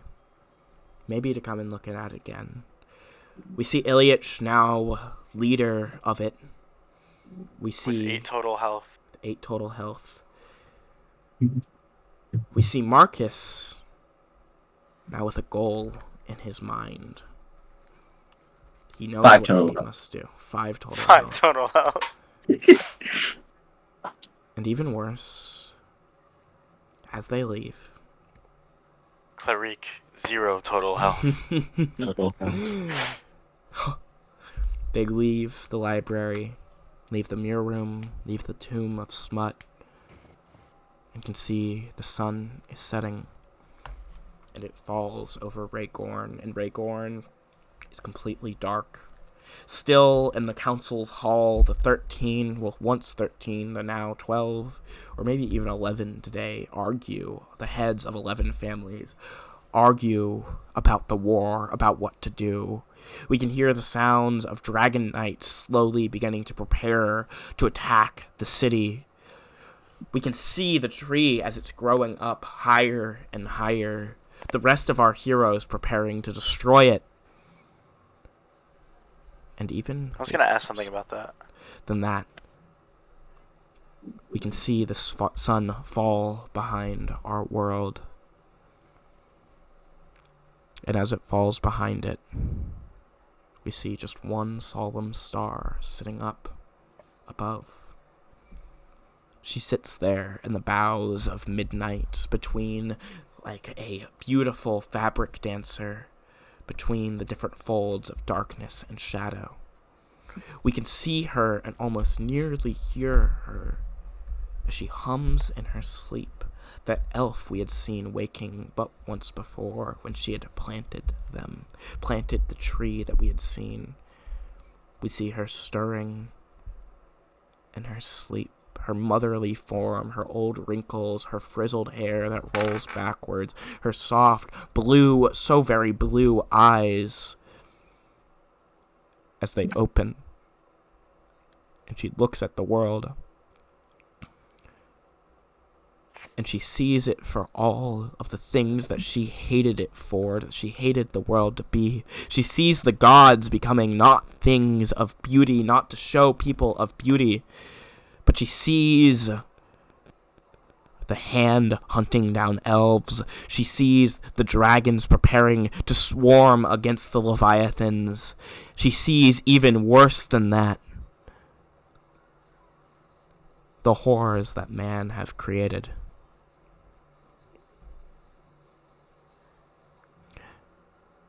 And she knows a solution to all of this. She must end that which rests among her, for she is it.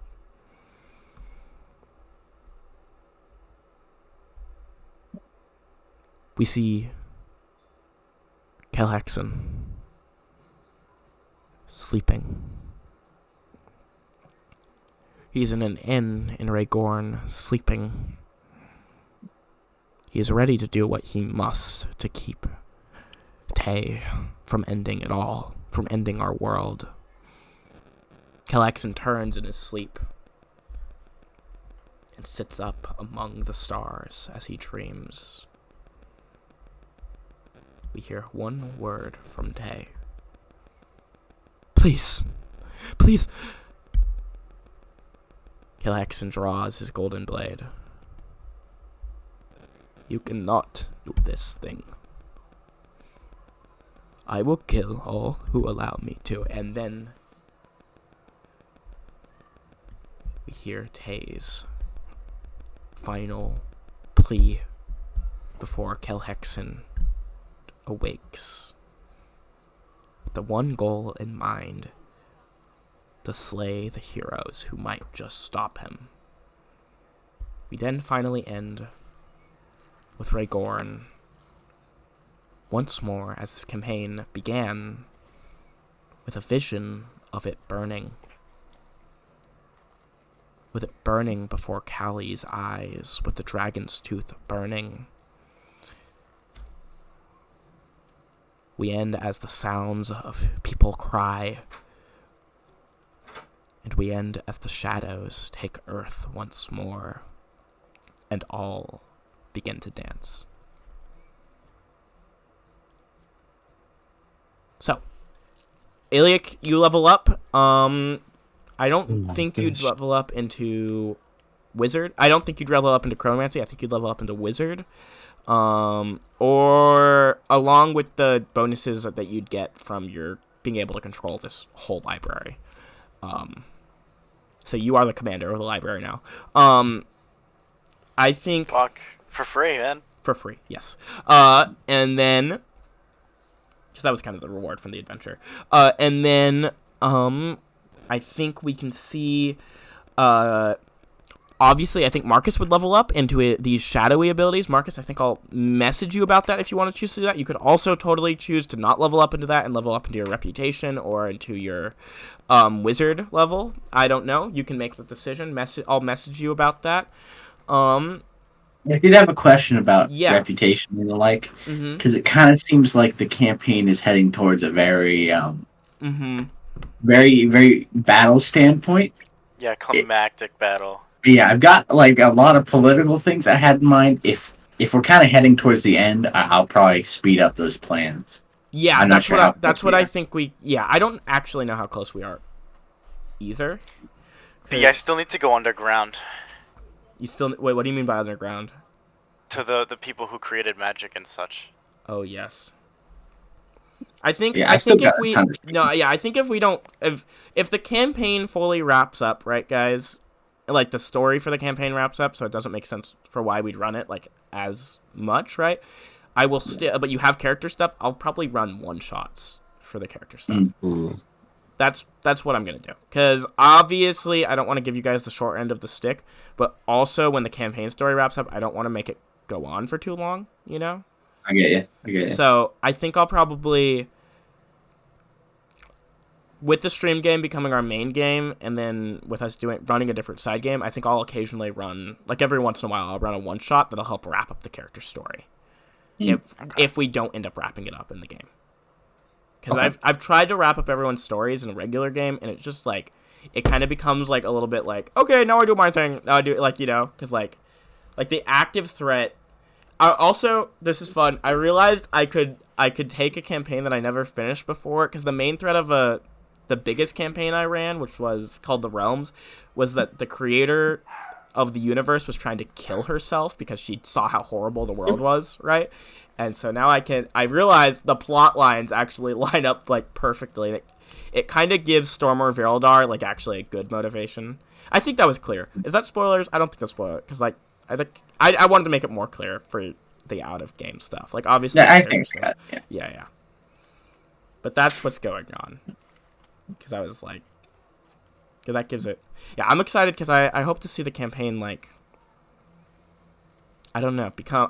I really like that Grail died and he's now like evil.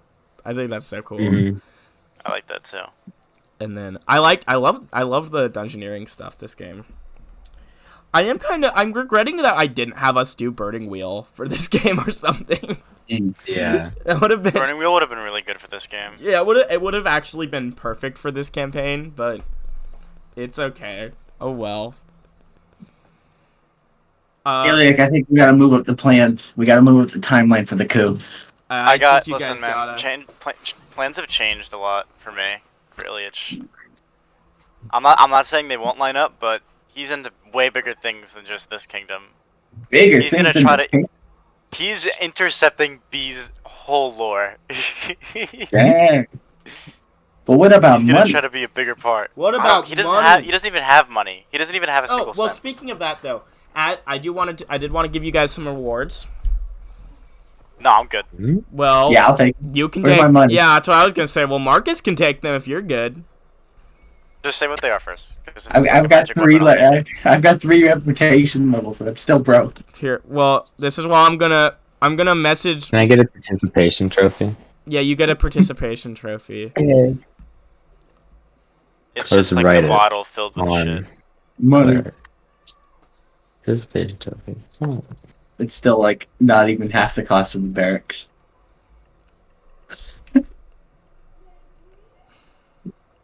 All right, I'm gonna have to do it the old-fashioned way. Start recruiting peasants. I think that So might do be some it. slave work. Do some slave work.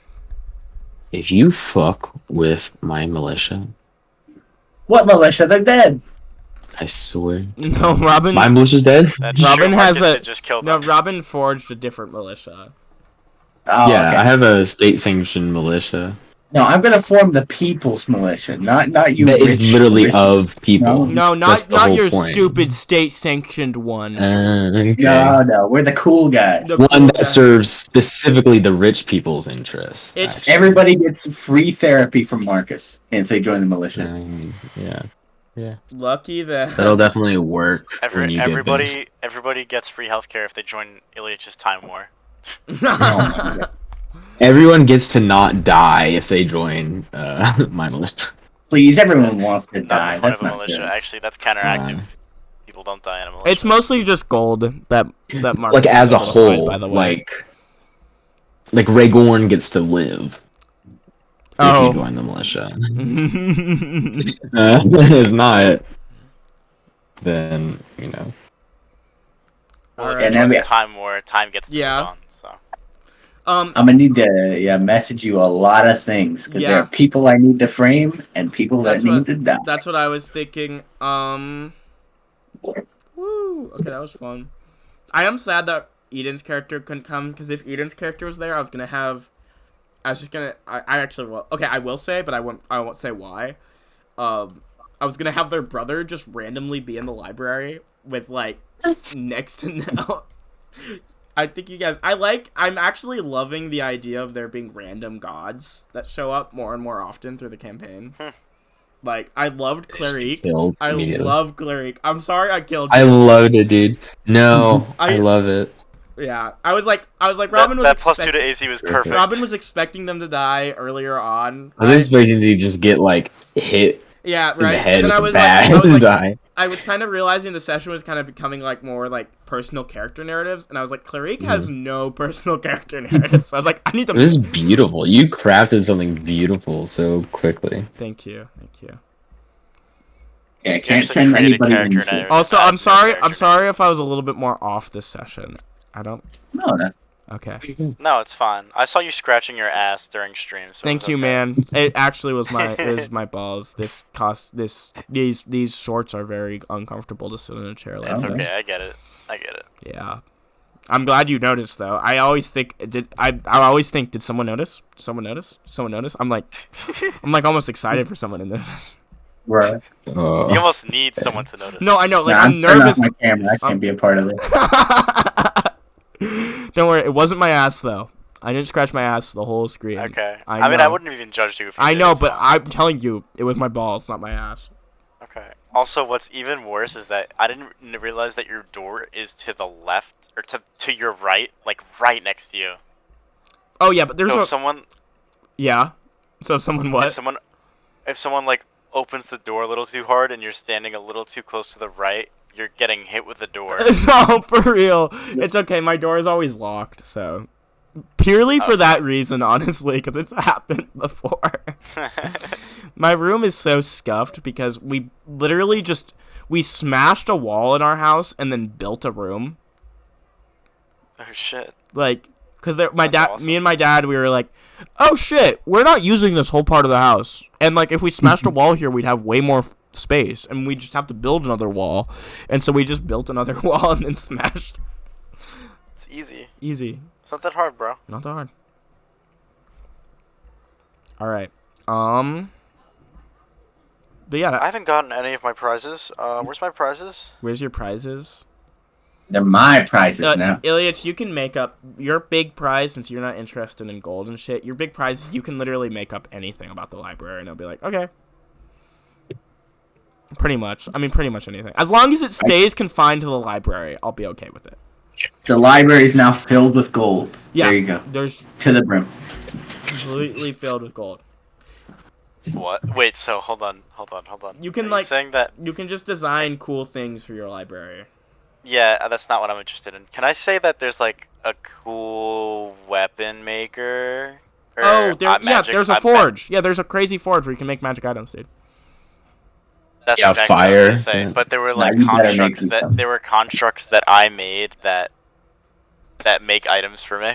I mean, you could work on that, I'd say, if you I'm wanted. gonna work on that. Okay, I'm gonna that's work on awesome. That'd be cool. You just have to make a construct. And then too. if fucking what's his name? If Marcus wants them for like extra ones that I have, I can sell them to him Holy and he can sell shit. them. Oh Holy my god, we're gonna make shit. a You're all business. working into the plan.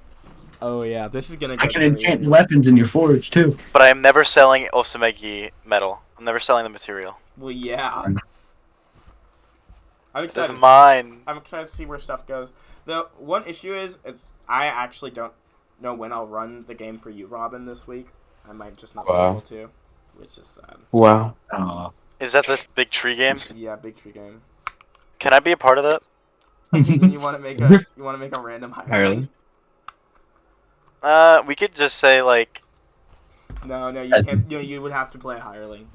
okay, yeah, I'll be a hireling. And you're also How, secretly. how would I get a hireling? Yeah, actually, I don't know. Oh I don't- yeah, I'll I make don't- a god. I'll I make don't a god. I don't think you would get a hireling. I'm sorry. I'm sorry, Robin. No, but You just- can you we be just say that there's just like some random god at the tree, like, oh hey, I was also here planning to take on these guys. No, that'd be funny.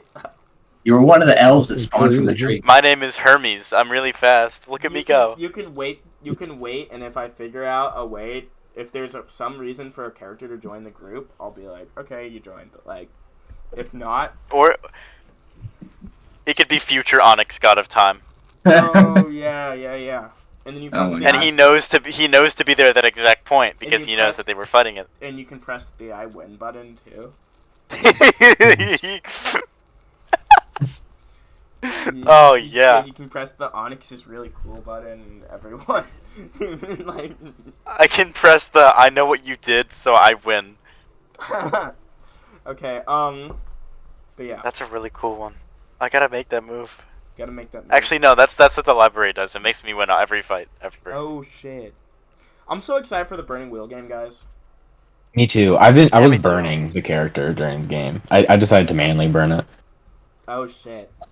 So yeah, Burning it's really Wheel- I love manually Yeah, burning Burning it Wheel's crazy. actually. I'm happy we're doing the Burning. I might I might not actually. I don't know. For like the side campaign, I'm either gonna do a 5e game or something with Burning Wheel or something with a different system. I love Pendragon. Pendragon is really cool. It sounds really cool. It's so good, and I'm changing the settings so it's more sci-fi, Robin. Ooh. So it'll be like power suits and stuff for armor, Mm-hmm. which will be great. Gross. Yeah, horrible. And then, but yeah, I don't know what. I think a 5e game would be pretty fun for a side game, but I can't wait to watch Robin sink herself into like madness. I'll cry. Yo, I gotta say, Nebby, honestly, you were saying like the Curse of Strahd or Dragon Heist. yeah. I tried to run Dragon Heist before and butchered it. I'd really like to see you run it and actually do it well. Okay, well, thank you. There's some good resources I know actually for it too. Dragon Heist is not very well written. I mean, it's well written for the D&D adventures, but it's not written as good. The D&D adventures. Is Dragon Heist its own thing, its own system? It's a module for 5th edition, like a okay. pre-written adventure. Just a 5e game. Yeah. Okay. Which I think would be pretty fun. I think. Robin, I think you would like how I run 5e because.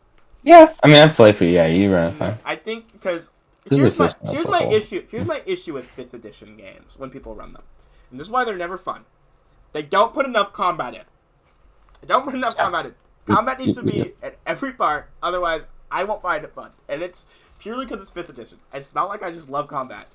It's just I don't get why.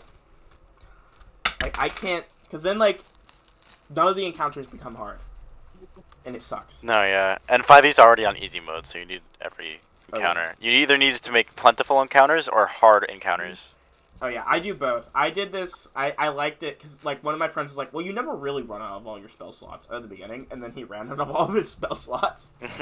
The main issue I have with 5th edition and its combat is that that you have to run things like it's fucking. What am I gonna say? You have to run it like it's. What's that movie? Oh my god.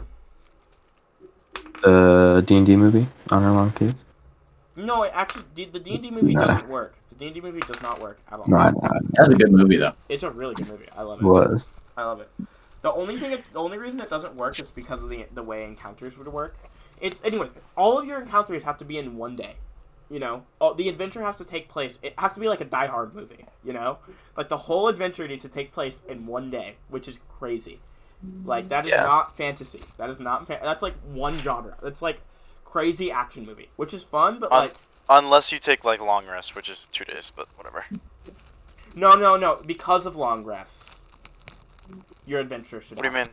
So the way encounters are designed. The thing that 5e is like balanced around, right, Onyx, is the 8 encounter adventuring day, right? And so you are expected to run 8 encounters that diminish the character's resources during an adventuring day, right? What that means is essentially you need to stick your whole adventure so it only takes place over one whole day, you know? Which is weird or you have to have a really big adventure, you know? So, like, you can't do what Lord of the Rings does, where it's like they go on really big journeys, because after taking a long rest, you reset all your abilities and all your hit points and everything, you know? Yeah. Okay. And so, there's no... The issue that I mainly find with 5e, and unless you use Gritty Realism, which is... so Gritty Realism works because it makes long rests 1 week, right? But, so the issue with 5th edition for me, specifically, is that when you're doing when you're trying to run an adventure, you kind of are really limited down to like when they get their resources back, which is just after 8 hours of rest, right? And because of that, it gets kind of challenging as a GM because you're like, how the fuck am I gonna challenge these characters without throwing the biggest fucking most swingy encounter at them in the world, you know? So you gotta so you either start running like anime, which is fun, that can be fun, or you throw way more encounters at them in one day, but it kind of locks down the type of adventures you want to have. It still can be fun, don't get me wrong. I still like it, but like, it kind of bothers me because like it doesn't really tell you that as a GM that you need to design adventures that way very clearly. And so then a lot of games feel like when I was running 5e, I had a lot of struggle with how you're meant to be running 5th edition, you know? Like I had a lot of struggles with actually making cool boss fights, you know? Which sucks as a new GM because you want to be able to make cool boss fights. I don't know. That's my spiel on why I don't love 5th edition mechanics. Yeah. Mainly long rests are just, and also I mean there's other there's a lot of other reasons for why one could dislike it, but I think objectively that's like the reason why it's not the best. I like gritty realism, honestly. I don't like the idea that me you could too. just rest for the night. Yeah, me too. I love running games with gritty realism. It pretty much fixes a lot of the issues I have with 5th edition, but even then, you should still be focusing most of the big parts of your adventures around combats, because Yeah, my problem with gritty realism, to be honest, is that there's more non-combat. Yeah. And then it's just like, why are we playing 5e right now? Yeah, Jeez. exactly. And honestly, I don't know. 5th edition can be really fun. Like, No, I Yeah, can't. but that's It's not. just the one time that's I not think about when you feel like you're 5e not though. doing Yeah. anything because you didn't make a character that's min-maxed. yeah. Yeah, I don't know. I mean, there's a lot of flaws with it. I think it gets a little bit too much hate because of its community, and also it's Wizards of the Coast, and fuck Wizards of the Coast, right? Like, mechanically, it's not the worst thing around, right? But still, I'm not, like, in love with it. What is Wizards of the Coast? What is the rap they got? Well, I mean, one time they literally sent the Pinkertons after a guy because he... Oh, yeah. Because he got a... They had a literal mercenary company show up at a guy at a magic reviewer's house, right? Because they accidentally sent him a card that hadn't released yet. Oh shit. Like what? Like what in the world? Fucking what? And also they That's tried too much. to do some crazy stuff with the open. So 5e runs off of an open game license, right? And an issue with the open game license, well, not an issue. The thing why people love 5th edition is because it runs off this open game license, so you can homebrew whatever you want, and then you can publish it, and then you can make money off that homebrew, right? But they were trying to change it, so if you made money off the homebrew, it would be Wizards of the Coast would own it completely. And that is whack as fuck. That is really weird. Yeah, And that is really weird. yeah, there's just a lot of weird stuff where it's like, why did you guys do that? Like, what was the motive there? I don't know. The main reason I don't like it is because the last time, a TTRP the last time D&D completely took over the market and no other TTRPGs were like big. When D&D eventually fell, the whole market took a massive hit, and that's kind of why I'm against 5th edition, just as a whole, because you need to have a varied market in any kind of games genre, because otherwise the games will just stop getting played as much, and stop getting things released for them. But luckily, more recently, that hasn't really been an issue, I don't think, because the sales have kind of vaguely balanced out, purely because the most recent 5th edition books are kind of shitty. Yeah. Although I am... And then people straight up, like, dropped 5e because of the... Yeah, exactly. Although, I am kind of excited for the Planescape books, I'm not gonna lie. Yeah. Because I love... I mean, I'm just not going to buy them. I can just look at them. Yeah, exactly. I'm gonna look at them on 5e. 5e.tools. Yep, yeah. Yep. I mean, maybe they'll be really good, who knows. Oh. They also made an expansion to my favorite adventure. They're making a, Phandelver Below. So Lost Mines of Phandelver, right? They added a whole, they added a whole different section, so it has like a whole Underdark stuff, and they totally updated the adventure. It actually sounded pretty Oh my cool. god, I want to do that so bad. Yeah. I played Phandelver. Yeah, me too. That was my first 5e campaign ever. Yeah, me too. Yeah. So good. So good. It was so much fun. I actually... Are you serious right now? Are you serious right now? No, I actually love Phandelver. Genuinely, out of all the adventures that were designed, that one's the most fun, you know? It's the best for beginners. It's the best for the beginners. It's also better than, 90% of the other ones. Because it has an actual, sandbox to it, and, That one and Curse of Strahd. Curse of Strahd's really good. Supposedly. Everyone says Curse of Strahd's really good. I think it's really good purely because it has a sandbox. And I think that's the only reason people say it's really good. I bet there's like... I don't know. Really, what I would love to run for our side game would be like a mega dungeon. Like classic OSR mega dungeon. Like... I would want to try a 5e mega dungeon, honestly. A 5e mega dungeon? Yeah. That's true. 5e's not very good at dungeon crawls because of the No, long it's rests. not. That's the sad thing. That's the sad thing about it. But what if we just reworked 5e and had everything but long rests? That's true. Yeah, I don't know. I'd be really curious to do a like mega dungeon though. That'd be really fun. That would be fun. And I mean, you could use 5e. I don't know. I like 5th edition. No, but I wouldn't want to rest and then have like, okay, yeah, let's do this fight, and then we rest. Nothing happens that can like impact us. Oh yeah. We just go on with the next fight anyway. Yeah, it's stupid. But I wanna get do through a OSR. dungeon. If we're doing a mega dungeon, do OSR. Yeah, I would yeah. kill you. No, that would be funny if we did 5th edition mega dungeon. Unless we did a Dungeon of the Mad Mage. Yeah. Dungeon of the Mad Mage is actually supposedly pretty good. I heard. Is it a 5e dungeon? Yeah. Well, and I could totally incorporate it with Waterdeep Dragon Heist, too. We could put Gale in it. We could put what on it? Gale. Gale. True. Is Gale from Waterdeep? Yeah. Yeah, that's like his quest line's called Wizard of the Waterdeep. He comes out and he says he's from Waterdeep. Oh, I haven't picked him You up. noticeable part of it. I didn't. What? I've never talked to You him. didn't find Gale. I mean, I found Piece him. of shit. And Oh, I was okay. like, okay, goodbye. Well, no, I just heard he tried to. Have you been feeding him? No, What? I've completely Oh. ignored him in camp. He's definitely left your party. Wait, if you completely ignore him, does he leave? He just leaves, yeah. Will he trigger a cutscene? I don't know. I think He needs to eat. I don't know if I actually had told him to come to my camp. He needs to eat. I really just I heard him about the magic. I heard about the magic item thing, and I was like, no, You literally get so many magic items. no. He left me on my main playthrough because I was hesitant to give him items.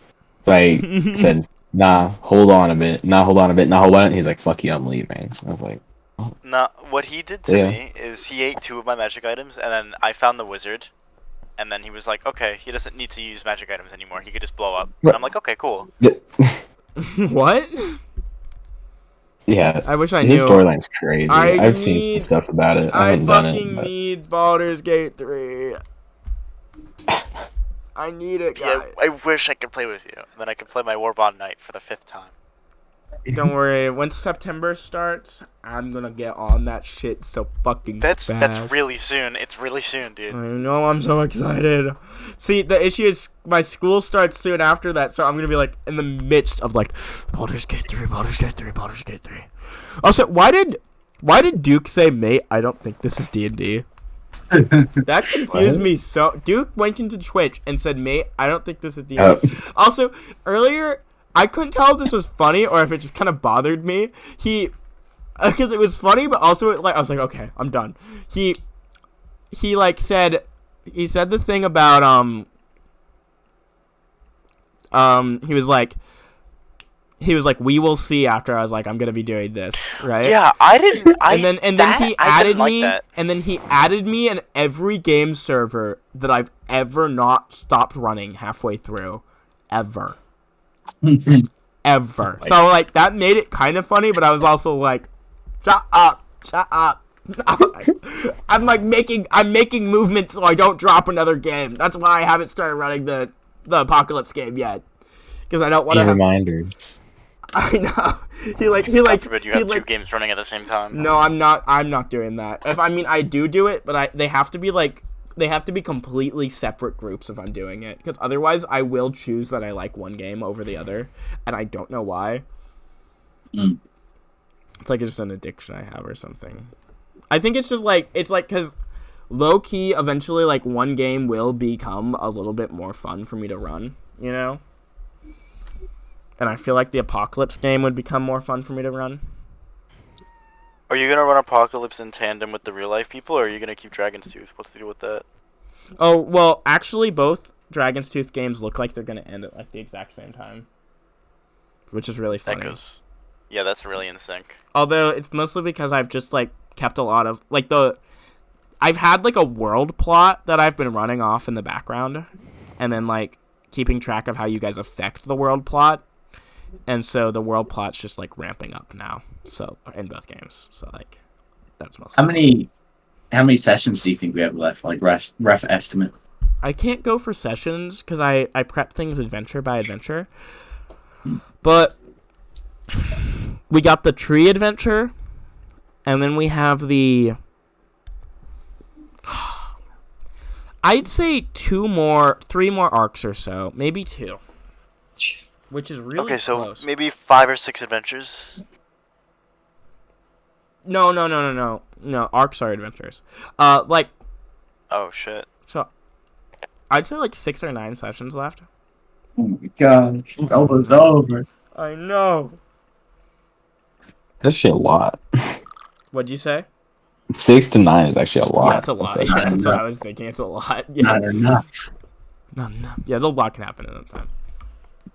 It'll probably end by October. Because who knows how many games B is gonna have to postpone. No, I know that's the issue. I think I am gonna fuck it. Yeah, that's why I'm like I gotta finish this before. Don't rush How's yourself. the streaming game gonna go? That's gonna be like a once a month game. No. The thing that'll work well with it is because I'll just be like, I'll run it once a week, but I'll prep. That's why I'm doing it adventure by adventure, you know, for the games and stuff. So I can go, like I can prep a whole adventure, and then I can just make some time during each week to do the stream game, you know. And then I can prep a whole adventure, and that's how I'll do it. And then that'll also make it so I don't really like get burnt out, because I'll be able to be like, okay, I prep a part of the adventure for our main game, and then I prep a part of the adventure for our side game, and then I prep a part of the adventure for like a one shot, and then I prep an adventure for a one shot, and then I loop it around, and that'll work really well for us, I think. Could you do me a favor? Me? Yes, Okay. my lord. Could you try to keep the scheduling during school to Fridays and Saturdays? Oh yeah. Yeah. Okay. That'll be tough. Awesome. Yeah, no way. I'm not doing it. Yeah, once we're all in school, I'm gonna be like, School scheduled. Yeah. Also, you're going in senior year, right? Yeah. Okay, so yeah, we don't really usually have to give that much of a fuck. Yeah, that's what I'm thinking. Although I'm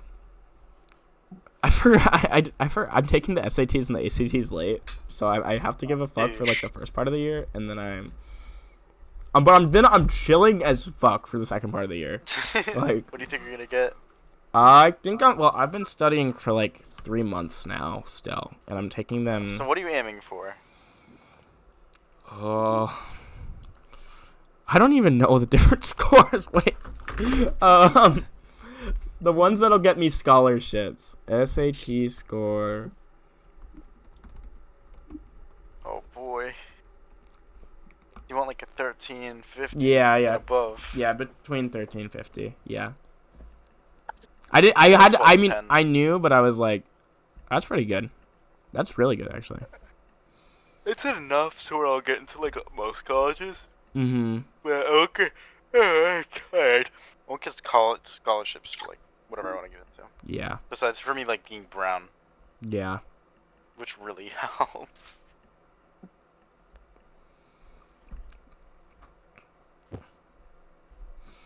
I'm hoping because I'm like busted at tests. It'll work out well. Like, so for my Latin class, I had to take a national Latin exam, right?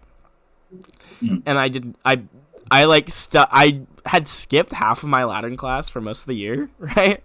And then I just cram studied like a night before, and then I scored nationally on the Latin. And I don't know. And like it's like same thing for my AP tests, but that's why I'm like taking the SAT stuff seriously, because I'm like, if I take it seriously and I do well, I'll do The it. one test you're gonna take seriously, you're not gonna get on the national board. No, seriously. It was crazy. I was like, I got a medal for my Latin stuff. It's like, okay. Fuck all. You didn't show up for half the school. I know. year. And then I started showing up like crazy because I was like, okay, maybe I'm good at this. And I was pretty good at Latin, so lucky me. Okay. Lucky me. You should teach me Latin one day. I should. Latin's really cool, actually. It has a lot of. I love Latin. It has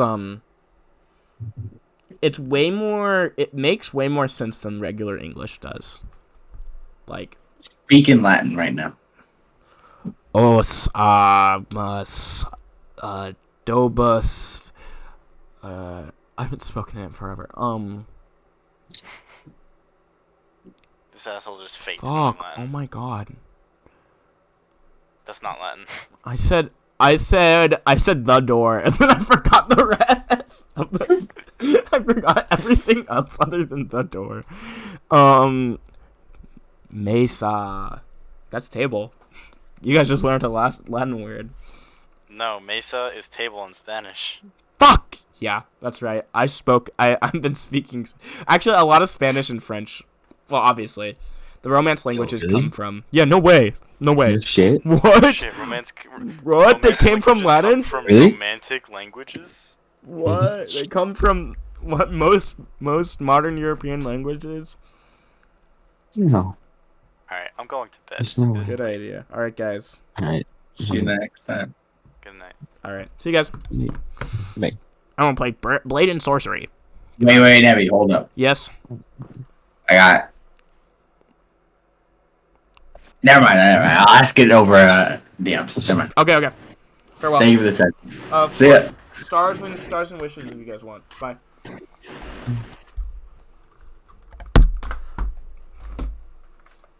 Oh. Stream. Goodbye. Goodbye, stream.